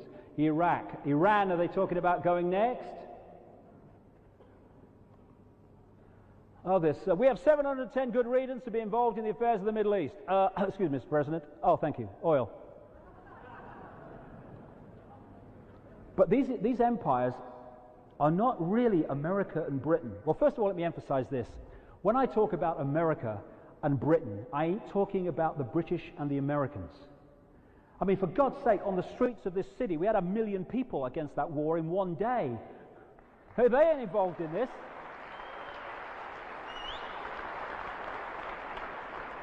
I'm talking about the force controlling the American and the British governments. There are vast numbers of people in America who are totally sickened by what's happening, as much as we are in vast numbers here. And these countries are vehicles for this force. They're just being used as vehicles. They couldn't give a toss about America or Britain, really. Go walk about, Georgie. Read your speech. Now this is what's really happening. When that soldier put that that American flag on that statue of Saddam Hussein and told to get it down quick, they'll realize what's happening. That's what it's about, conquest. No, it's liberation of Iraqis. General Cluster and Captain Bluster come together again because we have the next conquest. There's the Blair Bush summit. That's kind of put him down, George. So here we go. Missiles, tanks, troops, planes, bombs, ships, guns, a reason. Hey, what's that reason? Oh, we'll work it out. Don't worry. We'll have a discussion. Well, if they listen to this guy, the reason was not justified. This is Scott Ritter, the chief UN weapons inspector in Iraq for 5 years, quoted by John Pilger in the Guardian newspaper. By 1998, the chemical weapons infrastructure had been completely dismantled or destroyed by UNSCOM, the UN inspection team, or by Iraq in compliance with our mandate. The biological weapons program was gone, all major facilities eliminated, the nuclear weapons program was completely eliminated, the long-range ballistic missile program was completely eliminated. If I had to quantify Iraq's threat, it is zero. Chief weapons inspector in Iraq for 5 years for the UN. Oh, but we need to attack Iraq. Reason. Weapons of mass destruction. Hey, I better talk quick because they could hit us in 45 minutes. Do you remember that one? So, hey, don't question it. Hey, weapons of mass destruction. Mantra. Repeat. Believe. There we go. There's the connection between Iraq and Al-Qaeda. Clear link. There's the Blair again with the weapons of mass destruction's dossier, and there's the Americans looking at it. You know the deal. Actually, they did find some weapons of mass destruction. Here's one I made earlier. That can hit the west coast of America, mate. And they did find one of those mobile weapons laboratories. This is one, you know. It may look like a London bus to you. These are Iraqis. Ooh, can't trust them. But anyway, never mind if we believe it, we're going anyway. Now, people say, and it's true, hey, you can't say that they never had chemical weapons and weapons of mass destruction, mantra, because they did have them. He used them against the Kurds. Yes. Where did he get them from? This is a picture in 1983 of Donald Rumsfeld shaking hands with Saddam Hussein. He was sent by the Reagan-Bush administration to organize the shipment of chemical weapons, including bubonic plague, to Saddam Hussein to be used against Iran in the Iraq-Iran war. These were the very chemical weapons that were used to gas the friggin' Kurds. Don't take my word for it. Classified State Department documents came to light in the last few months, which say Donald Rumsfeld, the U.S. Defense Secretary, is one of the reporters on them, and one of the most strident critics of Saddam Hussein, met the Iraqi president in 1983 to ease the way for U.S. companies to sell biological and chemical weapons, including anthrax and bubonic plague cultures, according to newly classified U.S. government documents.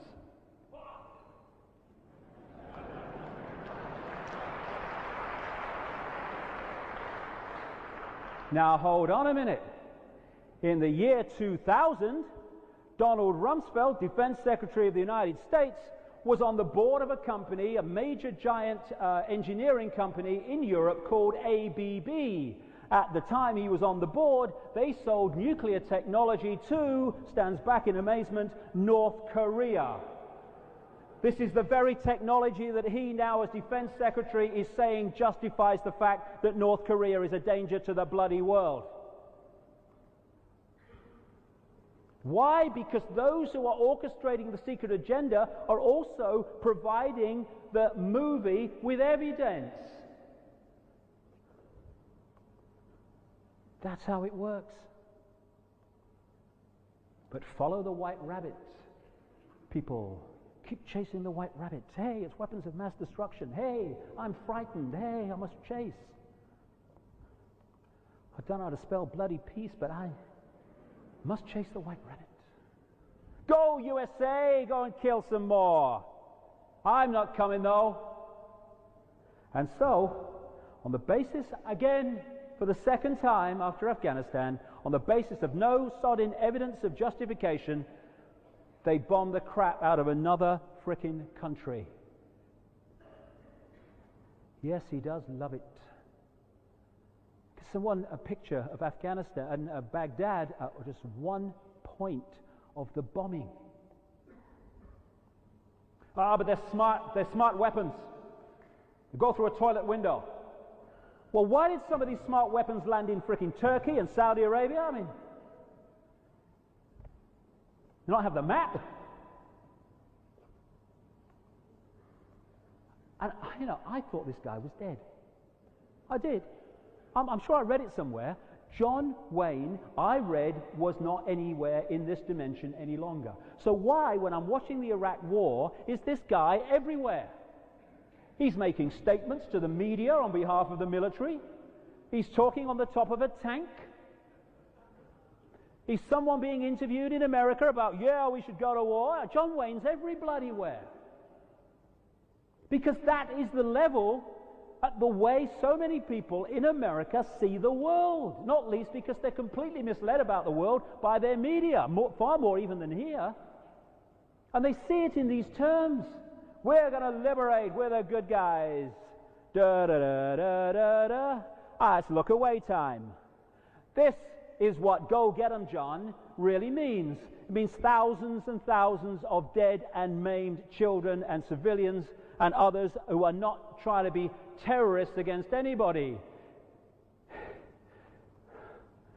This is what war means, and if we don't understand that's what it means, we're going to agree to it without realizing the consequences. This is what war is.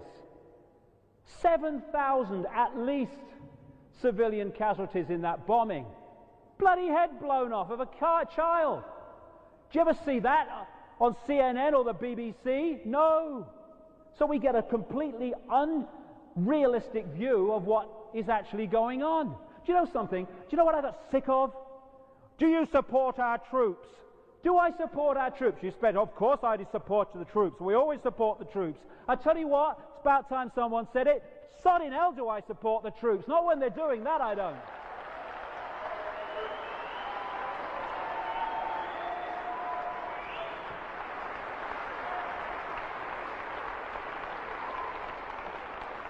How come if you do that in uniform, you get a bloody medal? If you do it in jeans and T-shirt, you get a life sentence? How is that?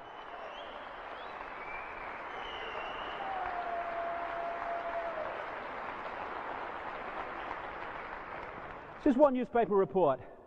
Just a few weeks ago, Aisha, a young and fragile Iraqi girl, was looking forward to her 7th birthday this coming May.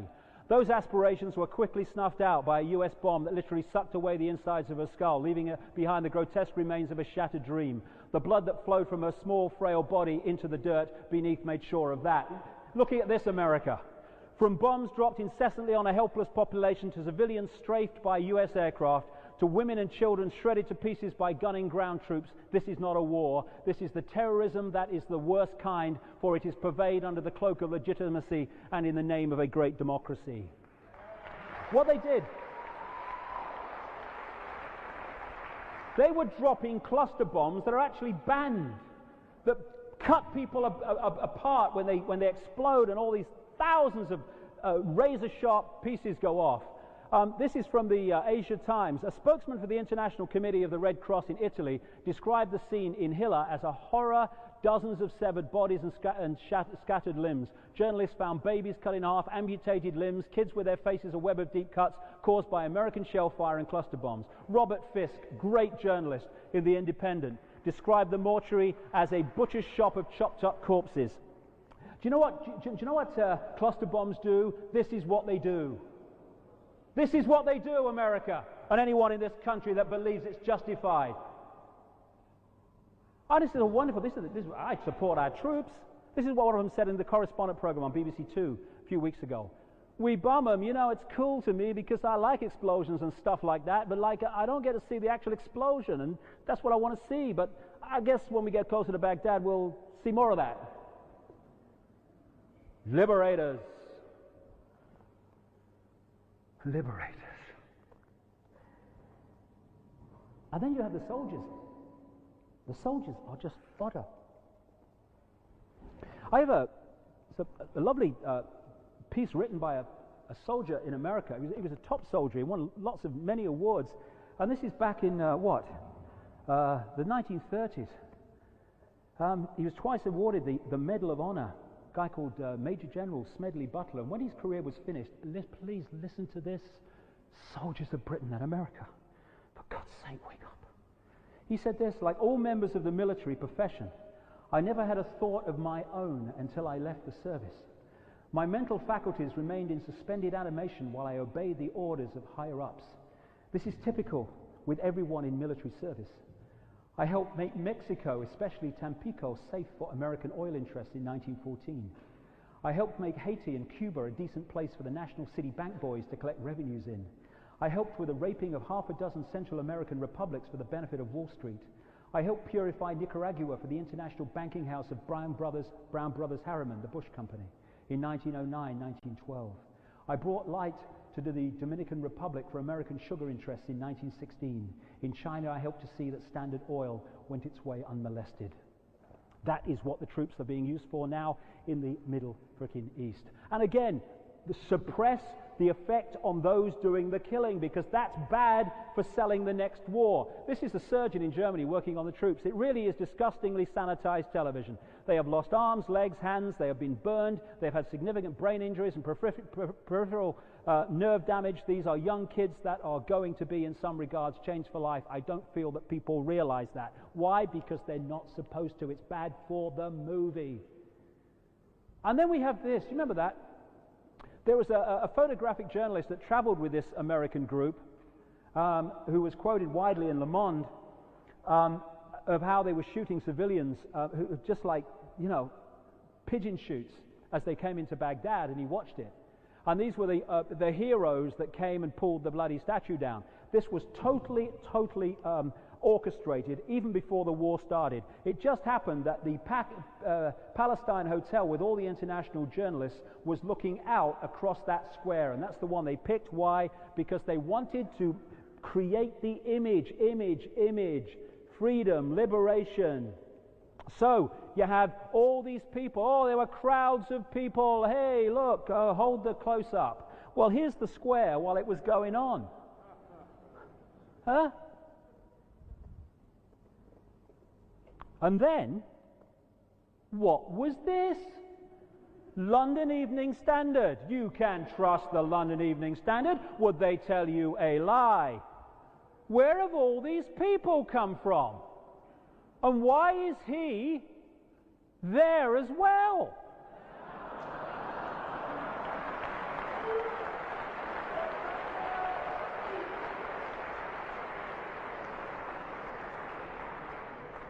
Is he a shapeshifter, or does he just move quick?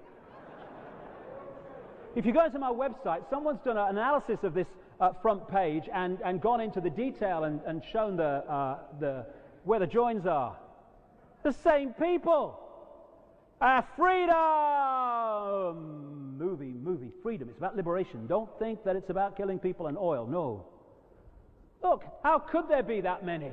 They were never there. Where did they come from?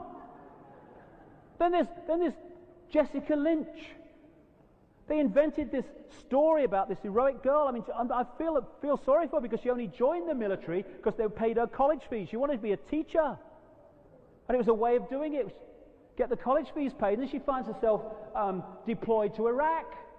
There was a BBC documentary recently, but if you look at the press coverage as well, people that have talked to the doctors, very nice people that looked after her after this incident. And what the spinners said was that she was stabbed in the leg, she was shot, but she kept shooting right to the death. Well, why didn't they kill her then? If she was shooting so many Iraqis, these terrible people. And what the doctors said was that it was a road traffic accident. The vehicle turned over, that's why she was injured. And what happened was that the doctor had heard that she was going to be moved to Baghdad, and she was frightened, and he felt sorry for her. So he said to an ambulance driver, look, put her in the back of the ambulance and drive her to the nearest American checkpoint and hand her over, because I don't want to move to Baghdad. I don't know what's going to happen to her there, right? So the ambulance driver puts her in the back, drives towards the checkpoint. The Americans open fire, makes him turn back. The next day, the troops go in with the heroic rescue. And there's nobody there but bloody doctors and nurses. And they actually tied patients with really bad injuries where they couldn't walk to the bed. I mean, excuse me. It's okay, this. And then there's the pig trough. Who has got the major contracts to rebuild the Iraq that they have bombed? Halliburton's got the major contract. Cheney's company, and Bechtel, major Illuminati company, that is a major player in that is a guy called George Shultz, who was the advisor to the Bush campaign for president. And then there's these are troops scraping gold off the doors of these places, and of course the looting and all that stuff. And then there's this guy, Ahmed Watch Your Pockets Shalabi, of the Iraqi National Congress, who fled Iraq in about 58, went to Jordan, had to apparently flee in the back of in the trunk of a car because he was wanted for a massive bank fraud, for which in his absence he was sentenced to 22 years imprisonment. Comes to Britain, starts the Iraqi National Congress, which was funded to the tune of $325,000 a year by the CIA. And then suddenly he returns, and of course they want him and his international Iraqi National Congress group in power, just as they want a puppet government in power in Afghanistan. Newspeak, Orwell's brilliant term: war is peace, death is freedom, occupation is liberation, we don't want your oil. Reverse everything, you get the truth. But of course he's a Christian man, George. He's a Christian man. He wouldn't do that. This is the man, when he was killing everything that moved in executions as governor of Texas, said, kill them all and let God sort them out. Hey, wanted for crimes against humanity and terrorism. That's what these people, and they haven't even started yet.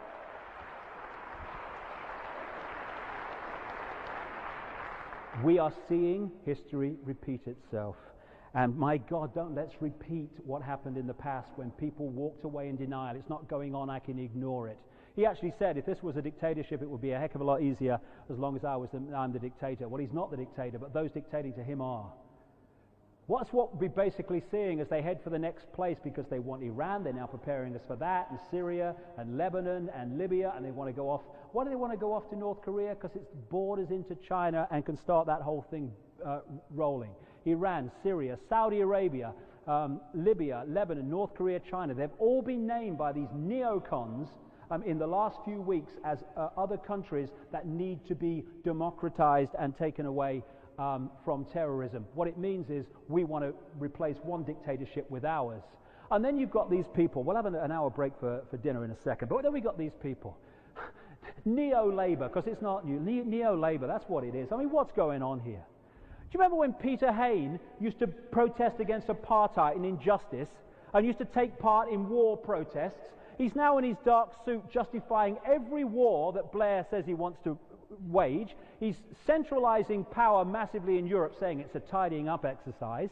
We've got the firebrand from Sheffield who's joined the club, who is now taking freedoms away and introducing the agenda through identity cards.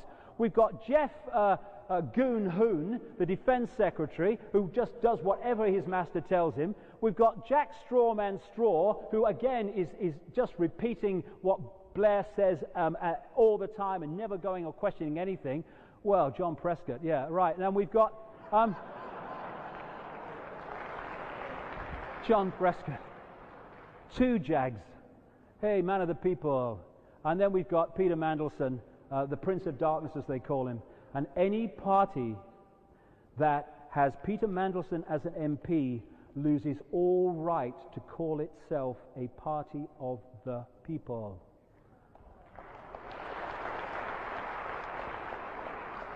And now we're seeing the process of stopping questions being asked, of putting pressure on people to shut up and not question what's happening. As you see, they've succeeded with me massively. More, I promised never to question authority. I promised never to bring up my rights. Now, why are they doing this? I tell you what, let's go back to Nazi Germany in a second and get a quote on it. Those that are protesting, like these Americans in Auckland against the Iraqi war at the time, they were hit by rubber bullets by these people. So when you kill people, you get a medal. When you kill lots of people, you're a hero in the White House. When you protest against killing people, they shoot at you. Alice in Wonderland. But let's go back to this. Why are they doing this, suppressing dissent? Nazi propaganda minister Dr. Joseph Goebbels. The lie can be maintained only for such time as the state can shield the people from the political, economic, and/or military consequences of the lie.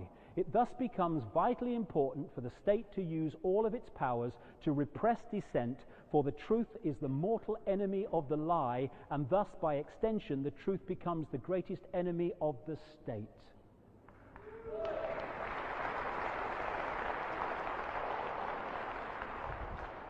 But we're in a period now, which I'm going to talk about more when I get into some really bizarre stuff when we've had dinner,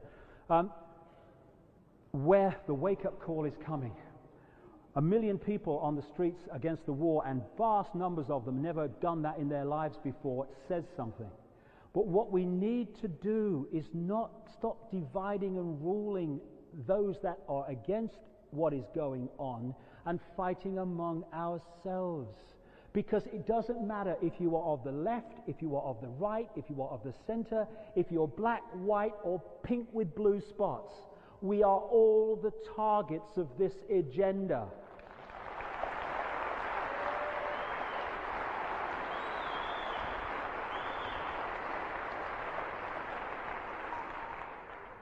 Peacefully, this is the greatest contribution, including those behind him, to peace and freedom in the world that could possibly happen. The toppling of George W. Bush, more important, the exposing of those that control him and Blair. Because if we stand up and start talking about this and refuse to be bowed into keeping our heads down and their mouths shut, we will prove Goebbels right. The truth is the greatest enemy of the lie. And all we get from official sources is the lie, and it's not that they lie and then they do a bit of truth and then they lie. They lie, lie, lie, because they're creating cover stories for the real deal behind it.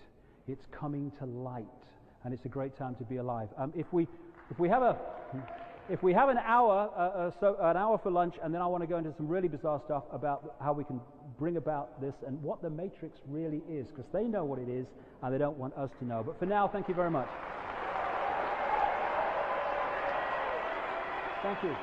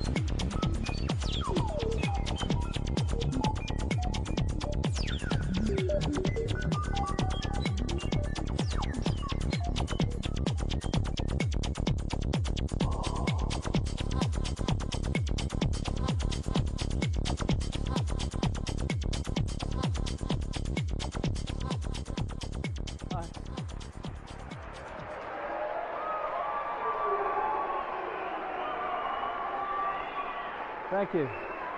Thank you.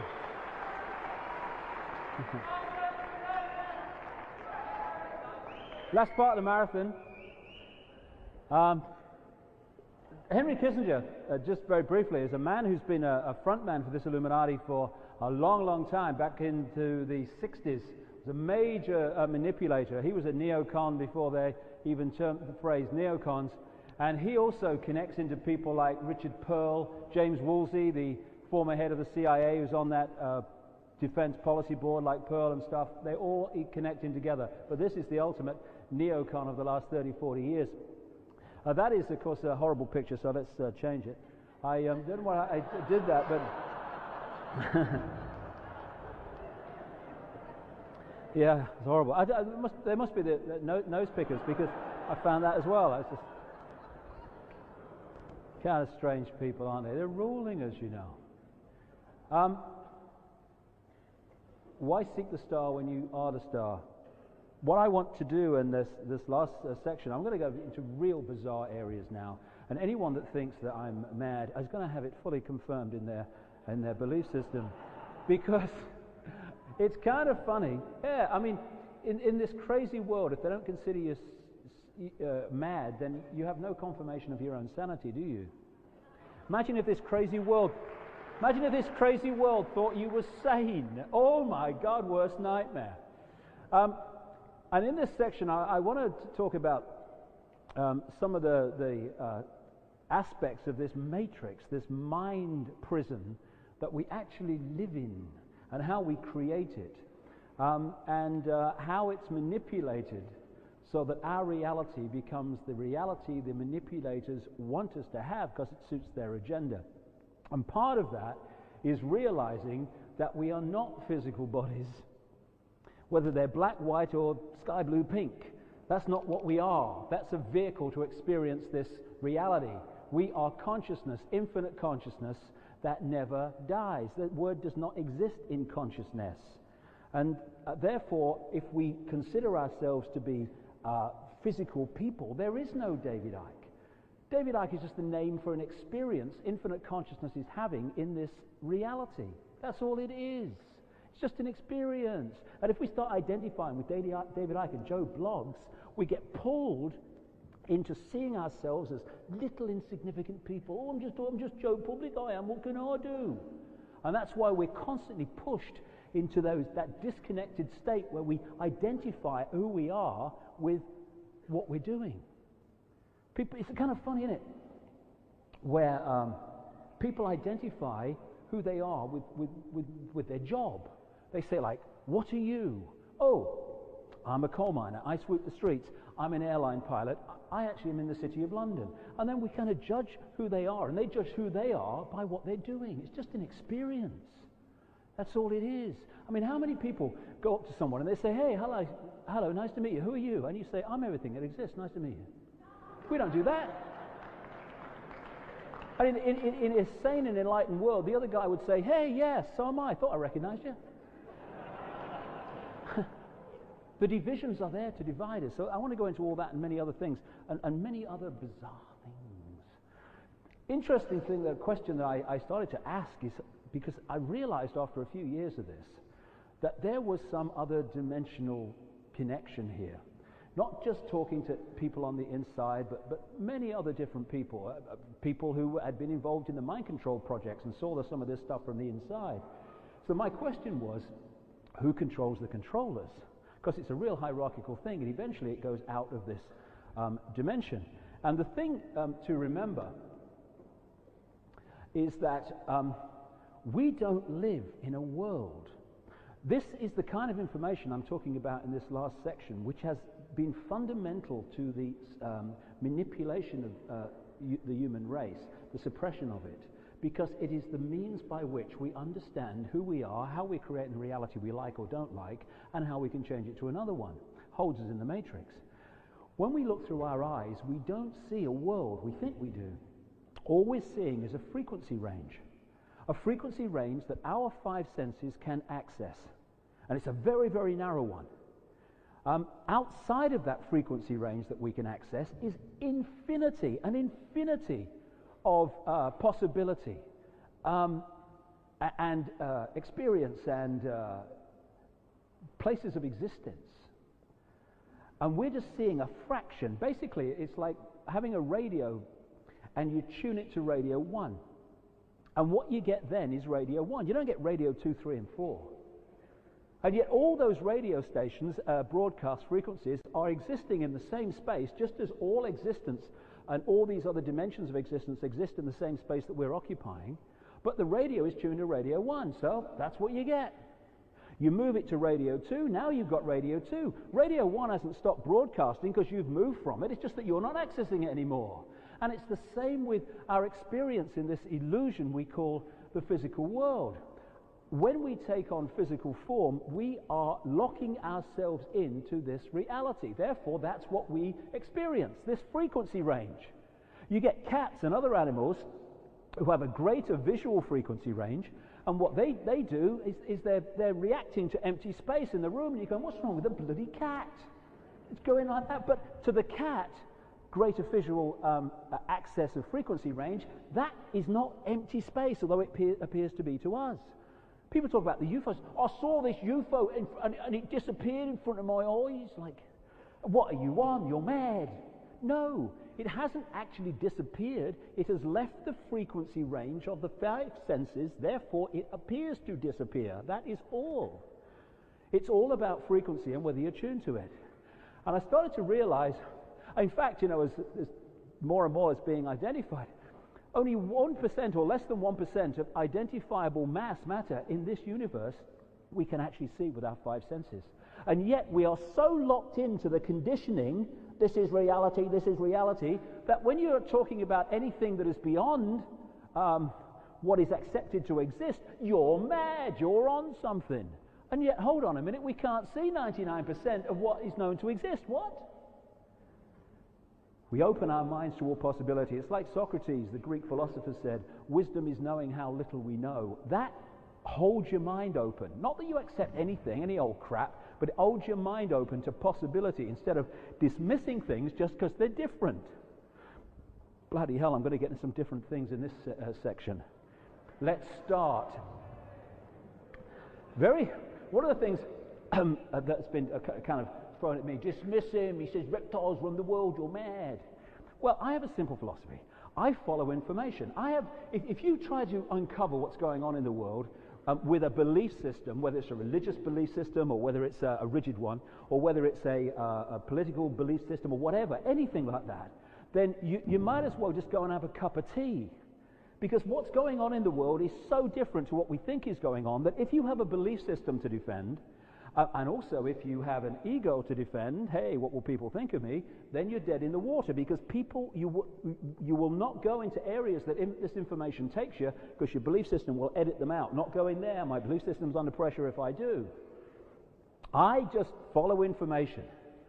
And I got to the point in about the mid-late 90s, when I'm working on how the five sense world, you might say, is manipulated, and the structures and all this stuff, where I started running into a very strange theme. And that is of people who, of all walks of life, I mean, I've talked to hundreds and hundreds of these people around the world now, who told me how they saw a person, often in positions of power, but not always, turn into a reptilian-type form in front of their eyes and then move back again. What's become known throughout history as shape-shifting and all that stuff. Morphing is the modern word for it, apparently, that people are using. And it's like when you first hear someone say that, you're going, what?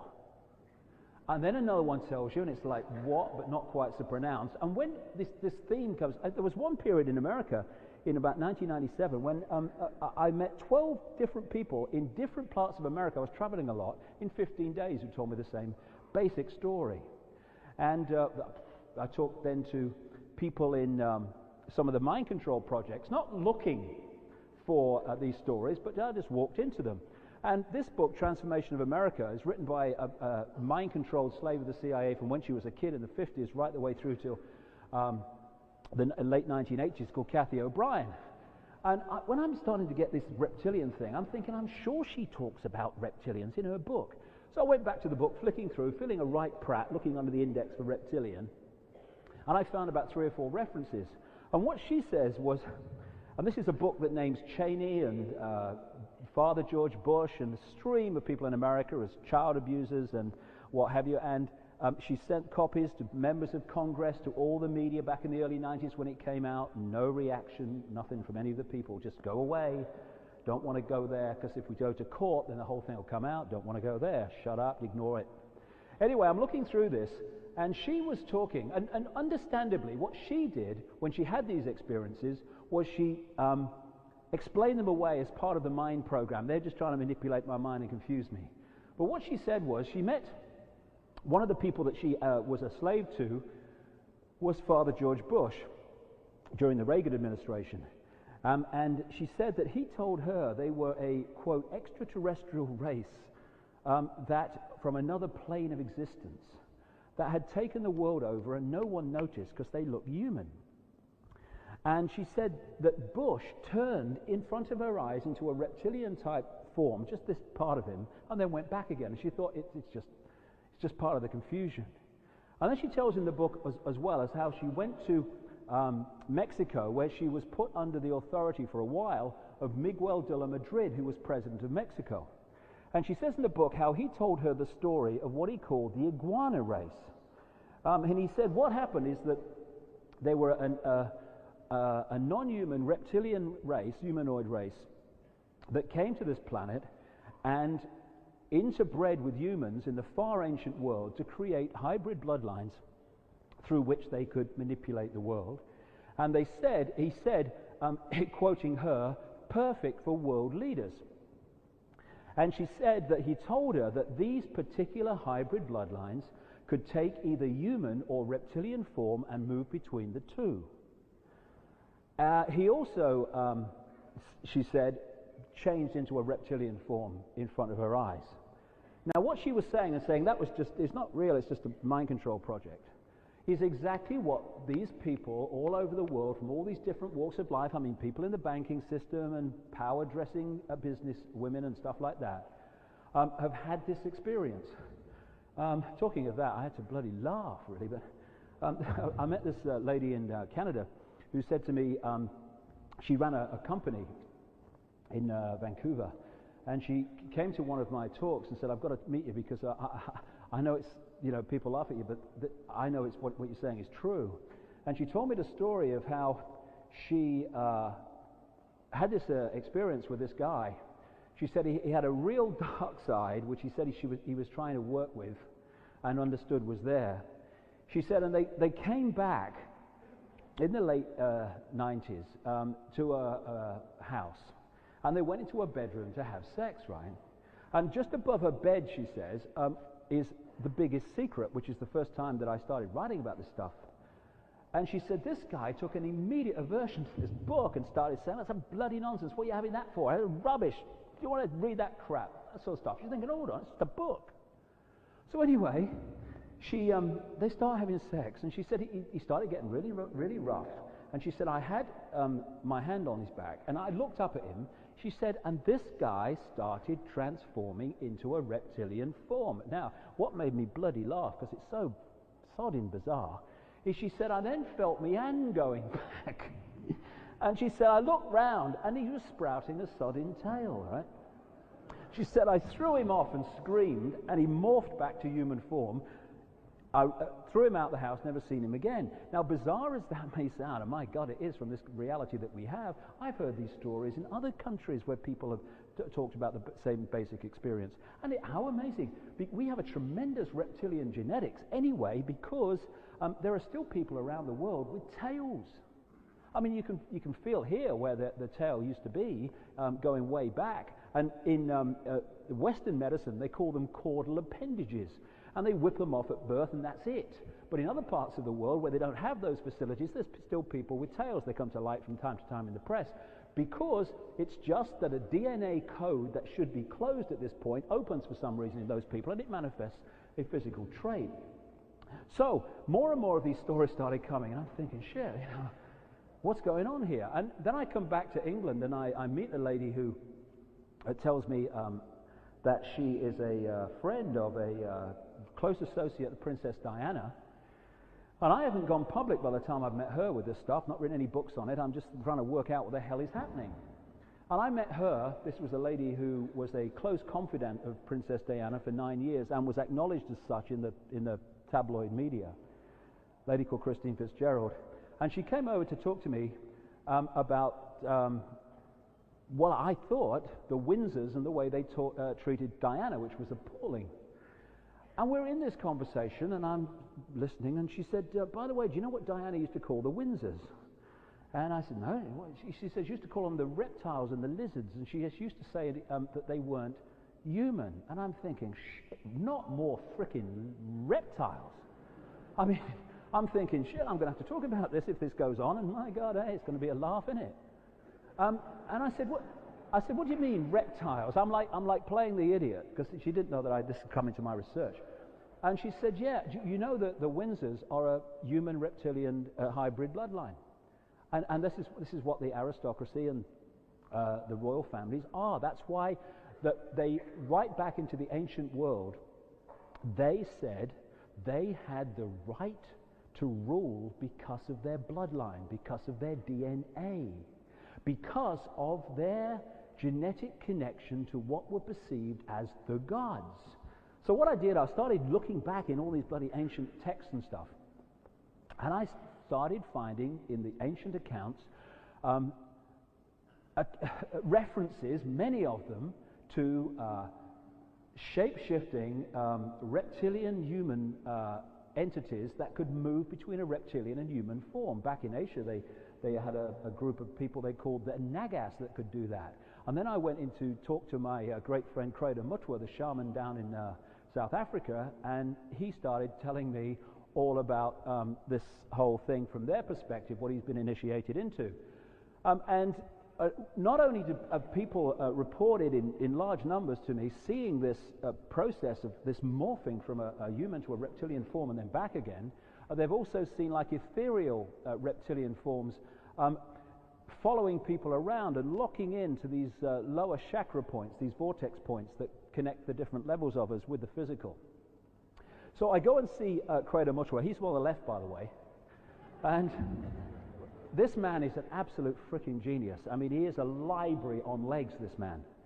What happened is, I went to talk in South Africa just after The Biggest Secret came out, and he contacted me through a third party and wanted to speak to me. So I went to see him, and I spent hours and hours, days in fact, with him. And what he said, he asked me first of all, is how do you know about the Chitta Huri? I said, well, I just come into my life, and people have told me these stories. He said, what's in your book, I was initiated into kind of 40, 50 years ago. The true history of black Africa and the true history of the world.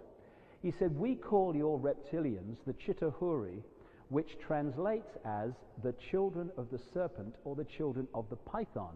He said, they are the ones that run the world. But people don't realize it because they look human. And again, you find this recurring theme, bizarre as it is, on the face of it. What was this bloody paper? Some paper was trying to take the piss out of me, and put this on the front page, and that's quite good actually, because it gives me a nice little image. And of course, it's not like physical. It's this reptilian race appear to operate, from what I can gather, just outside the frequency range of the five senses. And sometimes people can extend their visual frequency range into that range of these entities and see them, sometimes briefly. And other times they move their frequency into ours and you can see them briefly and then they've gone.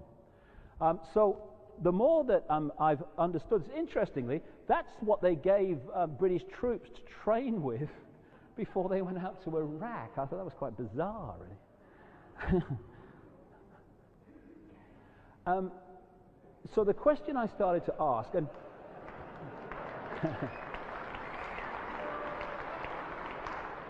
the question I started to ask, and what lots of people have asked, understandably, it's very, very relevant, is this: if this manipulation has been going on for thousands and thousands of years, why would people all that time ago give their lives to advancing this agenda if they weren't going to be around when it all transpired, where it was all heading, which is the centralized control of the planet? Well, how about if there are entities which don't always take a reptilian form, but it's a massively common theme, that actually operate on levels of frequency just outside this one, which have a different relationship to time that we have, and they come in and out of our timeline through this period of time, just occupying certain human physical bodies to manipulate this dimension from just outside of its frequency range. And what if certain bloodlines had a DNA resonance which made that easier than the general run of the population? And so if you could manipulate these particular bloodlines into positions of power, what you're actually doing is putting the vehicle for these entities into the positions of power. Talking to insiders of this, particularly in America, looking at some of the ancient accounts, talking to people like Credo Mutua, talking to the people who have experienced this, this seems to be basically what's going on. And because when we look at these people, what do we look at them with? We look at them with the five senses. Therefore, what we see is their five-sense human level. Hey, they're human, don't be stupid. But what's just beyond that? Controlling and animating the emotional and mental processes of these particular people. One of the things that I've found studying this over the years is that this idea of the eyes are the window on the soul is very, very true. And one of the things that I've found is that those that are possessed, that's the word I guess we'd use, by these entities, they have an emotionless look in the eye, in the sense that no matter what their face is doing, it might be smiling widely and all this stuff, the eyes never change. There's always this cold stare no matter what this is doing. And again, this is repeated to me by people who've experienced them.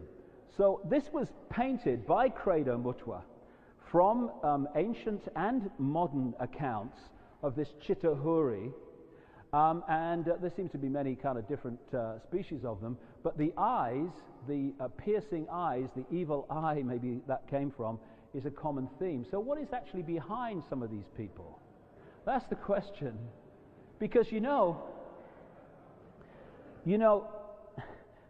whatever, there is something that connects these people so fundamentally to this agenda, and they are all people who do not have the ability to empathize with the victims of their actions.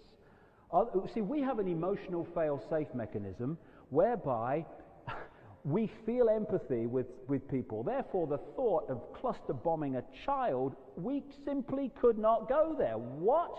The empathy stops us. If you don't have that empathy, there is no fail-safe mechanism. Anything goes. And with the people running this show, anything goes. And what I'm told, I'm just a kind of journalist really passing this on. There's so many questions I've got to ask about this, is that there is it's described to me by insiders as a corruption of the DNA, but what it is, it's just a different trait. And it can be very, very subtle, because the difference in DNA between a house mouse and a human ain't that great compared with the amazing difference in physical traits and characteristics. There is something in the DNA, they say, that makes this possession easier, and that's why they want to hold the DNA corruption by constantly interbreeding with each other, because once you start breeding outside of it, it starts to dilute very quickly and become inoperative. Now, I didn't know till I started looking at this that actually the most ancient part of the human brain is known by scientists as the R complex, the reptilian brain. I never knew that. Because of our reptilian history. We have tremendous reptilian genetics going way back. And what scientists say, I'm talking mainstream ones here, is the characteristics we get from that reptilian part of the brain, which we all have, is a obsession with ritual.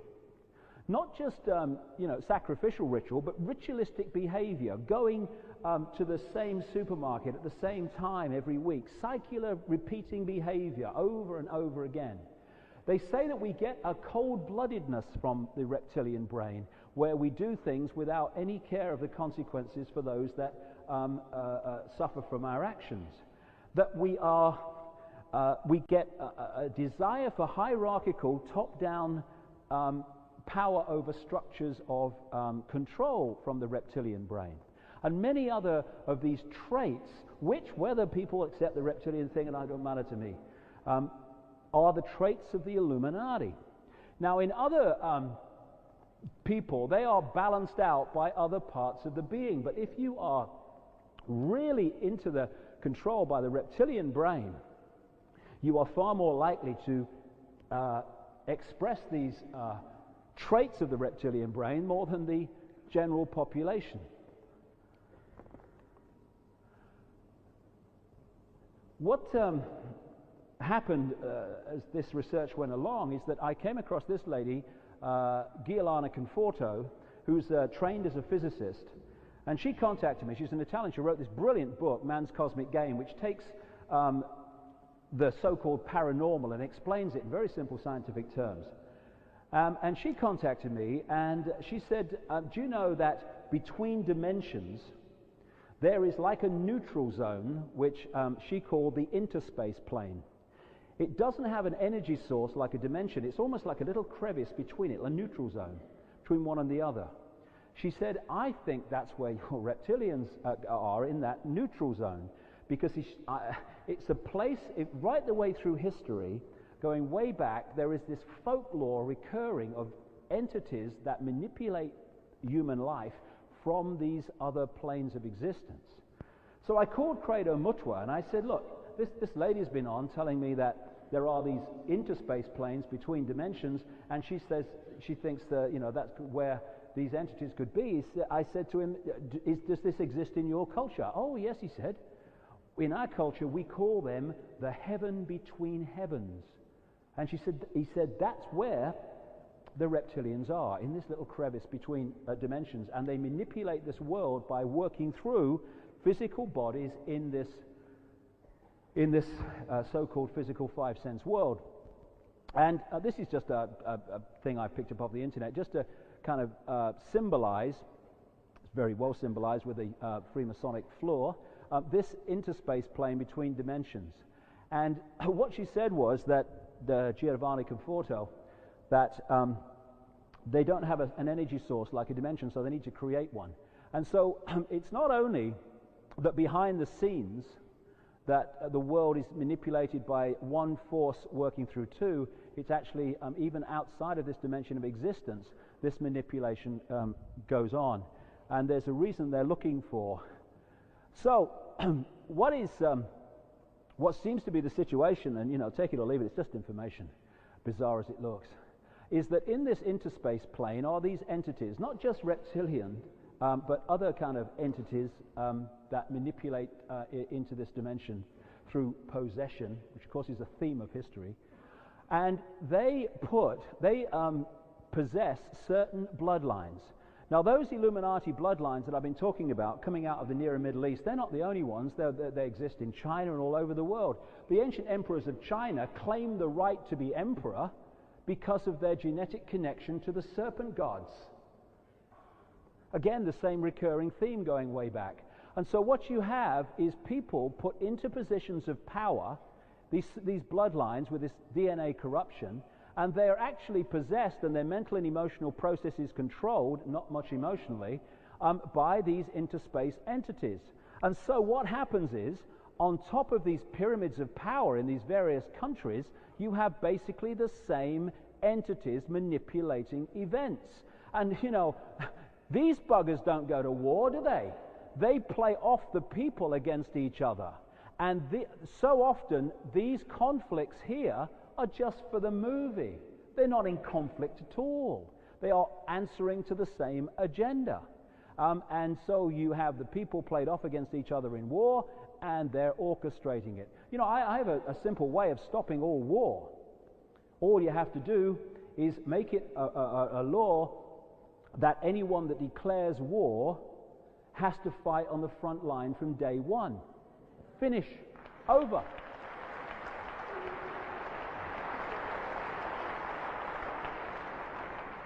I mean, if George W. Bush was on the front line in Iraq when the first bullet was fired, he'd be under a bed in Houston when the second bugger went off, wouldn't he? No, playing their game. And it's interesting, the Disney organization, a lot of this stuff is put out in really kind of different ways through the media and various things. And I watched this Disney film, Monsters, Inc., with my son, and I went along, just a kind of children's thing, and I sat there and watched it, and I started getting closer and closer to the edge of my seat. If you haven't seen Monsters, Inc., again with the Illuminati Disney Corporation, the story is this: there are these monsters in this monster world, but they don't have an energy source. So what they have to do is get the energy source from the human world.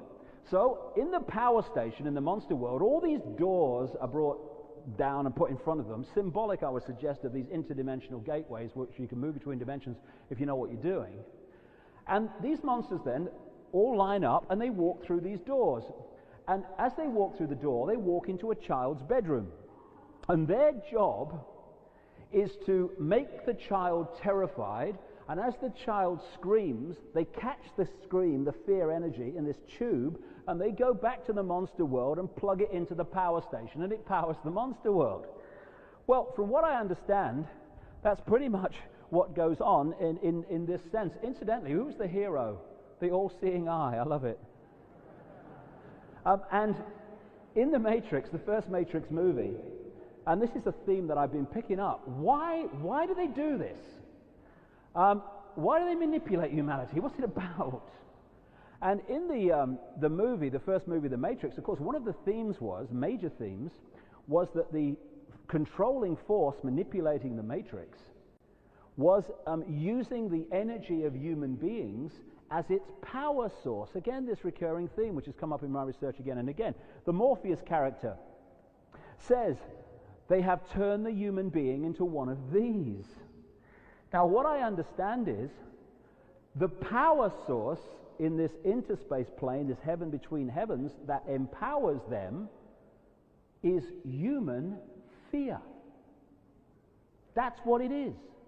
And so they manipulate through these bloodlines war, horror, famine, all the things that generate enormous amounts of fear. That's what the whole game is, turning the human race into a power station, generating fear energy which can be absorbed and used to empower them.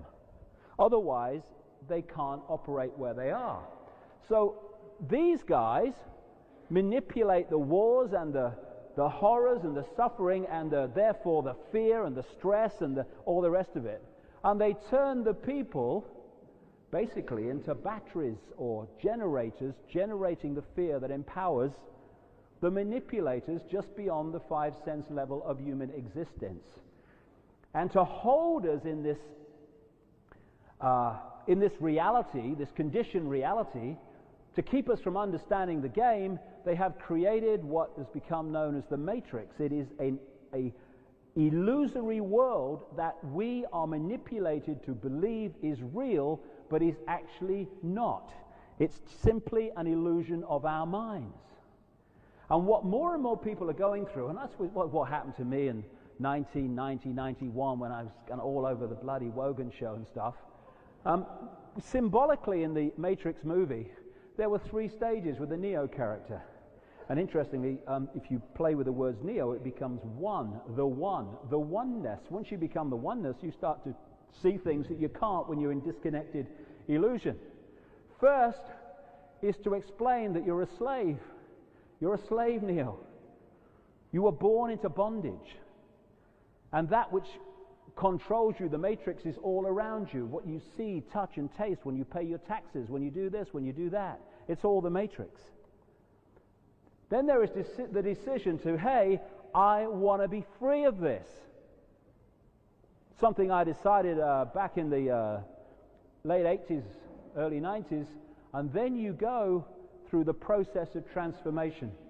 And I know from experience, and it was more extreme with me, it can be amazingly painful and can blow your life apart. But once the debris settles, your life is far better than it was before. It's like the veil lifts. It's like sitting in a room with no windows all your life, and people are telling you this is what it is, this is life, this is reality, and then someone whips the roof off and you look up. Whoa! And something like this goes on. Ah! They're lying to us. Oh my God! Because you can start to see things you couldn't see before. And when all that amazing stuff was happening to me in the early 90s, oh, it's mad, thinks he's Jesus, and all that stuff, what was happening was this veil was lifting. And in that period, if you'd have asked me what planet I was on, I'd have had to kind of check, because I was moving from one state of being to another. And when everything settled down, it took about 3 months. I'm looking through the same eyes, hearing through the same ears, and I'm hearing and seeing a completely different world, seeing things I could never see before. And more people are going through this, not in public, but in private, all over the world, as the veil's lifting. And in different ways, it's lifting at different speeds, but people are beginning to see as the veil lifts. Now, the next the kind of stage, or the latest stage that's kind of hit me, was not just realizing intellectually that it's an illusion, but actually kind of understanding how the illusion's created, and therefore how we can create another one. And it all started for me in January of this year. And this I'm going to lead into how therefore we're manipulated, because if you have the knowledge I'm going to go into and the people don't, well, you can play them like a violin.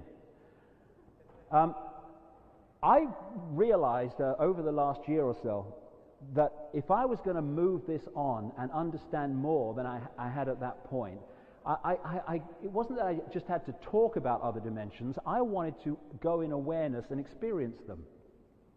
So in this period, I get this invitation to go to Brazil, to the Amazonian rainforest, and partake in this tea called ayahuasca. And it's been used by shamans in South America for centuries to take people into other states of awareness. Now, I got to 50 years of age, never touched any of this stuff, but I thought, I want to see what's beyond this veil. So I went down and I took it a couple of times. And I had the most amazing experience, particularly the second time, when I went into another state of consciousness where everything was still and I was everything that existed. I was still self-aware, but I was everything. There was no division between me and everything else. It was an unbelievable, blissful state of oneness with all. And it didn't vibrate, it was still. And as I went into this state, this voice started to talk to me. And it's just decoding thought forms. And it was as clear as I'm talking through this microphone, a female voice. And for about 4 or 5 hours in this altered state, it started giving me the deal of the Matrix and what it was. And it was incredibly profound. And I'm putting this together in a book I'm just finishing now, and doing all of it. But in brief, it said that this Matrix, this world we think is real, is merely an illusion generated by our own minds and doesn't actually exist. It is a holographic illusion. And by manipulating our sense of reality, conditioning our sense of reality, that belief in what is real, manifests itself as a three-dimensional holographic illusion. And that if we start to realize that we are creating that reality we don't like, we can take control of our consciousness back from the conditioning, decondition from the reality we're conditioned to believe in, and create a completely different illusion. It'll still be an illusion, but it will be a nicer illusion. And what was pounding around my head several times, right at the start, and then it was repeated, and then later, were these words: remember this, infinite love is the only truth, everything else is illusion. In other words, the oneness...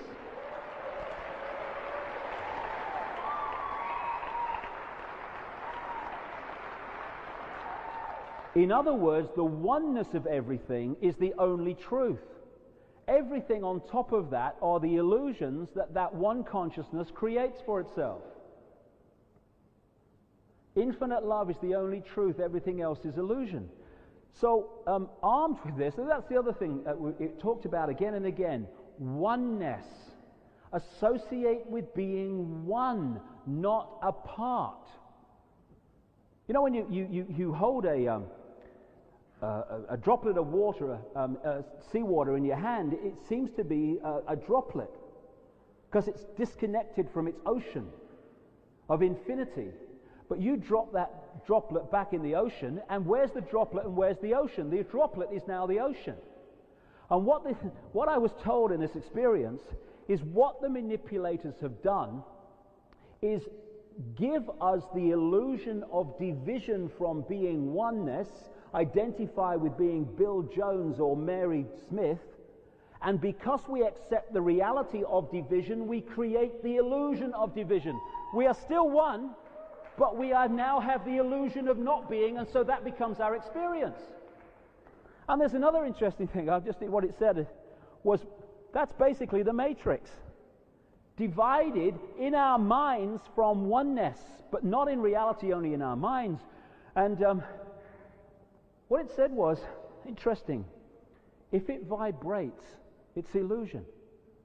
And where I was did not vibrate, because it said this: the vibrational frequencies, dimensions and stuff that we go to, most people, after we leave this dimension, we move off it, so-called death, not that it exists, we transform to another level of existence without this form.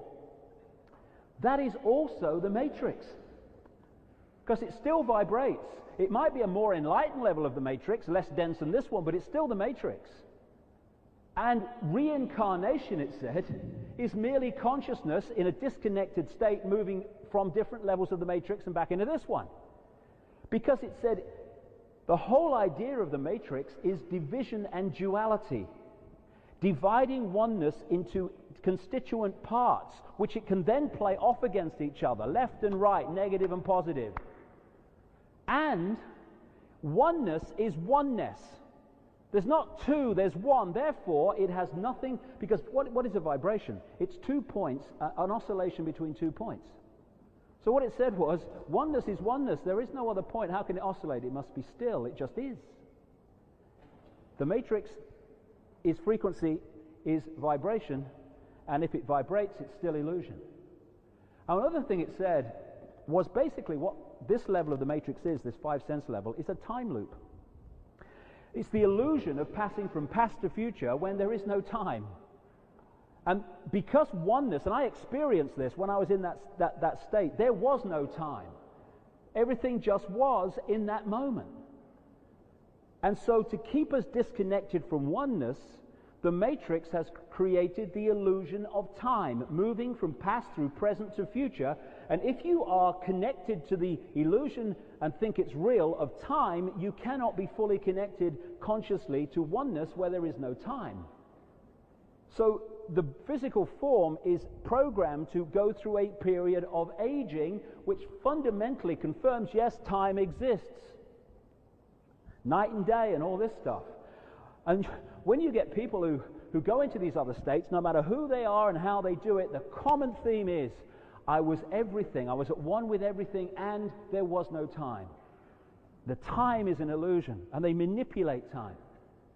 We are not this physical form. This is a vehicle to experience this world, and this actually doesn't exist, as I'll get to in a second. It's a holographic illusion also.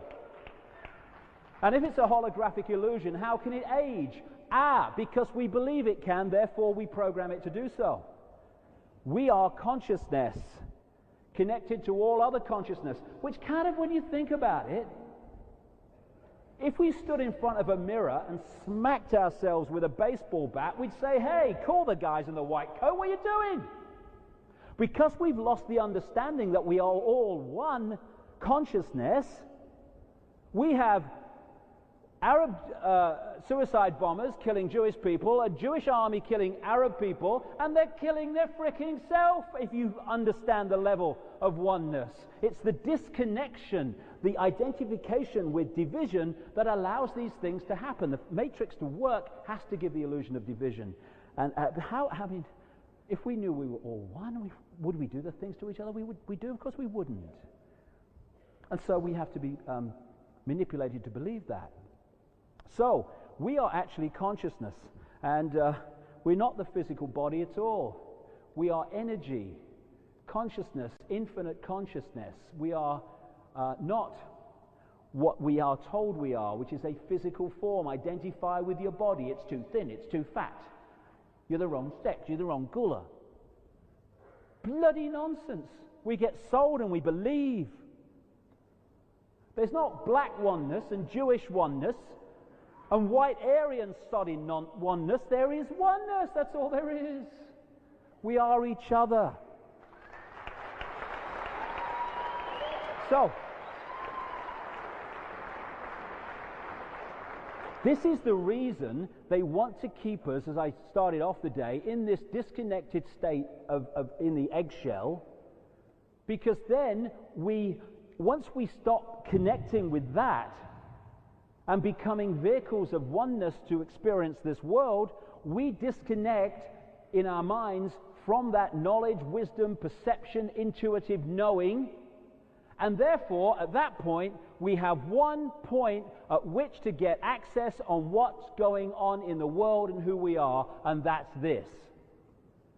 So if you can manipulate reality to disconnect people because they don't think they're oneness, they think they're Fred Bloggs, you disconnect them from that level of their infinite knowing, and you also control what's coming in here, so you program the droplet with your reality.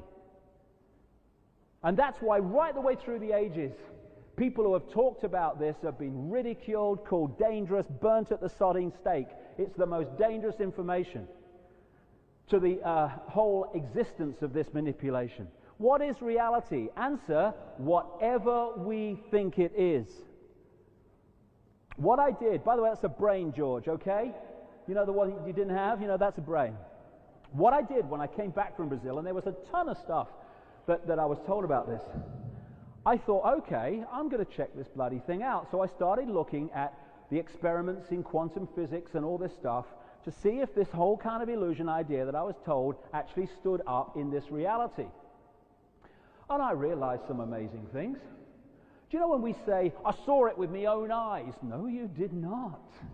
We don't see with our eyes. I didn't know that. We see with the visual cortex in the brain. And experiments have shown with people that we edit up to and sometimes more than 50% of the detail that comes out in through the eyes as it passes through the different levels of the brain, like the temporal lobes and stuff. We put in and take out detail on the basis of what we believe we should be seeing. And funnily enough, right at the start of this reptilian thing, when I met Credo Mutual, I said, what if these people exist? Why don't we see them, more of them? And he said, because the brain, this is a kind of primitive shaman in Africa. Genius, the man is. He said, because the brain edits out what people don't expect to see or don't want to see. They edit out and they don't actually register it. And this is what these experiments are finding. So, again, even on this level, if you can program the belief of someone, what they believe to be real, they'll bloody edit and create what you condition them to believe. And that's why when we start to open up and disconnect from the programming, go into a process of unlearning what we've been told, we then start to see things we haven't seen before, because we're no longer being dictated to by the programming on the basis of what we should see. This is the real bottom line of the manipulation. I mean, I saw this proverb, where there is love, there is pain. Bollocks.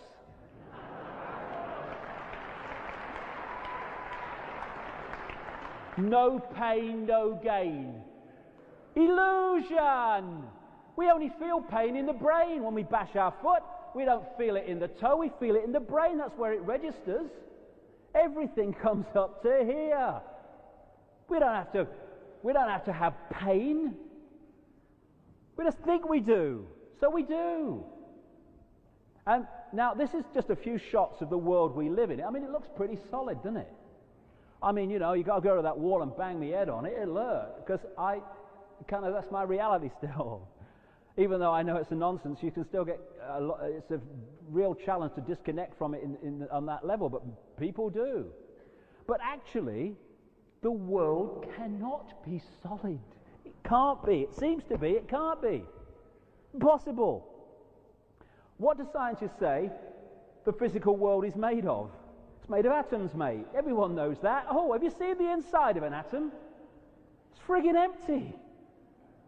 As one physicist said, I saw in a book, if you symbolize an atom to be the size of a cathedral, things like the particles within it will be about the size of a 10-cent piece. The rest of it is what, to our reality, though nothing is, empty space.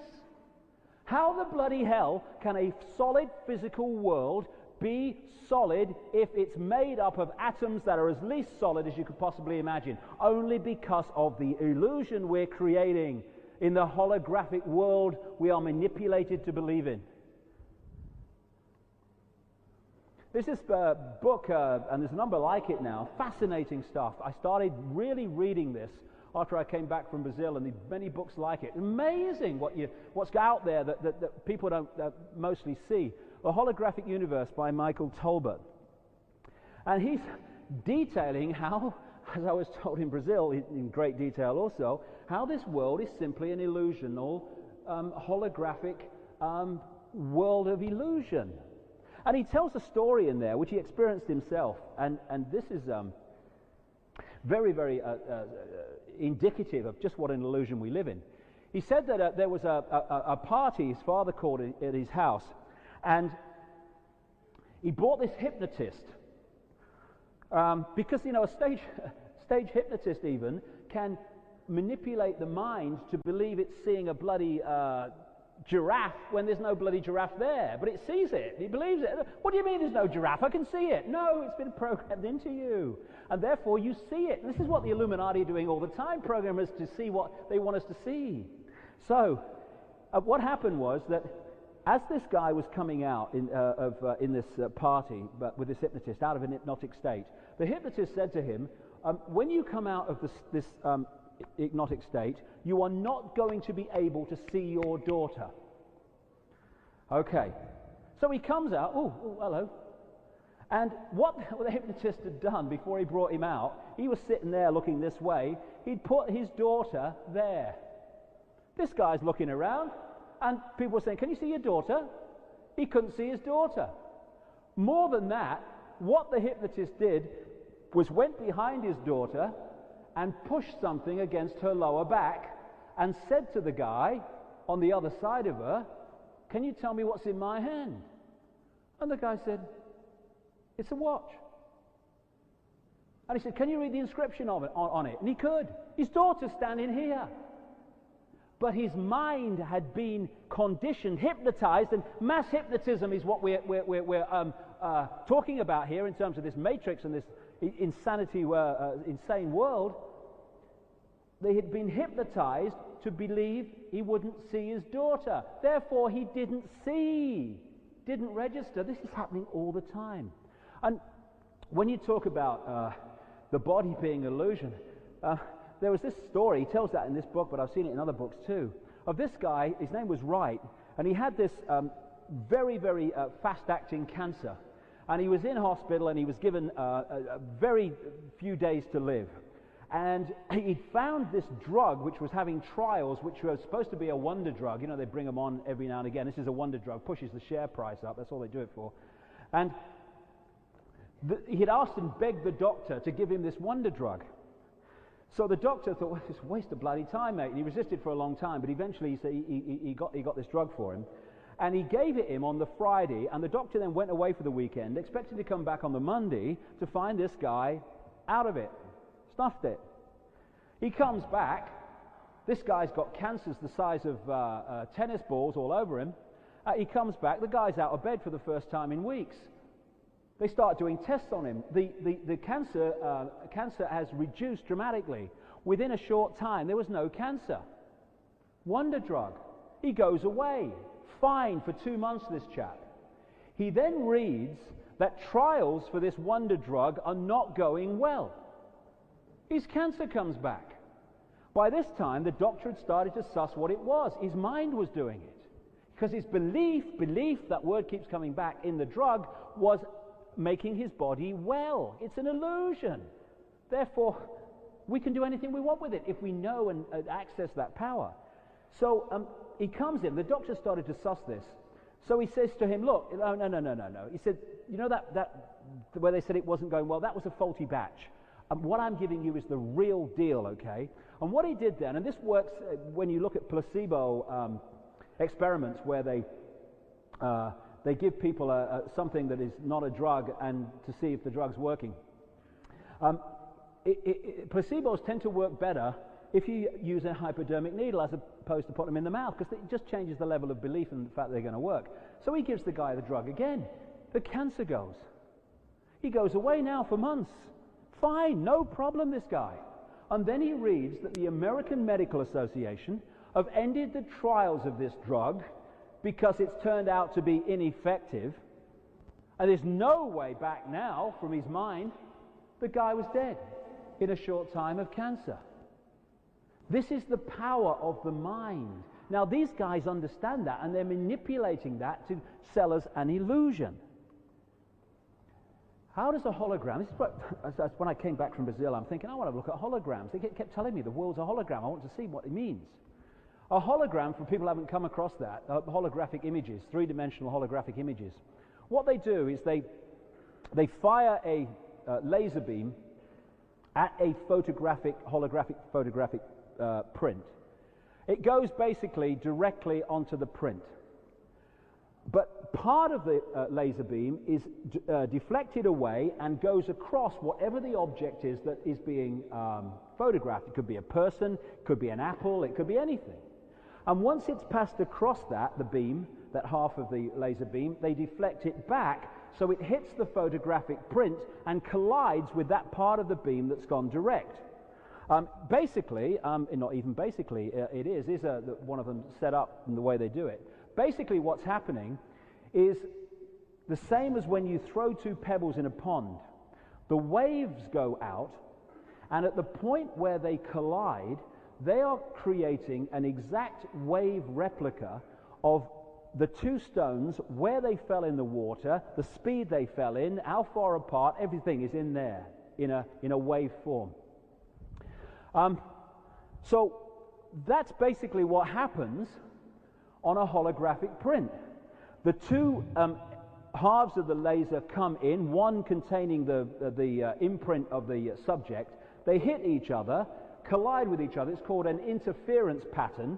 And when you look at a holographic print, that's basically what it looks like, something like that. And you're looking, what's that? It's just a series of wavy lines. But you then fire a laser onto that, and it becomes that. That's a hologram, a three-dimensional hologram.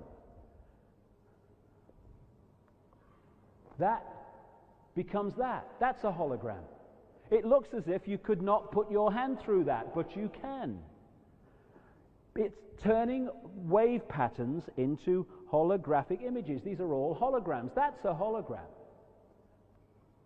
So, let's go back one. I started reading about this stuff, and what they found is this.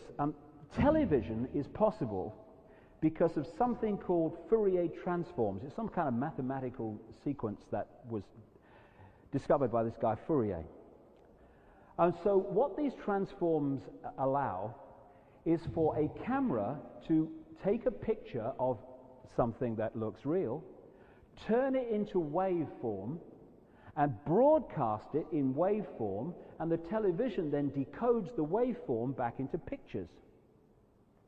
What they've discovered in experiments with the brain is that the brain works in exactly the same way on Fourier transforms.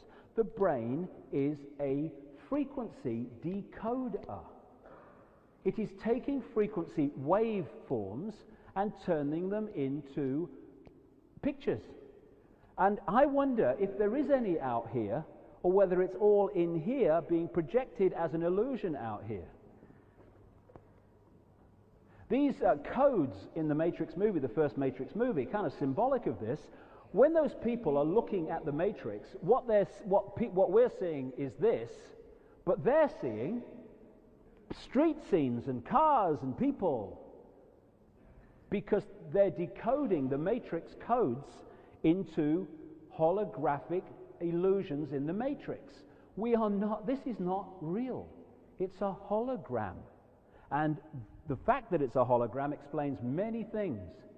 Interestingly, one of the things that this voice in Brazil told me, which sounded bizarre at the time, is that these people manipulating the world, like the reptilians and what have you, they're actually not, this is the next level of kind of going on this, they're not actually consciousness in the sense that we perceive consciousness.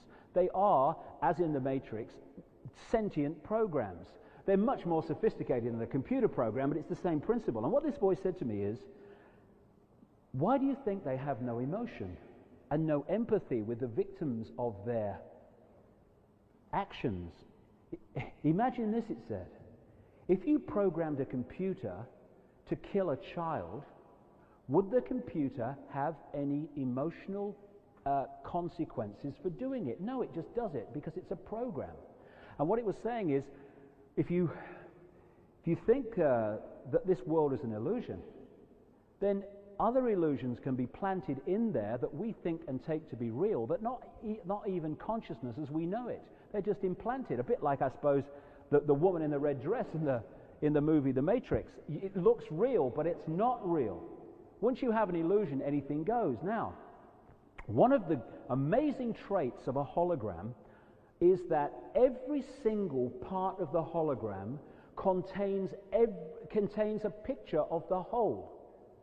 If you take a holographic print, which if you fire the laser on it shows you the picture, if you take that print and you cut it into 4, you fire a laser onto any one of those 4 parts, it will give you a smaller version of the whole picture. Cut it into 8, smaller version of the whole picture again.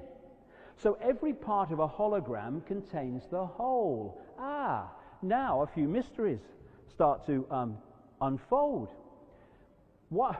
Reflexology, acupuncture, and all these alternative healing methods are able to find the body, whole body, in every part of the body. So they find places on the foot that relate to the heart and the liver and the kidneys and all this stuff. In acupuncture, they find little points on the ear that relate to every part of the body. Every part of everything that is necessary to grow a whole body is contained in every cell of the body. Why? Because it's a friggin' hologram and contains therefore the whole in every constituent part.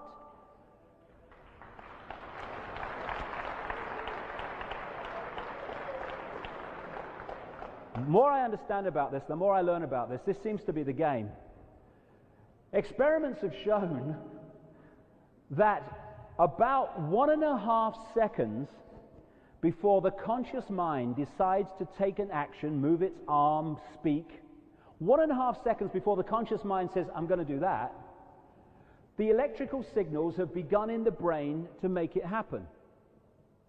So where's the real engine room of behavior here? Certainly not in the conscious mind. It's an experiencer. It's an observer. The real power of the mind is in the subconscious mind. And before I got into any of this, it was very clear that the Illuminati target the conscious mind, the subconscious mind, more than anything else. They are powering in there with subliminals, creating a certain reality, and from that subconscious mind, we are creating the waveform patterns that we then, at the conscious mind level, decode into holographic illusions. If you can program the reality and the beliefs of the subconscious mind, you create the reality that decodes into what it thinks is real. The subconscious mind is the target for that reason. So, that is a hologram we think is real, when really it's just wave patterns. And it's not just the wave patterns that we create. It's not that we all look at the same place and say, oh, I think that's a tower and I think that's a building. Yes, all right. It goes beyond that. The matrix is, at this level anyway, what I call consensus reality. And it works like this. Hello, that shocked you, eh? It's all right, I've not shape-shifted. At this point in the talk in Brixton, all the video equipment went pear-shaped. That was recording. So instead of splicing the two bits together and losing all the information in between, I thought I'd just add in here from my home the bits that are missing, and then we'll go back to the talk for the last period to the end. And what I was actually talking about when the tape Brixton ended was consensus reality. I was talking about this picture here, about how when information comes in through the eyes, it's actually waveform. not actually three-dimensional cars and rooms and walls. Our brains do that. And it's interesting that when information comes into the eye, it's upside down, it's backwards, and it's two-dimensional. How many people realize that? That when information comes in the eyes, it's two-dimensional. What happens is the brain then takes the two sources of information coming through the eyes. You know, like those video viewer things where you see those three-dimensional pictures when you look in. They work because each eye is given the same picture, and it puts the two together to create a three-dimensional image. Well, that's what the brain's doing every time we look around. So consensus reality is what I was mentioning in Brixton, that it's not just us, if you like, individual minds that are creating our reality, although we're giving our unique spin on it by the nature of our beliefs and what have you that create the reality that we think we experience. But there's a collective level, consensus reality I call it, which allows us to look at the world and basically agree on what we're seeing. For instance, if I looked out of that window, the cameraman here and everything, we would agree that there was a house over there. That's consensus reality.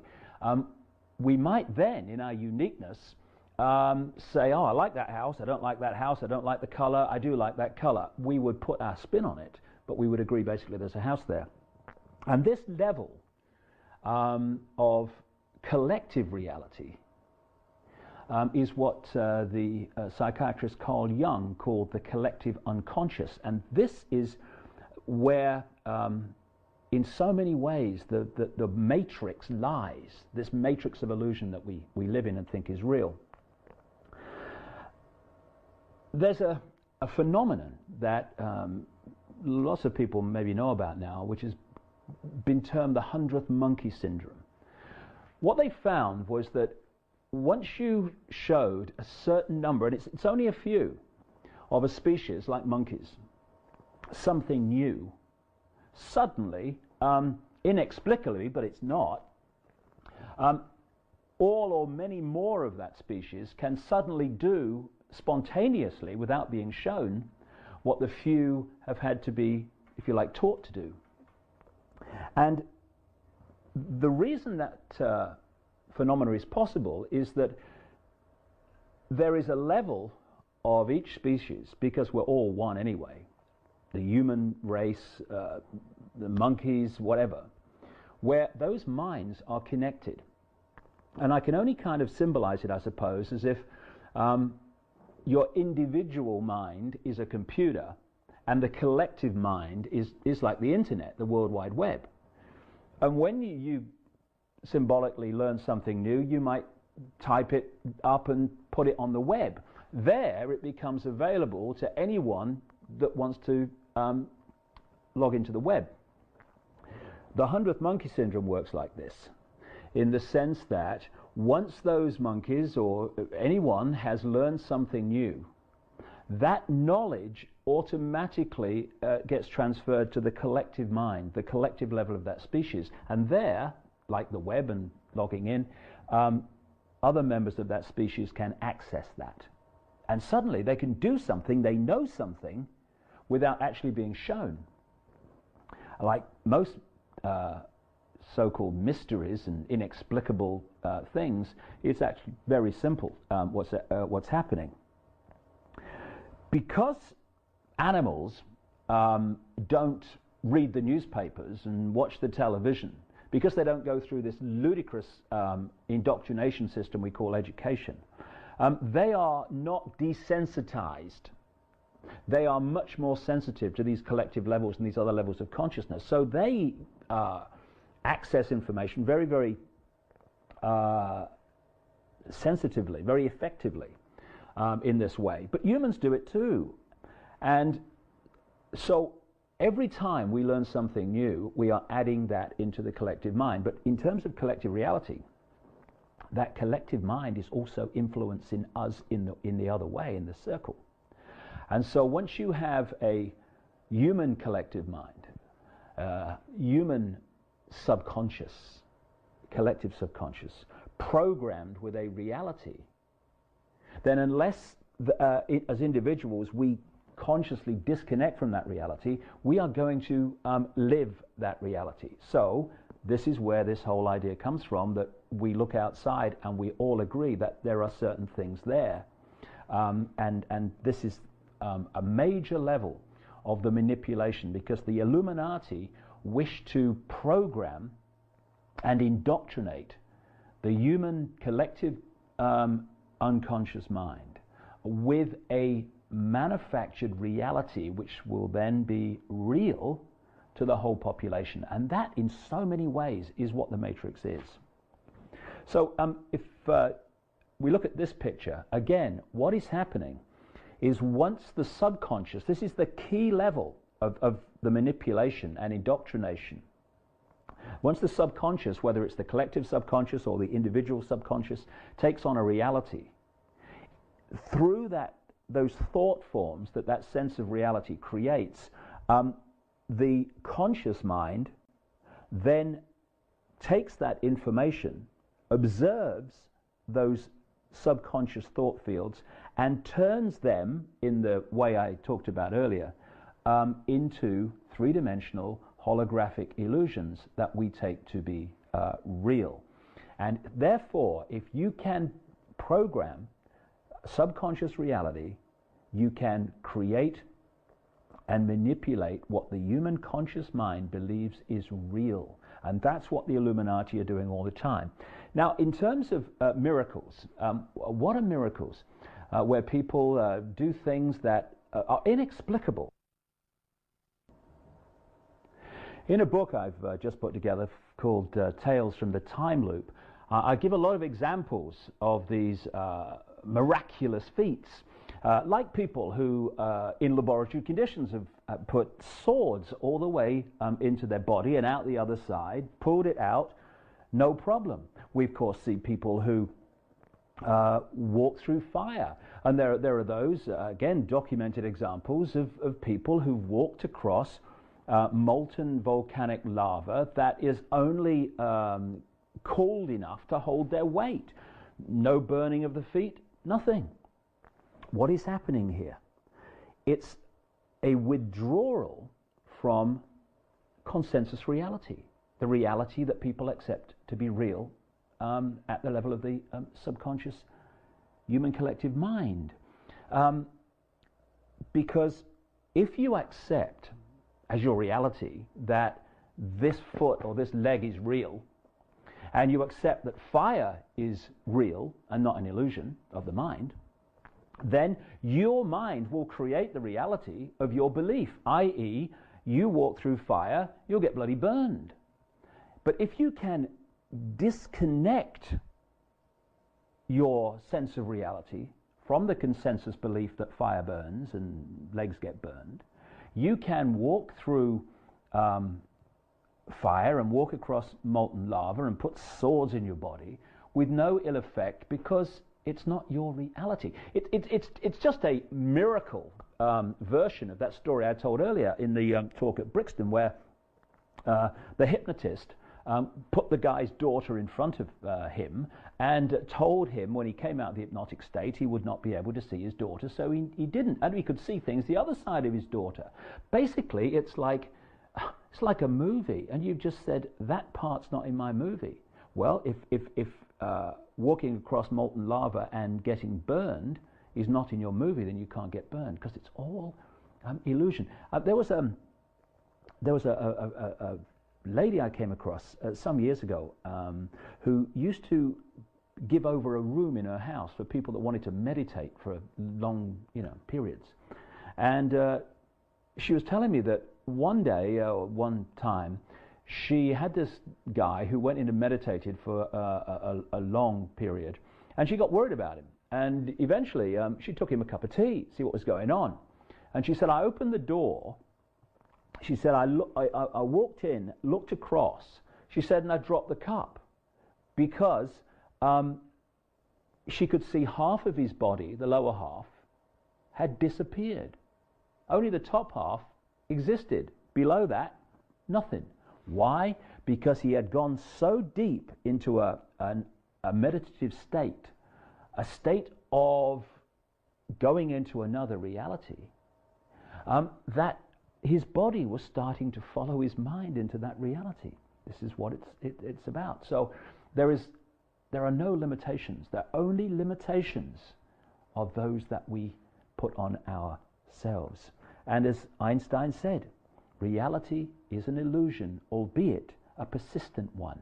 And what makes it persistent is this collective level and the fact that we are constantly having our sense of reality reinforced externally. This is what's real, education, media, and all this stuff. And therefore we take it on and we create the three-dimensional holographic illusion of that reality. This is what the whole basis of the conspiracy about. It's hypnotizing, literally hypnotizing the population with a certain reality. So, what is reality? Quite simply, whatever we think it is. And the idea is to more and more push and pressure people into a smaller and smaller sense of reality with the destruction and suppression of diversity. The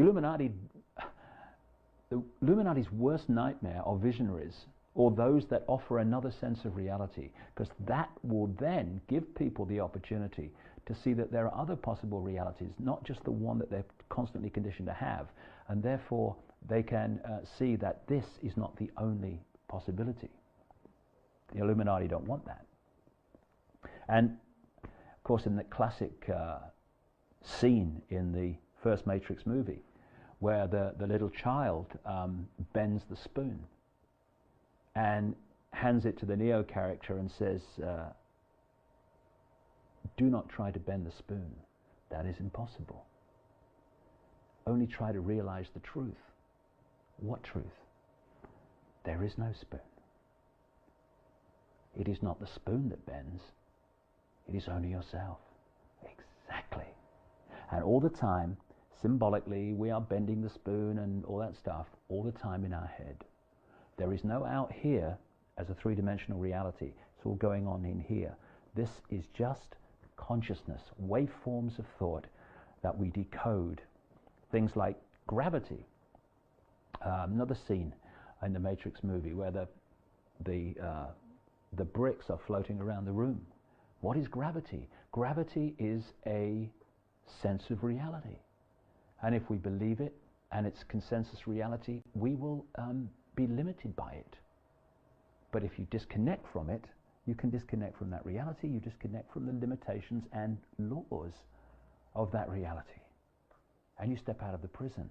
And it's kind of interesting that, if you remember in that first Matrix movie, when the Neo character went through that realization that death was an illusion, when he was shot in the corridor and died and then came back to life, when he came back to life, he kind of symbolically overcome the limitations of the reality that he'd had all his life in the Matrix. And what happened at that point? With that realization, he was no longer seeing people and walls and what have you. He was seeing vibrational codes, in effect, the green codes that the Matrix used to symbolize this. And it's getting beyond the point where you take this to be real. That takes us beyond the limitations of the Matrix, because the Matrix will not control us once we realize that this is an illusion and we're creating it, and therefore we can create any illusion we like. We can create a paradise illusion, or we can go on creating a prison illusion, but they're still illusions, creations of our mind, and we are in control of that if we take it back. That voice in the Amazon, when I was in that altered state with the ayahuasca, was pointing all this out in great detail. And there was a point during that night when I opened my eyes and I saw the moon coming up. And as I looked at the moon, this voice said, the moon, the moon. Poets wax lyrical about the moon. Illusion.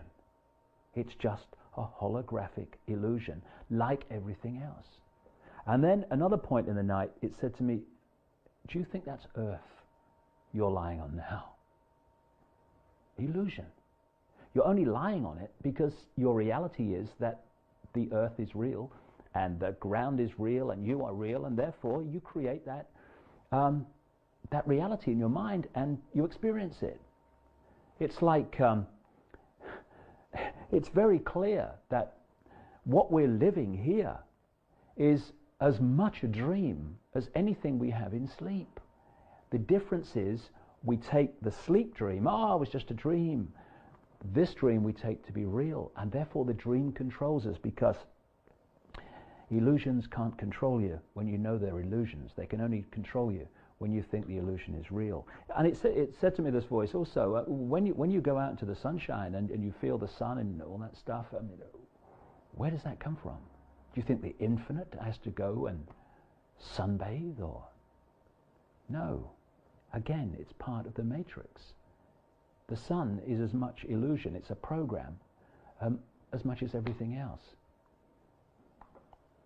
And this is an artist's kind of symbolic impression by a friend of mine, Neil Haig. It's from the front of a new book, Tales from the Time Loop. What this voice was telling me is that this consensus reality in this five-sense world is basically like a time loop. He called it a time loop, where the illusion of time, I mean, you go into subatomic quantum physics and they'll show you that there is no time. Time is an illusion of this reality.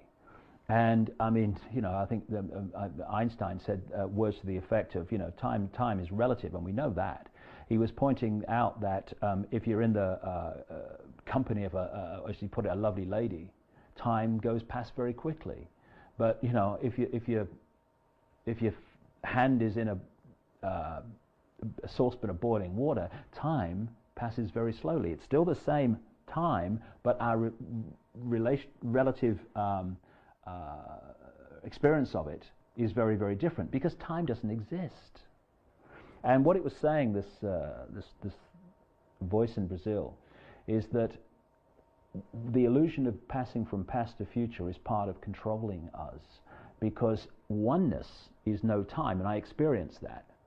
And people who have out-of-body experiences, near-death experiences, they come back again and again and say, there was no time where I was. There was no past, there was no future. Exactly. It's an illusion of this reality. And so the future eventually just goes round to the past, and we go round and round and round from reality, reality, reality, like caught in a trap, when it's an illusion of our minds, which consensus reality continues to manifest. And what this matrix is, and what this time loop is symbolized by that droplet of water there. It's disconnected from the whole. Not really disconnected, because you can't be disconnected from oneness, because you're always oneness, but we have the illusion of disconnection. And that illusion is what stops us manifesting the true infinite magnificence that we are, and gets us caught into this idea that we're little and ordinary, and caught in a world in which life is living us instead of we living life. That's the difference between being in the illusion and thinking it's real, life lives you, or realizing it's an illusion and you're creating it. Then you can live life. So the more and more that I've gone along this path, it's clear that it's not a case of learning anything, because we're oneness, we are infinity, we have access to all, we know all. It's not about learning anything, it's about unlearning. It's about freeing our minds from the programmed reality that holds us in the trap. And because, as I've talked a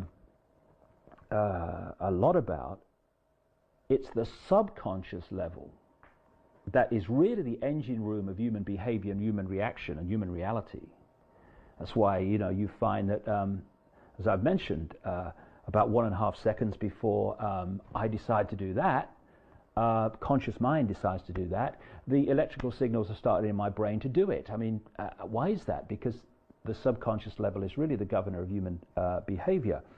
And so the Illuminati target the subconscious all the time. You know, when they're talking about bin Laden did it, bin Laden did it, bin Laden did it, weapons of mass destruction, weapons of mass destruction, war on terrorism, war on terrorism.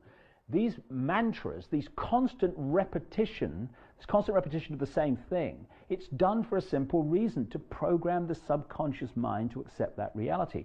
And the subliminals that you find in advertising and in political broadcasts and all this stuff are staggering in their number. And subliminal, it means below threshold. In other words, your subconscious mind sees all and absorbs all. My subconscious mind, as it looks around this room, observes this room, is taking it all in. My conscious mind is aware of a fraction of what is actually there to see in this room. And so subliminals are there to talk to the subconscious while the conscious mind is completely unaware of it. I mean, a simple example, years ago now, they used to put a flash frame of Coke bottles, bottle of Coke, in the movies just before the interval. Now, the flash was so small and so fast, the conscious mind didn't pick it up. The subconscious mind picks everything up, and it was putting the thought into the subconscious, Coke, Coke, Coke. And the sales of Coke went up as a result of that. They would put other little subliminals in, like, I'm thirsty, I'm thirsty, I'm thirsty, to do the same. And when you look at the advertisements that you see all around you in newspapers and television, the subliminals manipulating the subconscious are enormous. Here's an example. About 5% apparently of people pick this up. So have a look. There is a subliminal message which, when it's pointed out, is crystal clear in the picture you're seeing. And like I say, according to the research, about 5% of people see this, and the others don't. If you haven't seen it, look at the two plants on the left. Go down to the bottom half and you'll see that they make an S in the background. A lot of these subliminals are put in the background of advertisements because people tend to concentrate on the subject, but in the background it kind of passes us by. That's good because it goes into the subconscious mind. If you look, it's an S, and then you look at the same level between the two middle plants, you'll see an E, and then there's the X on the other side. And sexual subliminals are used a great deal. Here's an advertisement which I looked at, and they said, yeah, just an advertisement, yeah, it's a guy, yeah, so what's in there? See if you can see the subliminal in that, because although it's kind of quite overtly sexual, the advert in general, it's actually a lot more blatant than that when you see the subliminal. What you do, if you haven't seen it, most people don't, I understand, go along the top of the jeans at on the waist, just to the left of the center of the chest, and then follow up the shading. And it's very clearly a willy. Now, you'll see these, until I started researching this, I didn't realize how blatant it was. You'll see things like that in the most innocuous of advertisements, like for chocolate cake and soft drinks and all this stuff. And again, this is one that actually was very blatant. This is for chicken McNuggets at McDonald's. I mean, have you ever seen anything on a chicken that looked like that? And when it was pointed out, they said, oh no, we're a family company. Yeah, right. Now the reason that there's so many sexual subliminals put in advertisements is this. This is the basis on which they do it. We are led to believe we live in a sexually open society. We don't. We live in a sexually suppressed society. And we're in denial of so many things, not just sexual things, we're in denial of many things that we don't want to face. What they do is, with subliminals, is manipulate that. They use the sexual subliminals to attract you on a subconscious level to the advertisement, although the conscious mind has no idea why it's attracted. And the conscious mind, which is in denial of sexuality, in denial of many other emotions that we feel, it shuts out what it's looking at. And so they have the wonderful benefit and bonus of attracting people to the advertisement on a subconscious level, while the conscious mind is not seeing what is attracting them to it. So this is what they use it all the time. And our subconscious mind is being programmed with messages and instructions and hypnotic implants all day, every day. From what I've read about like print advertising in newspapers and magazines, particularly in newspapers, they're designed to be seen, looked at for about 1 second. So what are they doing? Are they going to sell me anything in words in the advert in a second? Not the idea. The idea is to implant in that second the subliminal message, and it literally is a hypnotic key, which then is designed to be triggered when you're walking down the supermarket and you see that product, and then the trigger comes and you buy the product. That's how it's based, what it's based on. And this, of course, doesn't just happen when they're trying to sell you a chocolate cake or a bottle of gin. It happens in political advertising, in political statements, and in the media in general, in terms of manipulating our subconscious reality of 9/11, the war on terrorism, invading Iraq. It's going on all the time. You might remember a few years ago when Georgie Bush, Boy George, was going against Al Gore. An anti-Gore advertisement by the Bush camp was found to have this subliminal in it, where rats came up when they were making a very anti-statement about Al Gore. Unfortunately, it was very crassly done compared with how it normally is, and you only had to slow down the tape very slightly to see the rats. It's much more subtle most of the time, but this is just an example of how it's done. I remember even further back, there was a time when François Mitterrand, the president of France, was going for a re-election, and people saw a subliminal involving him in the opening titles of the national news on one of their channels. Again, it's all about subconscious implantation. Here's an example of that. There's a very good book called The Age of Manipulation. It's one of many good books written by a man called Wilson Bryan Key, who's pretty much one of the world's best researchers and most knowledgeable writers on subliminal manipulation of the subconscious. And he points this out in his book about Colonel Gaddafi. Years ago, when they were in America trying to demonize Gaddafi, they had his front page cover picture on Time magazine, Time Warner, AOL Time Warner, massive Illuminati company. And in the face, they had planted subliminally sex on the forehead, attract into the picture, and then kill on the side of the face to plant a very negative subconscious thought about Gaddafi. And they do this with other people as well. And these, let me add, are the very people who have told us what happened on 9/11, who did it, why it was done, and what should happen as a result. Interestingly, during the Iraq War, they introduced this massive manipulative con of having reporters travel with the troops during the Iraqi war. And what did they call them? And this word came out of the Pentagon. They decided on it. They call them embedded reporters, or embeds.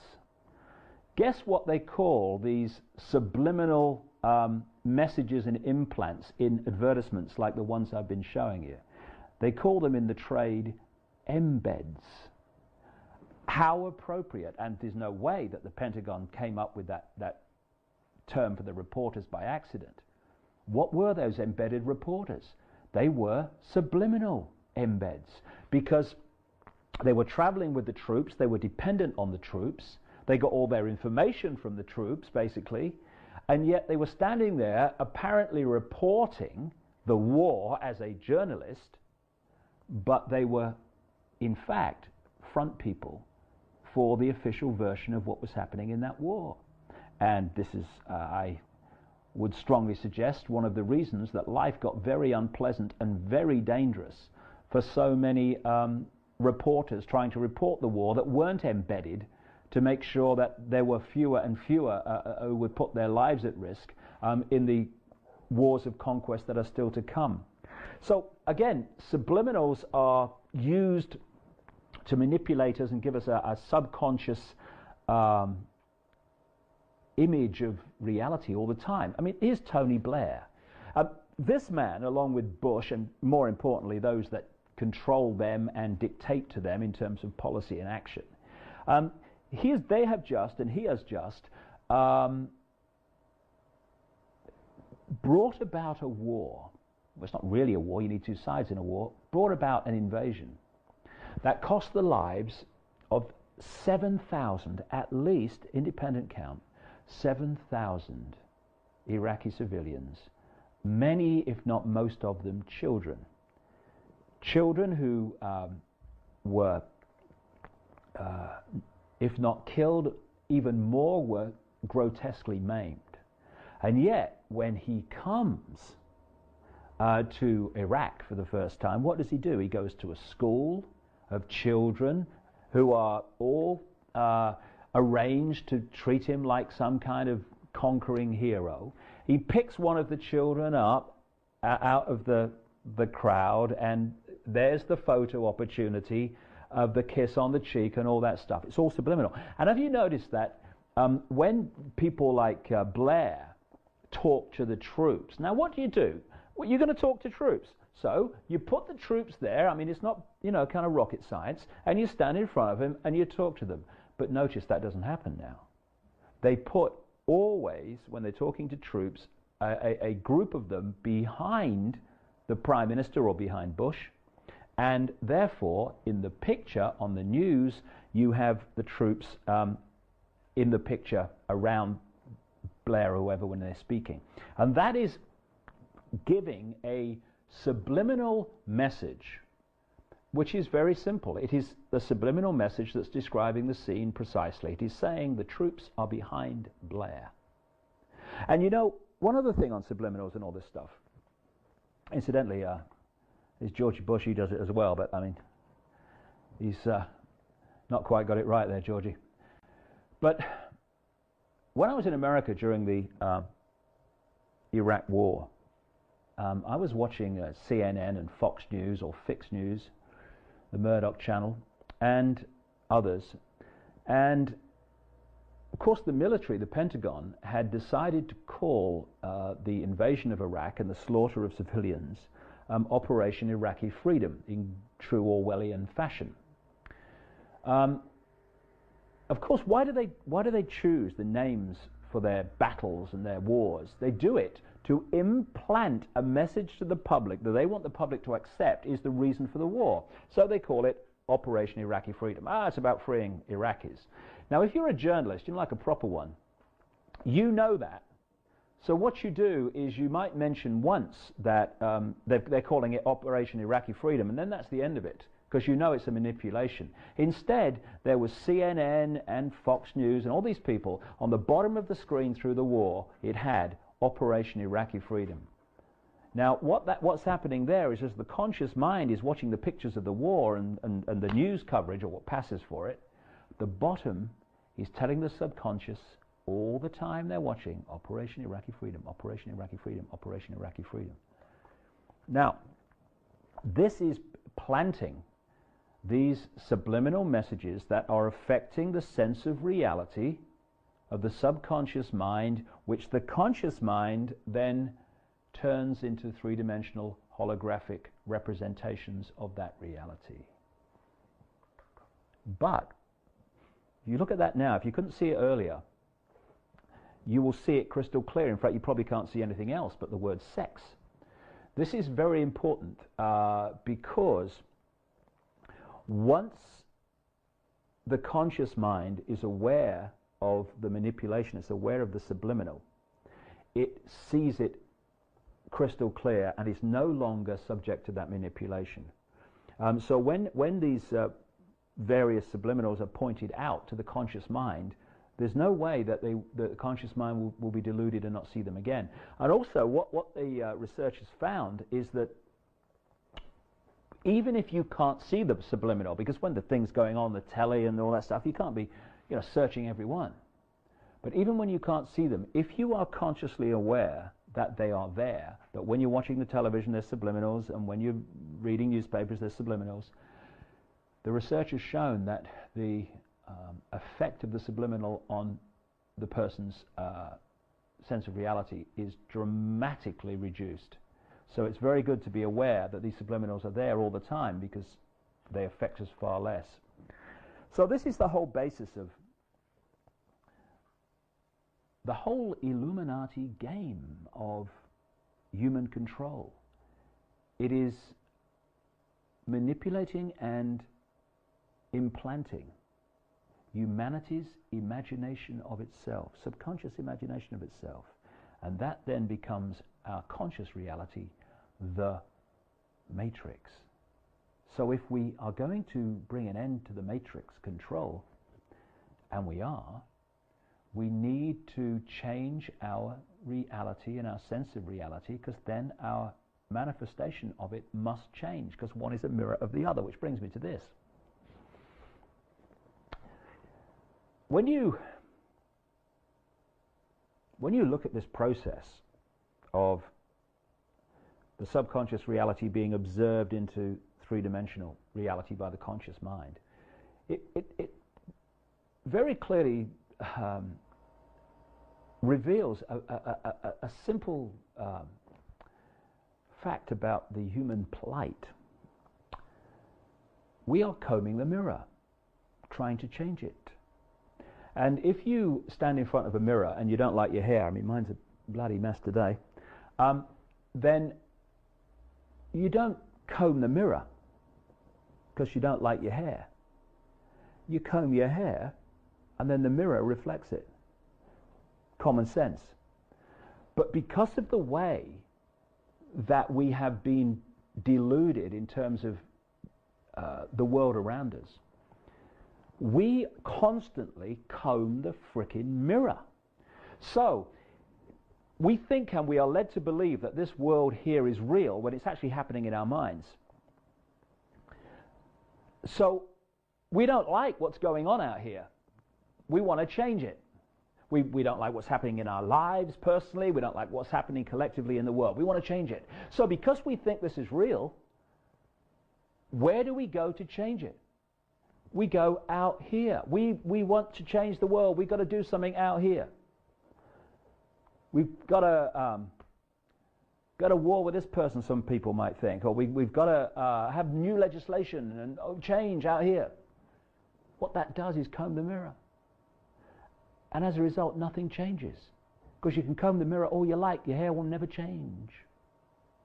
And the Illuminati are constantly trying to kid us that if we want to bring about change, it has to be out here that change takes place. This is a mirror, it is a reflection. This can only change when what is reflecting it, what is creating it, our inner sense of reality, collective and individual, changes. So if we want to change, our lives, we have to change ourselves. If we change our sense of reality, then our holographic representation of that, our daily experience, will change, but only if we change that sense of reality. And we have got caught in this trap whereby we create our reality without knowing it. We experience the reality thinking we are not creating it. And if we don't like it, we try to change the reflection of the reality instead of what is actually creating it. So we're going round and round and round and getting absolutely blown nowhere. And this is what the trap is. It's like running round in a cage on one of those kind of wheel things that mice run on. The way to break the circle is to realize this is an illusion. We're creating it. We can change it by taking control of our minds back. So everything in this world, or what we think is a world, is a reflection. It's a reflection of our inner sense of reality. And this knowledge is how the Illuminati control. We can talk about Bilderberg groups and secret societies and manipulating networks and banking scams, and we should. We need to be aware of those things. But the bottom line of all of it that makes it all possible is the Illuminati's manipulation of humanity's imagination of itself. Once they got control of that, they know that we will manifest through this process of creating these holographic illusions, we will manifest the world that suits them. So, climbing the mirror, this is Neil Haig again with a symbolic example of the way we are going round and round in circles, trying to change a reflection instead of that which is being reflected. So this is why when we have certain fears, we tend to draw them to us.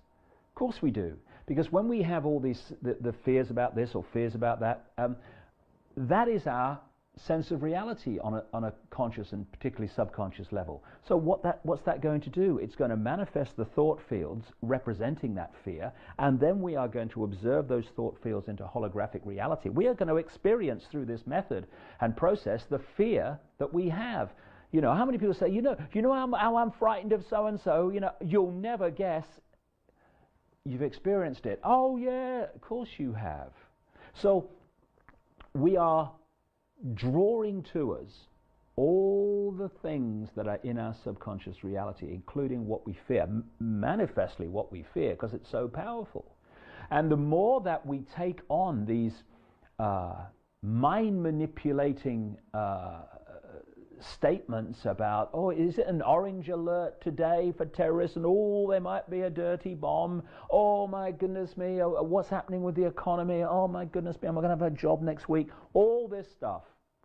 If we take it on, it's going to become our reality, because we create the illusion of what we think and what we are in our inner selves. But in the same way, if we put out a different sense of reality, if instead of being fearful about things, we let the fear go, because there is no fear, it's an illusion, it's a creation of our minds. If we put out love, if we put out lack of fear, if we put out oneness, the balance of all things, if we put out optimism, I know it's going to be fine, not I think, oh I hope it's going to be all right, I know, we will create that reality. Money and all these things that, you know, people like in their lives and what have you, or whatever their desires are, whatever that form they may take, they are illusions. They're as much an illusion as not fulfilling that desire, not fulfilling that ambition. That's another illusion. So we are in control of whether we manifest the illusion of manifesting what we want, or whether we manifest an illusion of manifesting failing to get what we want. They're both illusions. We're in control of which one we have. And I think that's pretty much covers what was in the gap when the tapes went wrong at Brixton. And so let's go back there now. We're going to pick up this very point, because when I was in that altered state in Brazil, this voice was telling me about the illusory nature of the emotions that we feel and the pain that we manifest. And once we realize they're illusions, we can maybe do something about them. Anyway, let's go back. Pick that up at Brixton, and hope you're enjoying it. Thanks for watching. When I was in that oneness state in Brazil, this voice said to me, do you feel any pain here? Do you feel any worries here? Do you feel any emotional trauma here? No, no, no. No, because they're all illusions created by the mind and the manipulation of the mind. We live in bloody paradise. We've just freaking forgotten. So when you put out love, in its true sense, not I love you, darling, saw you down the disco, but a love that can say, hey, despite all that I've talked about today, you can say, hey, I love you, George Bush. I love you, Tony Blair. Hey, if I don't love you and I don't love all these other expressions of oneness, I can't love myself. How can I? Because I am you and you are me. This is not about shooting Tony Blair. This is not about stockpiling weapons for the big shootout. It's just another polarity that suits the matrix perfectly. We need to change reality, and then all the stuff we don't like will demanifest from our reality when we cease to create it. This is why you don't fight for peace, you peace for peace. If we want a peaceful world, let's be peaceful. I heard Tony Blair talking about Afghanistan or something. He says, sometimes you have to fight for peace. Pratt. What?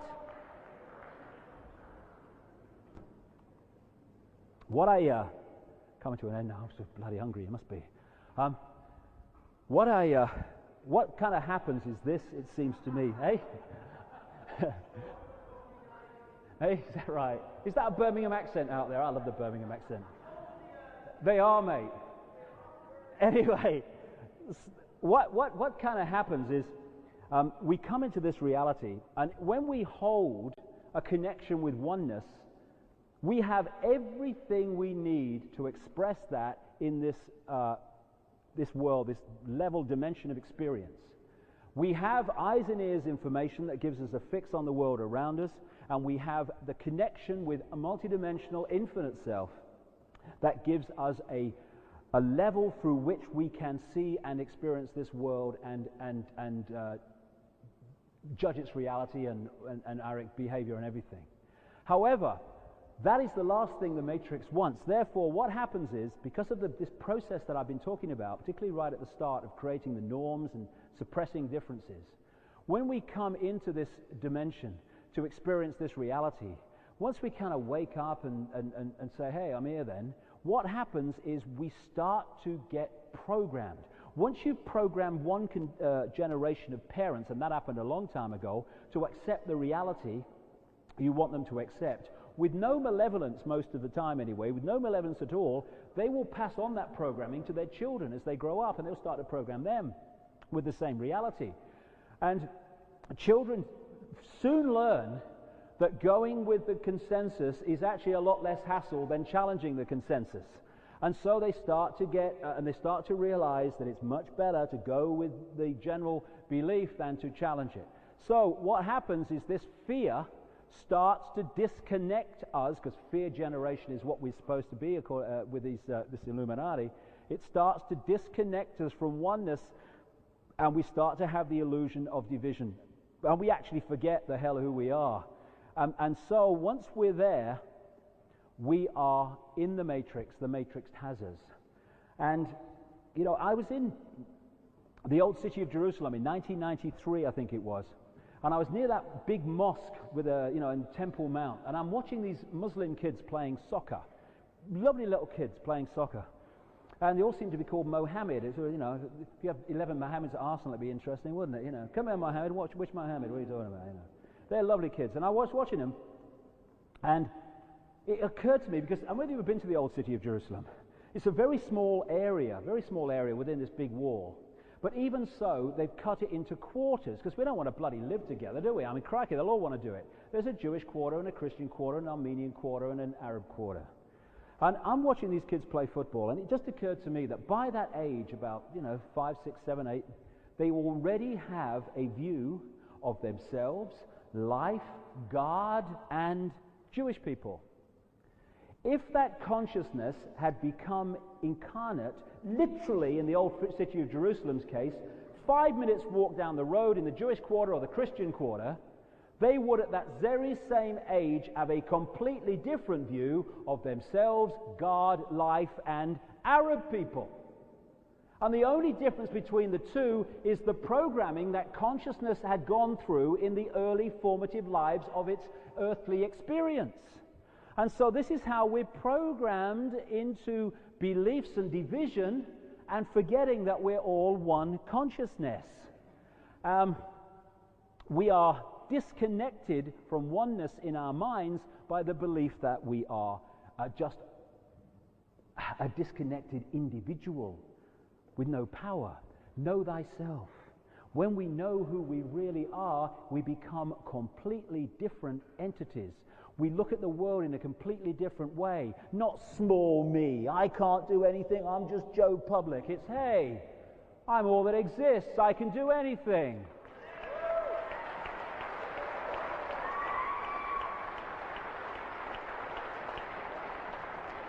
Don't think you are, know you are. I've more and more understood the difference. It's like, oh, I think I'm going to do it. I know I'm going to do it. It is my reality. There can be no other outcome. It's my reality. It's my universe. I control my universe. It will happen. I know it. I know it. Not I think it. Completely different state of being. And don't, remember the Matrix? Stop trying to hit me and just hit me. Again, in this process, I'm trying to hit you. In the process of trying to hit you, that's what you're doing. You're trying to hit him. It's a completely different state just to hit, not in that. In every other case, don't try to do something, just do it. One of the things also that this voice said to me, very interestingly, is don't ask the question, know the answer. You are all that exists, therefore you know all things. The illusion is that you don't. And so you ask the question, and in asking the question, you are accepting the illusion that you do not know the answer. So, if we can break out of these eggshells and start to be who we are and not fear what other people think of us, because it doesn't matter, because they're illusions and so are we can start to change reality, transformation into a completely different state, from disconnection to oneness and therefore infinite possibility. Martin Luther King said, the ultimate measure of a man is not where he stands in moments of comfort and convenience, but where he stands at times of challenge and controversy. Love has got this reputation as being weak. Always into love, he'll be doing the washing up next. Love is the ultimate power because it is without that which takes our power away, fear. And love is not just love. Love is not just infinite love. It is infinite wisdom. It is infinite knowledge. It is infinite knowing, because infinite love is all things in balance as one. And so we'll do what is necessary without fear once we get into that state of no fear, which is oneness and the understanding of the power we have. We are all infinite genius. We've just forgotten. That's the problem. One of the things, as I come to an end, that Martin Luther King said, cowardice asks the question, is it safe? Expediency asks the question, is it politic? Vanity asks the question, is it popular? But conscience asks the question, is it right? And there comes a time when one must take a position that is neither safe, nor politic, nor popular, but one we must take because it is right. We are now at that point, at a fork in the road, where we do that, or we walk slavishly to the global fascist state.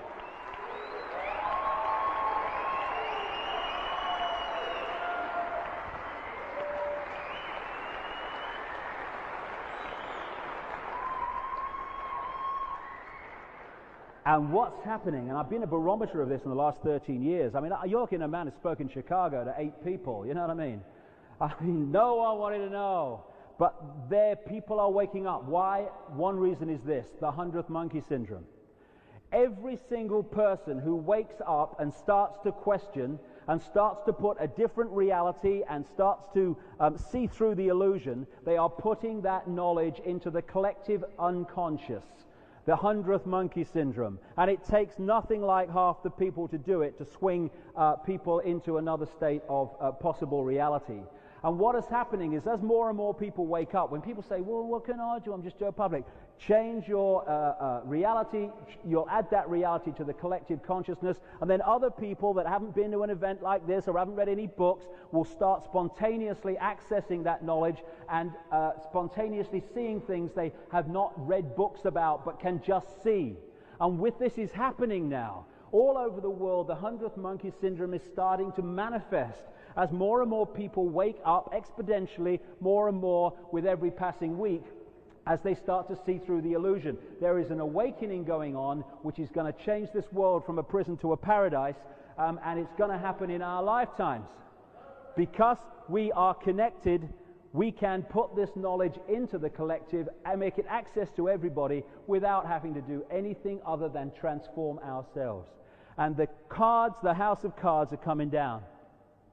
They're coming down in our lifetime, and what we see now, and it's horrendous as this thing seems to be motoring. It's in its death throes, desperate to hold on to the power over the human mind that it's had. Its days are over. We are going to transform this world from what it has been for so long, a prison of the mind, to a paradise by taking our minds back and manifesting a different illusion. That's all it is. And all I can finish off in saying, but there's a great comedian years ago, he died in 1994, very, very sad, called Bill Hicks. Great guy.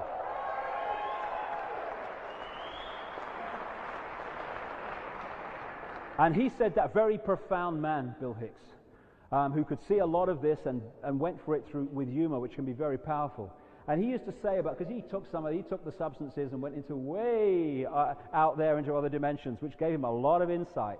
And he said about the nature of reality in this world, matter is merely energy condensed to a slow vibration. We are all one consciousness experiencing itself subjectively. There's no such thing as death. Life is just a dream, and we are the imagination of ourselves. That is the key. What this whole manipulation is about is the manipulation of humanity's imagination of itself. Ordinary, no power will create it. That's what they want us to believe. We can take our imagination back and know that we can manifest a reality to express who we really are. Infinite power, infinite love, infinite knowledge, infinite understanding, infinite knowing. That's our destiny, and all we have to do is remember it. Infinite love is the only truth. Everything else is illusion. Hope you got something out of it. Thank you very much. Thank you. Thank you. Thank you very much. Thank you.